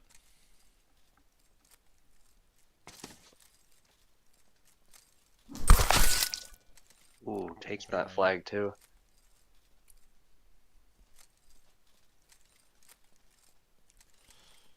Yeah, Castar really cannot afford to let Oak close him down like that. Good push, but yeah, Oak is still able to find a counter to that. 4-1. Oak is very relentless when a kill shot presents itself. Grab attempt, I admire the effort, but Oak, again, showing some experience there. He's ready for that kind of stuff. Yeah, Caster seems overwhelmed here. He needs to start mounting some offense of his own. Yeah, maybe some pushes. Yeah, there's some Marta's attempts. pushes are not bad at all. Oh, that low cut is devastating, actually. Yeah, if you let Marina impose a rhythm, it's very hard to get it off you. Yeah, it's honestly that's especially also, if rapier. yeah, that's also one of the reasons. I mean, obviously using the push because it works, but it's also a way to keep Marina away from you. Mm-hmm. Castar has scored another flag though. Maybe it's a sign of a comeback, but we'll see. Incortada gets hit. That's not a good sign for Castar. I like the idea, but I think the Incortada is aimed at the shield side, so it often gets caught up on the shield. The back wide proving to be a very good idea though. Yeah, let's see if Caster can actually do maybe turn the fight around here, or if not, maybe Oh his no. yeah, no. Yeah, got a little too close there and paid for it. That laugh. Whenever she starts that laugh, I can't say anything on the commentary. It's just too loud and kind Yeah. of hard to ignore. Caster is now on the right side, and this is his last chance to stay in the tournament. Let's see if he's learned something from the previous fight. He had some moments. We'll see if he can make that consistent. Here we go. But regardless, I think he should be very proud of getting this far. Oak, left side, right side. Sorry, something happened. I think. Oh yeah, I think he left. Probably got used to the format best of one. Mhm.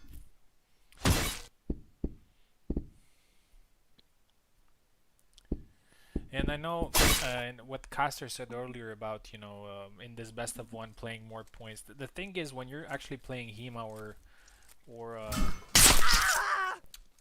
nice back Y or Wooden, actually, even though you're playing more points, things can go bad really quickly. Mhm. Like I would say, probably in an environment like this where it's 7 flags and you reset and everything, it's probably a better chance of a comeback, and instead of a Hema fight or a Wooden. Because if a good player just takes advantage of it, just gonna score like 6, 7 points in a row in 30 seconds, and then Mhm. there's nothing much you can do. Yeah, there's no reset. You just gotta keep taking hits. It can be pretty demoralizing in its own way. Yeah, I said it before, and I remember you agreed with me that actually the training modes favor more experienced players because Mhm. being more points, you give them more chances of taking control back in the fight, or even imposing their rhythm. Yeah, 3-2 now. Yeah.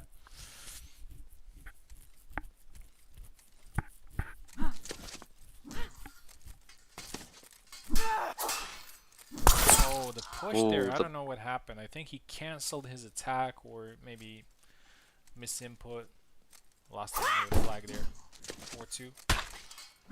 Oh, oh, he didn't do the cut after. yeah, that was a kill. So yeah, so Marta, if anybody has experience with Marta and you do the punch, you know that you Forward can X, cut yeah. straight afterwards to the head. Yeah, exactly. And if it hits the head, it's pretty much always a kill. Yeah. So it's a pretty lethal move, actually. She has one of the better punches in the game right now because of that. Yeah, but he shouldn't think too much about it now. Oh, and again, a little bit too long until the punish. Oh, God, the physics there looked really weird, but he definitely did hit the shield, so Yeah, that's kind of a shame.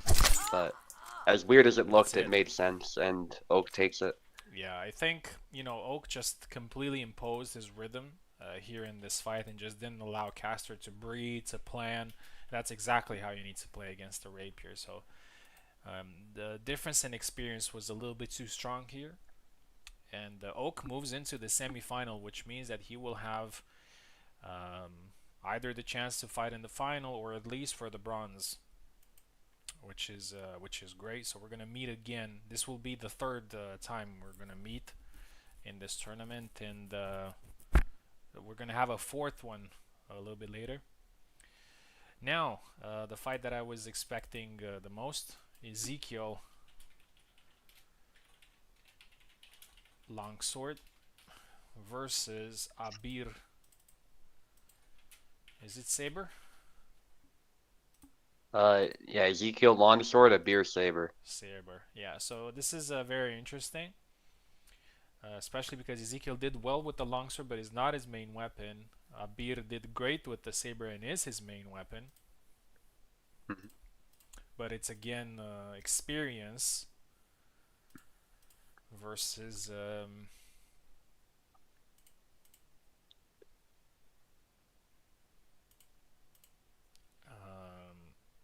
enthusiasm.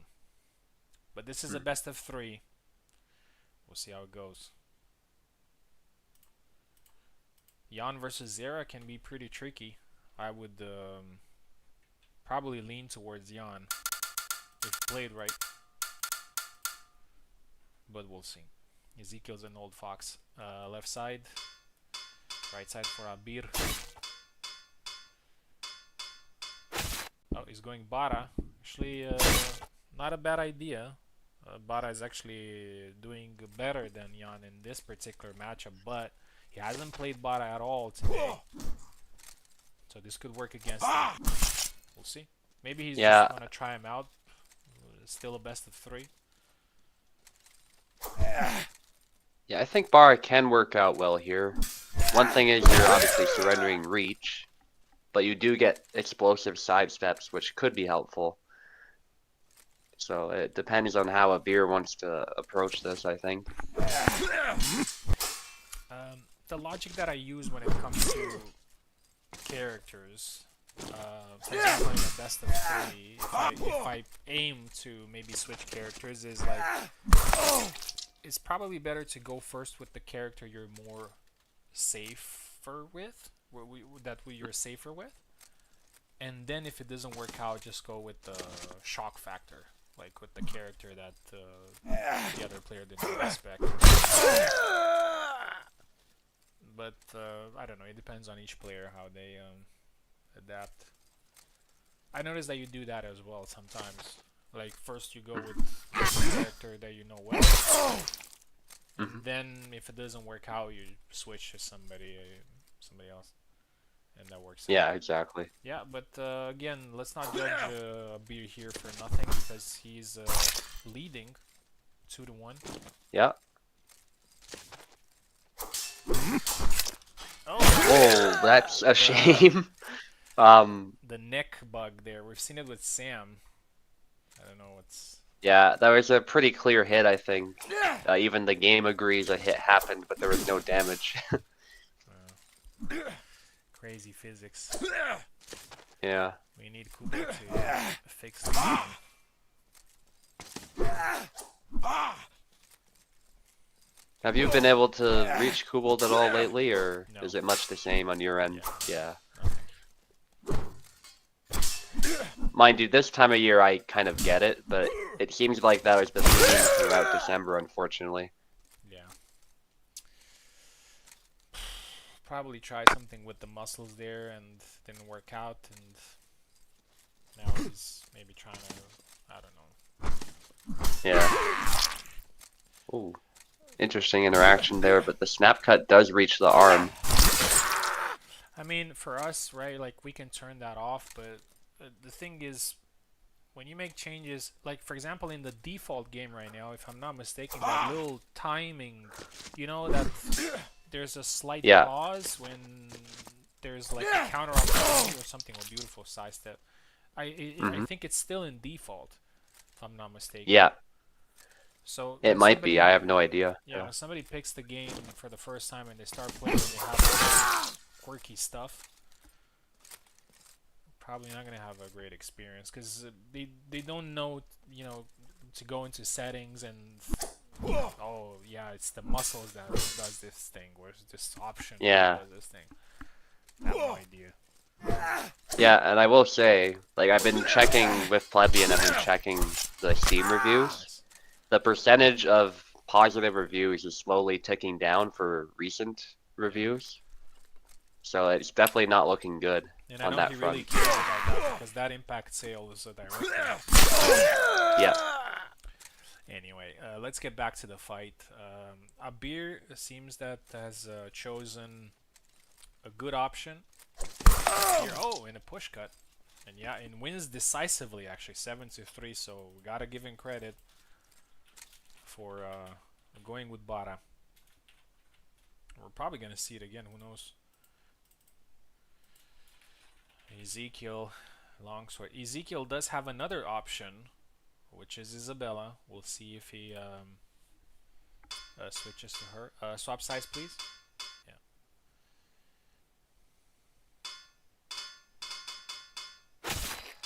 No, he sticks with Zera and Abir is going Yan, and honestly, I kind of expected that. He probably doesn't want to give Ezekiel time to adjust. To be honest, I do that sometimes as well. Just switch the character when I'm feeling confident, of course.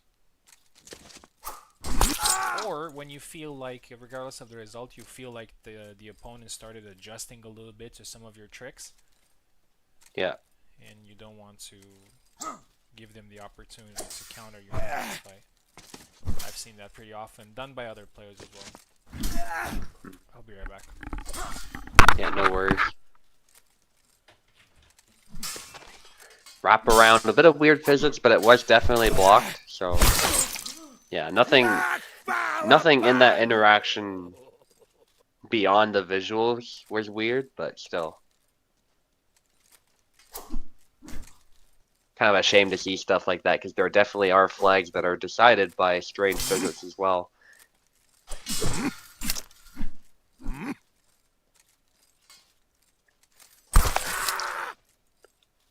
Nice hit there. Yeah, Ezekiel obviously facing a bit of an uphill battle. He has played a bit of Zera before, if I recall, but it's never been his main, so to speak. He's always been more about Samuel, Marina, especially Marta. Marta being his like primary main, I would say.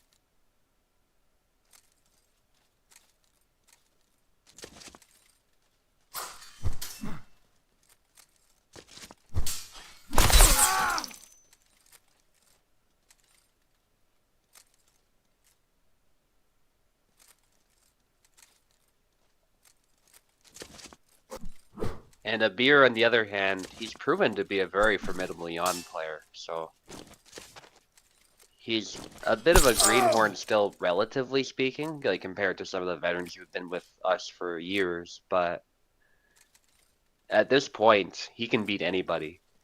So if you're using a character you're not comfortable with and you're fighting this Yon, I mean my fight's a perfect example of that as well. It's just not gonna go pretty well, particularly well in all likelihood.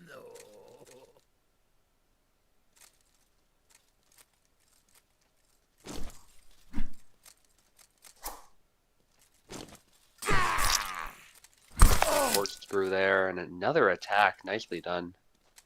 I dare say Yon is going even better. Right on back.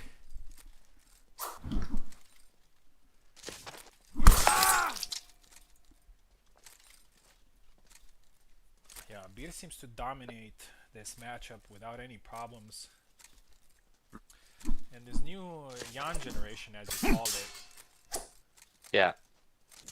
seems to do really well. Oh, try to cork. And I know that the character is strong in itself and well-rounded, but we have to give these guys credit. Like, the way they're using the character is very creative. There we go. And there it is, yeah. Yeah, 7-3, and Abir wins decisively 2-0. We've had only 2-0 wins so far. Ezekiel stops in the quarterfinals, but again, we have to give him props as well. He hasn't competed much recently, but he still showed that he can hang at the highest level. And Abir is the first surprise we get in the tournament, and he is in the semifinals, and he will have 2 more fights regardless of what happens, either the grand final or the third place final. Now we are going to do Oak versus me in Longsword, and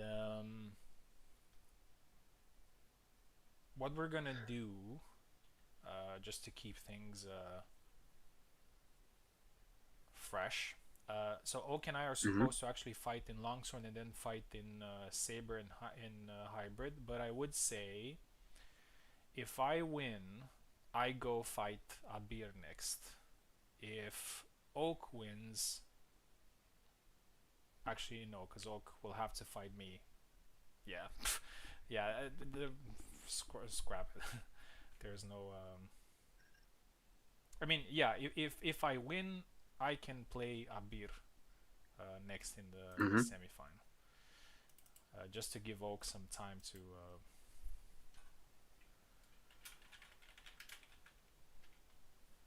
refresh. So Oak longsword, me longsword, and I'm anticipating a harder fight than the previous one. Some hard fights actually. He's taking the left side, I'm taking the right side. This is a best of 3 fight.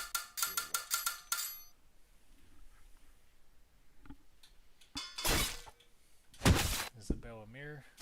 Isabella was actually one of the characters that got Oak into the finals last time. He was able to win all his fights, some of them pretty close. He defeated my Connor and my Alex at 1 point difference.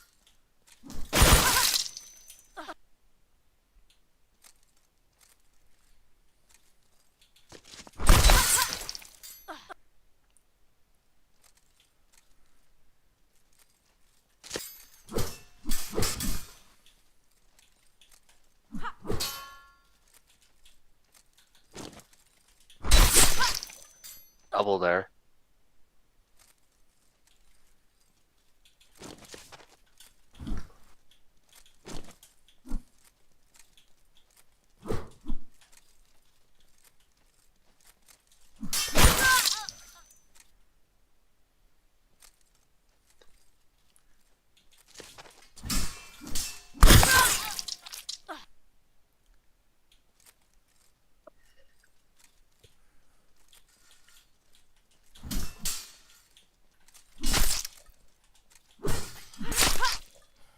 Ooh, wins the trade there.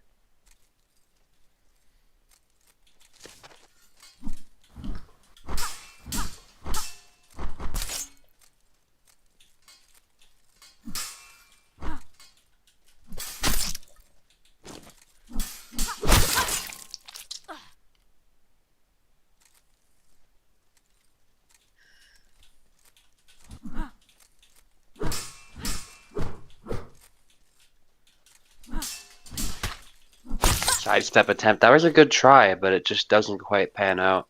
Usually that does bypass the guard, but it looks like he was ready for it. Snap cut attempt, almost getting the hand sniped, but not quite.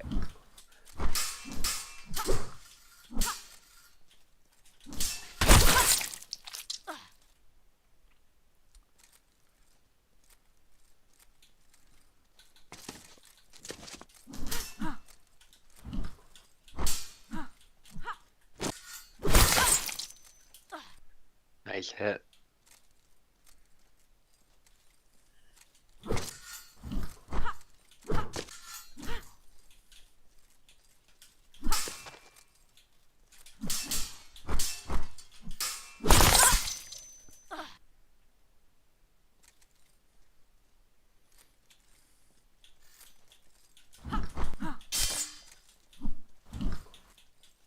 Yeah, bit of back and forth now.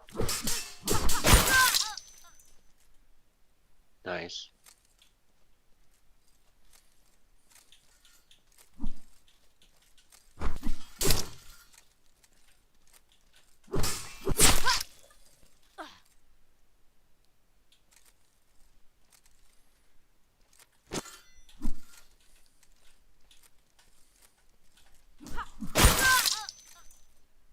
Nice hit.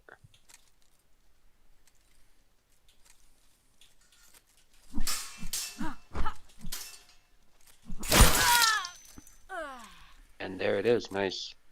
Yep. First round goes well. We'll see what adjustment Oak brings into the second round, or maybe a different character. But yeah, this was a very disputed fight actually, despite the score. And I know that you say it all the time, but the score does not reflect Yeah. reality there. Yeah, going with Isabella. To be honest, I mean, he did play Zera for a while, but I think he played Isabella a little bit more.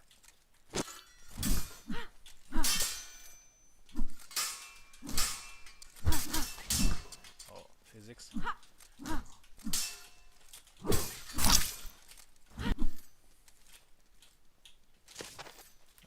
me to do that.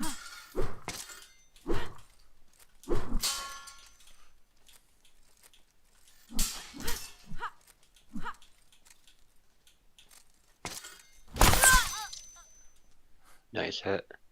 It's always funny when she kind of does a pirouette when she gets hit. Mhm. Nice.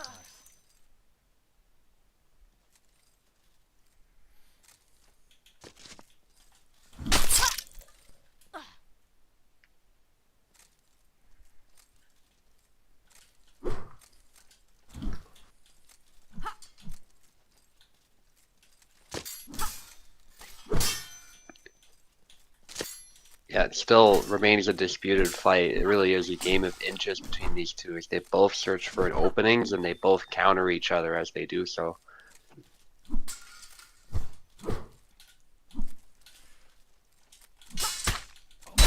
Ah, nice. Nice.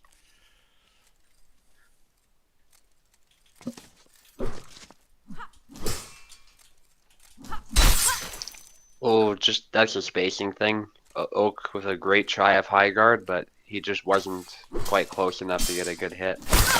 And yeah, the dash was a bit of a fumble. But I do like that Oak was trying to get control back. And we've seen it work before, to be fair. It's actually not that bad of a move. It's just high risk. There's the high guard again.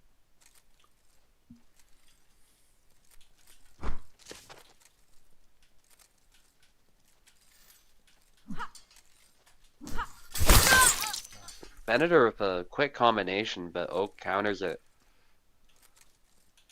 I see why Venator tried to go for it. It looked like he had the timing on his side. Snipes the hand. Oak might have been trying something right at that last minute.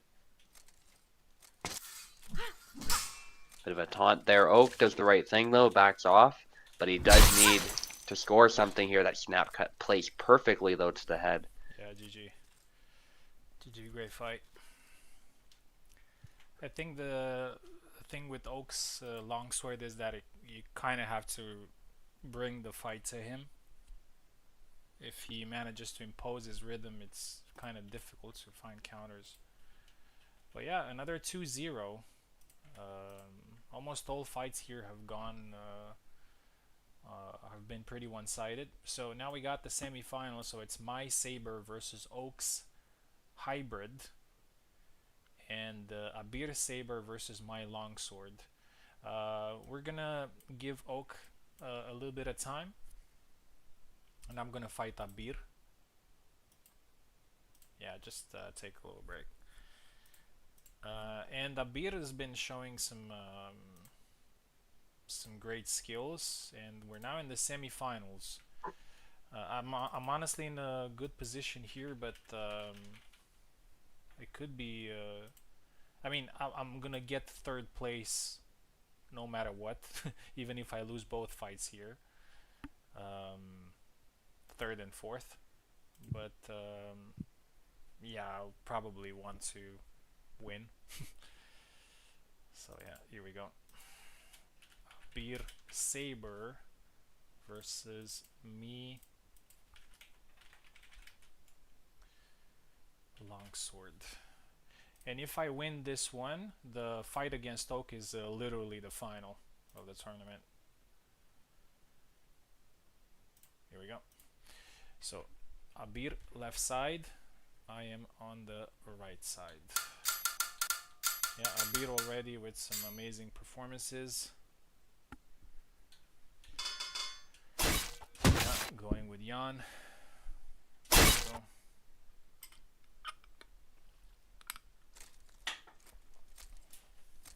Here we go.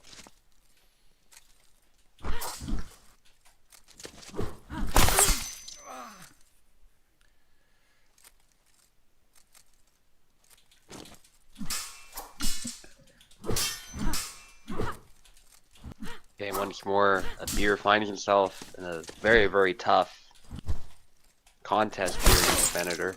I think that was a high guard cut Venator through, landed to the head. Yeah.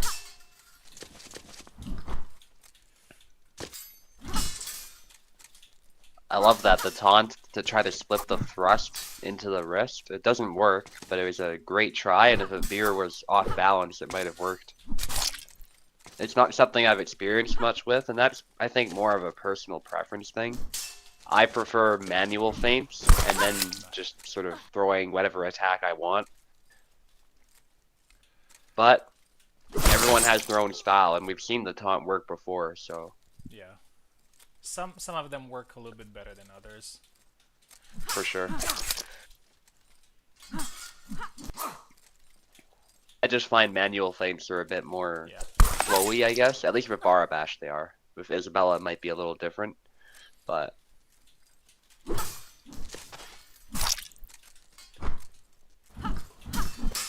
it feels like I can make a decision based on what the opponent's doing too, when I do it that way. Nice.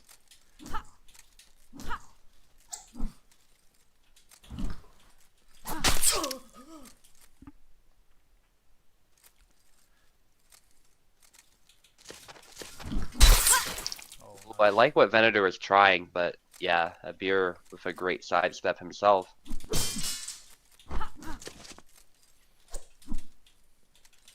Yon's sidestep, although not as explosive, is a little bit slept on. It actually is a good sidestep. It might not be as big of a spectacle, I guess, as Barabash, but that was strange. The physics there kind of broke. But regardless, what I was saying there is just that Yon has a very good sidestep, even if it might not look as explosive as Barabash. I think it does a different thing. It positions him and allows you to throw a feint in the middle. Versus trying to use it to counter an attack directly. GG. And trying to clip Round the is head there, over. but Venator, yep. Good try. Some good moments there from Abir. To be honest, I have a little bit of experience lately fighting these Yan mains. So kind of got used to some of the tricks, but it's not over yet. We're swapping Yeah, I think sides. that's some of the trouble I ran into earlier too. I have practice as well, but it's only with Barabash. I don't practice with random characters against these Yon mains. Yeah. So as soon as I'm out of my comfort zone, it's a very tough fight, which goes to show how much they've improved. Yeah.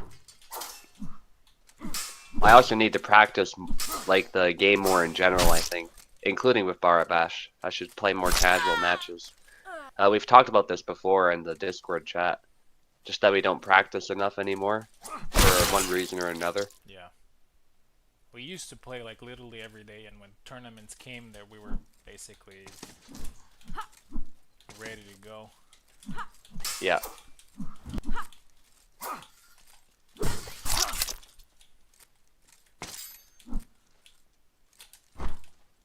Isabella's hair going a little Super Saiyan there. I don't know what that was. That was cool. Oh, there, it briefly did that again and also phased into her clothing.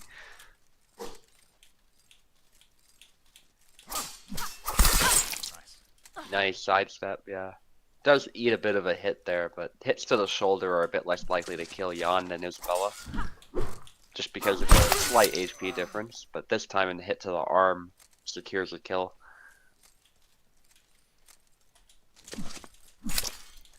What again, I like what Venator was trying, but he got interrupted. And yeah, the trade does not quite favor him there. That is something a little bit slept on with Fionn as well, is that extra HP sometimes lets him win a trade that you might not expect. So he can sometimes mix it up and brawl with you a little bit in ways that you don't expect. I'd say Barabash is definitely better at doing that type of thing, but Jan can still surprise you occasionally. Oh. Ooh. Yeah, nice. Yeah, he's using the side gameplay really well. Yeah, it's more subtle than how I typically do it with Barabash, but I think he's sometimes canceling the sidestep as well, the way I tend to do with Barabash, so there's definitely some similarities, despite the fact that it's more subtle.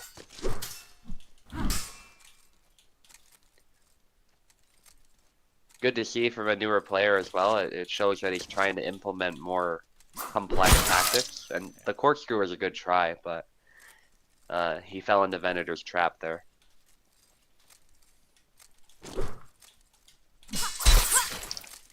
Nice sidestep there.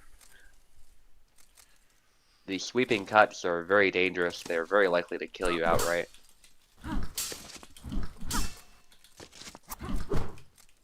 Nice feint. Yeah, Abir is not at all an easy opponent. Venator's having to slowly grind him down. And so far he is, but it's only a 1 flag difference. It's not over, as I said just now, and Abir now makes it even. Very nicely done. No matter what happens here, he should be proud of how far he's come.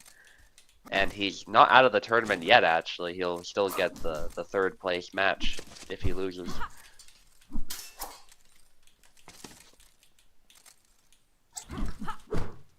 So still something to play for. Although I'm sure he would love to win this round. He's certainly fighting like it. Venator not able to get past the guard despite his attempt there. Abir looking a little tired. Venator's again trying to slowly grind him down. He's not trying to overextend. But you can tell Venator also really wants to defend this one. And there's a double. That's where the pressure can really ramp up for both fighters. It happened in my fight against Venator. We doubled each other at least a couple times in this situation. Caught him when but Venator does take it eventually. Yeah, well played, Abir. You're not out yet from. I mean, you're out from the possibility to win the 1st place, but you can still win the 3rd place. You'll be fighting 3rd place final soon as well. And now it's gonna be me versus Oak, Saber versus Hybrid. This is pretty much the grand final of the tournament. I mean, actually, not really. If I win this one, then yes. But if he wins, then we're gonna have the grand final between us. So I'm fighting again. I'm gonna go Saber, and Oak is going Hybrid.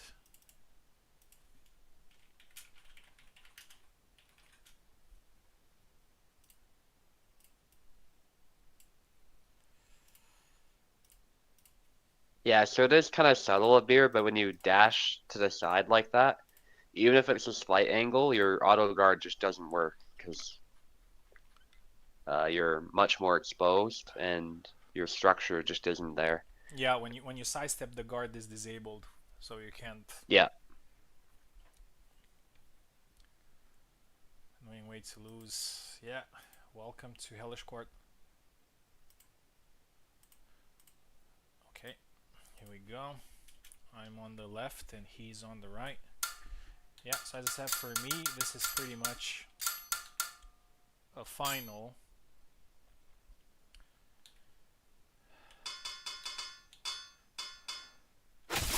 Oh, Yendrik, nice.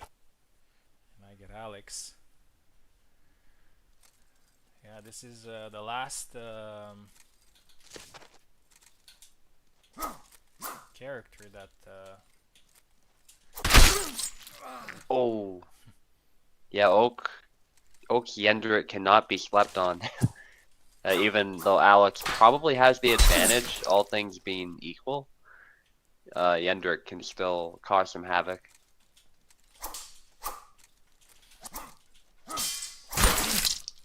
And I will say on the defense point, it is true that Yendrik's defense is very bad, and it's much harder to defend yourself, but there are some ways that you can do it, usually with single tempos, or you can sometimes use the top of the axe head with long guard, but it is way more complex, it's not something a new player can sort of just pick up and do instantly. So I still agree that he is bottom tier, but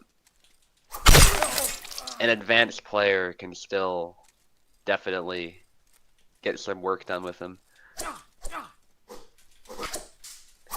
It's just that literally his defense is advanced mechanics or spacing. That's the other one. If you're outspacing your opponent, then you're not going to get hit. But again, it requires being good at the game. It's not something just anyone can do. And Oak is doing just that, I have to say. There's a trade there, and Venator just goes for it. That's really how you defeat Yendrick, is you don't overthink it. You just go straight for the kill.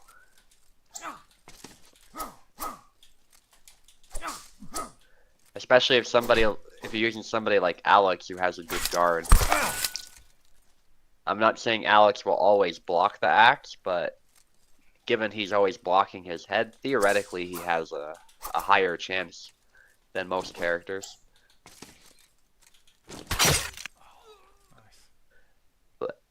But yeah, when you're sidestepping, that's another example right there. Venator was trying to get out of the way, but in doing so, his guard is not as strong as it normally would be, and that combined with the axe, the strength of the axe blow allowed it to get through.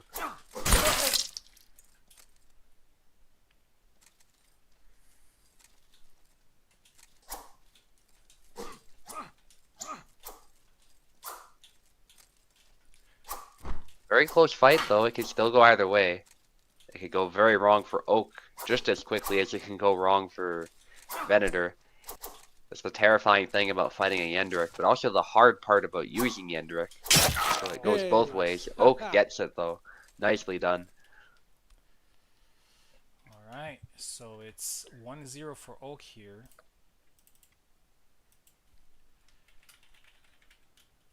Okay, yeah, his Yendrick was a lot better than I anticipated.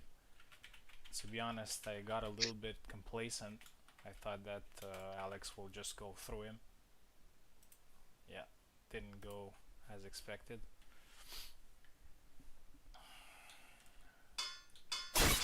Okay, do something else.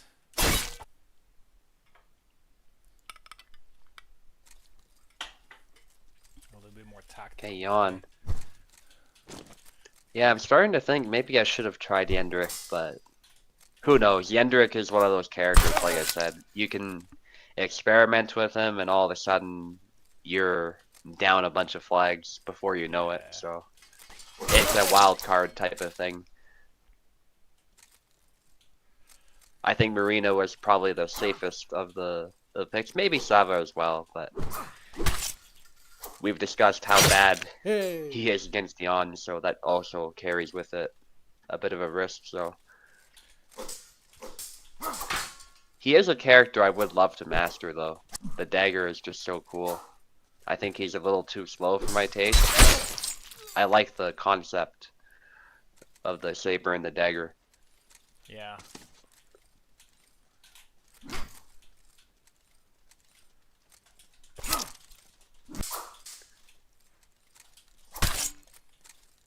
Chop to the kidney there. And oh my goodness, a leg void. Venator having a bit of a seizure, and he actually does get it. Wow. The Subutai tired swing. Yep. Yeah, that was very well done. Oak not getting a hit there. I'm actually a little bit surprised. But Venator's hit did land. Why? Yeah, I like that Venator's trying to call him out, but Oak this time was able to space him out. I do like that Venator's not overthinking it, though. He's just going with fundamentals.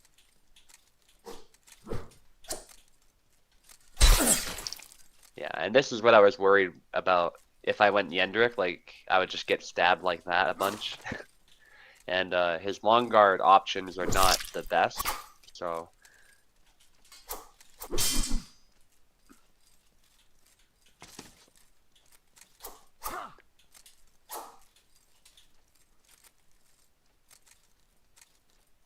we might see a switch for Oak, and that doesn't quite work. He tries to go low with that one-handed chop, which looks cool, but doesn't quite land it. The half there actually interrupted some of those attacks, but Venator just showing some Yam tenacity definitely gets the worked kill anyway. better there. And now we're getting into Yeah. the decisive round.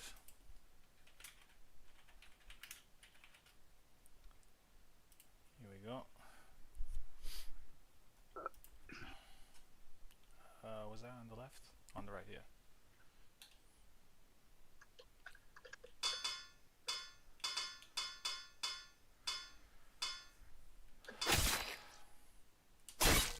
Let's go with Alex against Marina.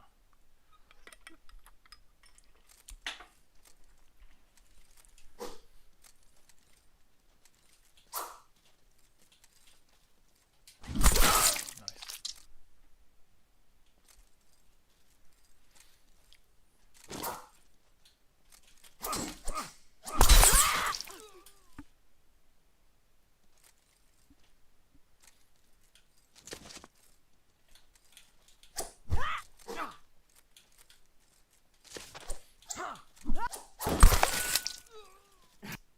Nice. Yeah, Oaks. Marina is pretty damn good.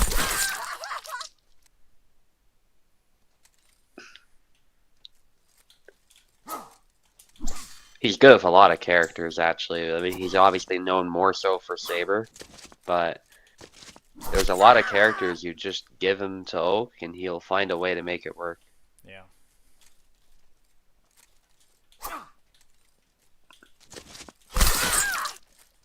Double.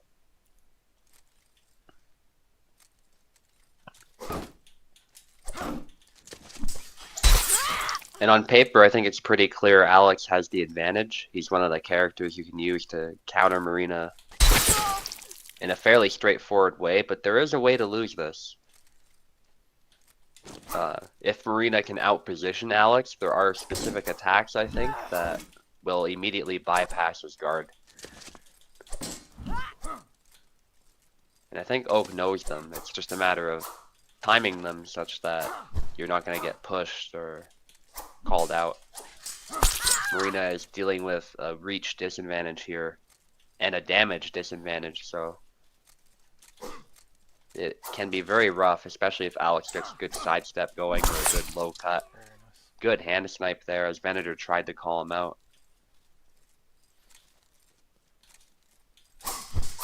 Goes low. Very good move here. Yeah, and I like what Venator's doing, just making essentially a wall of death with those cuts. So if Oak tries to approach, he will get hit. But Oak is calling him out a few times. You got to be a little bit careful.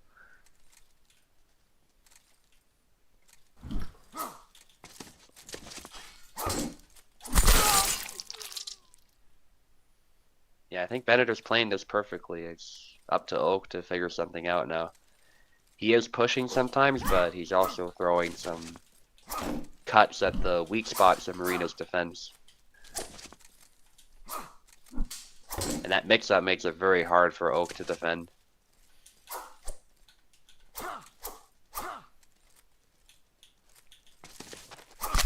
They both dash in, and that allows Venator to slip a cut over the shield. GG, man. Some great wars with Oak here today. We literally fought 4 times, I think. Actually, if I'm not mistaken, I think I was the one that defeated all his characters.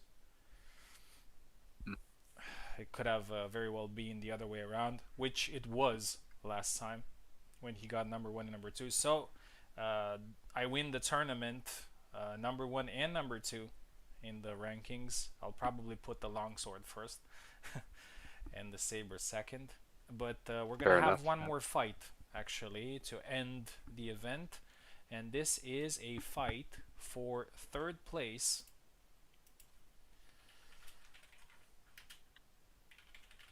Between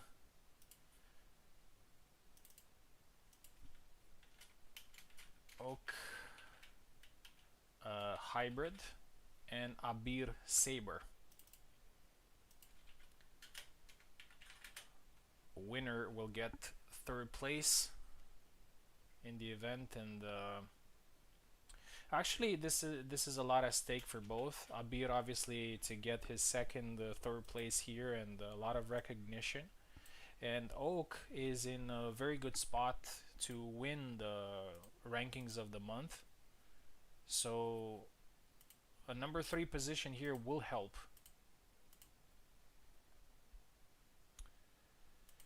Okay, we're good to go. Oak on the left, Abir on the right. This is also best of 3, so here we go.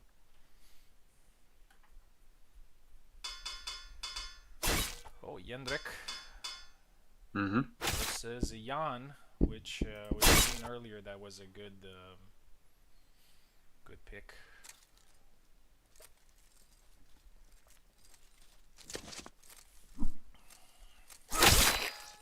Right to the head, nice. Yeah.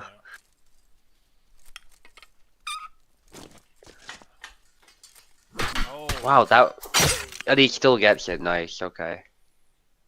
I was gonna say Oak deserves that after landing that hook. That was so cool.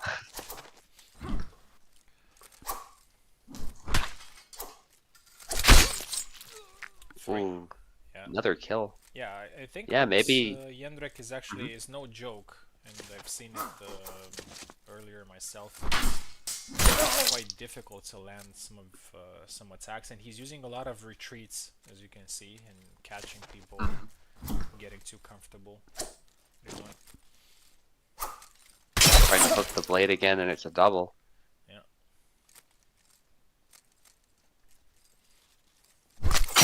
Oh, another double. Still a double.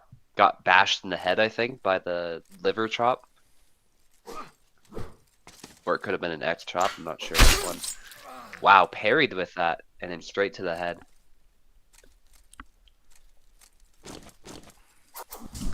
Yeah, that's not easy. Like, Oak is defending himself actively, not using auto guard. Nice.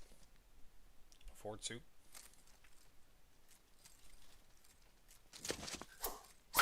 Yeah, Oak is staying active. He's not overthinking this. He's just going for reach. Oh.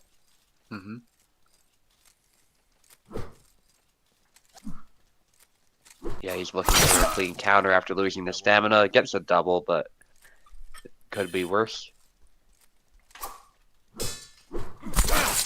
Oh, spaced him out there. Nice. 4-3.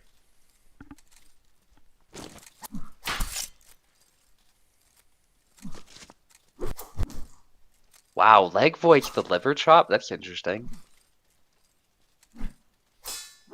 I'm wondering if that's a bit of a bug. It actually worked out in his favor there, but I don't know. The liver chop just doesn't seem like the type of move I'd necessarily want to leg void. Oak learned the lesson here against the tired swing. Yeah. He didn't. Yeah, he did good there. Nice pendulum swing and follows it up perfectly. Yeah, Oak obviously knows the follow-ups very, very well. He's very surgical. Yeah. 7-3. A very good performance here. We're going to swap sides, and if Oak wins this match, this round, and this match, of course, he gets third place in the tournament with a weapon type that he probably did not expect. Swap sides, please. We'll see if Abir can turn this around. Yeah, he's going with Bara this time, and I think, although I wouldn't see much of a difference between Jan and Bara in this particular matchup, I think he's doing I mean, it's a good idea to, give your opponent something else to think about. And, sometimes it works for your morale as well. Just something different that you can use. Nice side step. 1-0. Seems that Oak really liked Yendrek here in this tournament. A lot of times. And honestly, I did not expect Kalk. I expected Kalk as well, but probably Kalk is not in the best state right now, so risk 2-1. Mhm.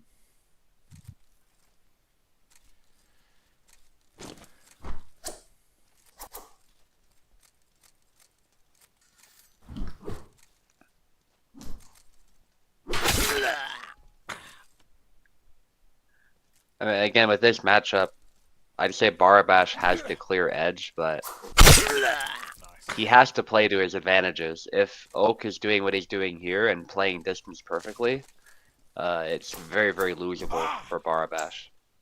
And I like these side steps, but he's not doing them in measure, so Oak can just happily back off and then wait for his chance. 5-2-1 in the score right now. Oh, Yeah. that was a good try, but got hit anyway, despite the parry attempt with the sidestep. Yeah. That's the problem. The axe head Nice. just comes right past anyway.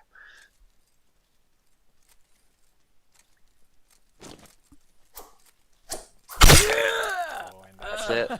that's 7-2. Dominant performance here from Oak, who gets third place. Abir takes fourth place, but man, I gotta say, taking fourth place in a tournament like this. Okay, let's take out his other versions of himself. So we had Hmm. 44 people competing, 44, yeah, versions of players, and let's take out three. So basically, this version of Saber fought with another 41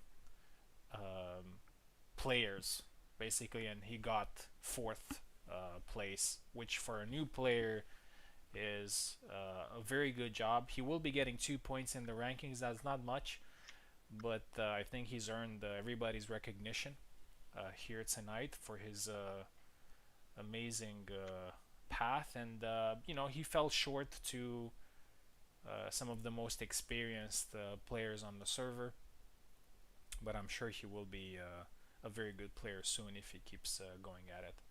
With that being said, I think even though it's been 5 hours, I think it's pretty good considering the scope of this event. I was expecting to go this long. Thank you everybody for competing. Thank you for bringing your best versions of yourselves with rapiers, swords, Hmm. sabers, long swords, and hybrids. Subu, thank you very much for sticking for commentary. Yeah, no problem. Um, and yeah, good luck tomorrow, USFC. I'm not sure if it's going to be a tournament on Sunday. I know you said something that you want to host. Um, Yeah, I was considering it, but I remembered we're doing Baldur's Gate, and that takes up a lot of time, so I suspect not, but I'll keep you guys updated. yeah, You'll know by Saturday. yeah. So probably tomorrow it's going to be probably the last event of the year, which is the USFC. So make sure to compete there. The competition is pretty tough this month because we've made the roles a little bit tighter to get Yeah. to increase competition. And yeah, again, GG's everyone. Congratulations for your performances. And I'll see you next year because I'm not going to be hosting anything until January. So yeah, see you guys. Yeah, see ya.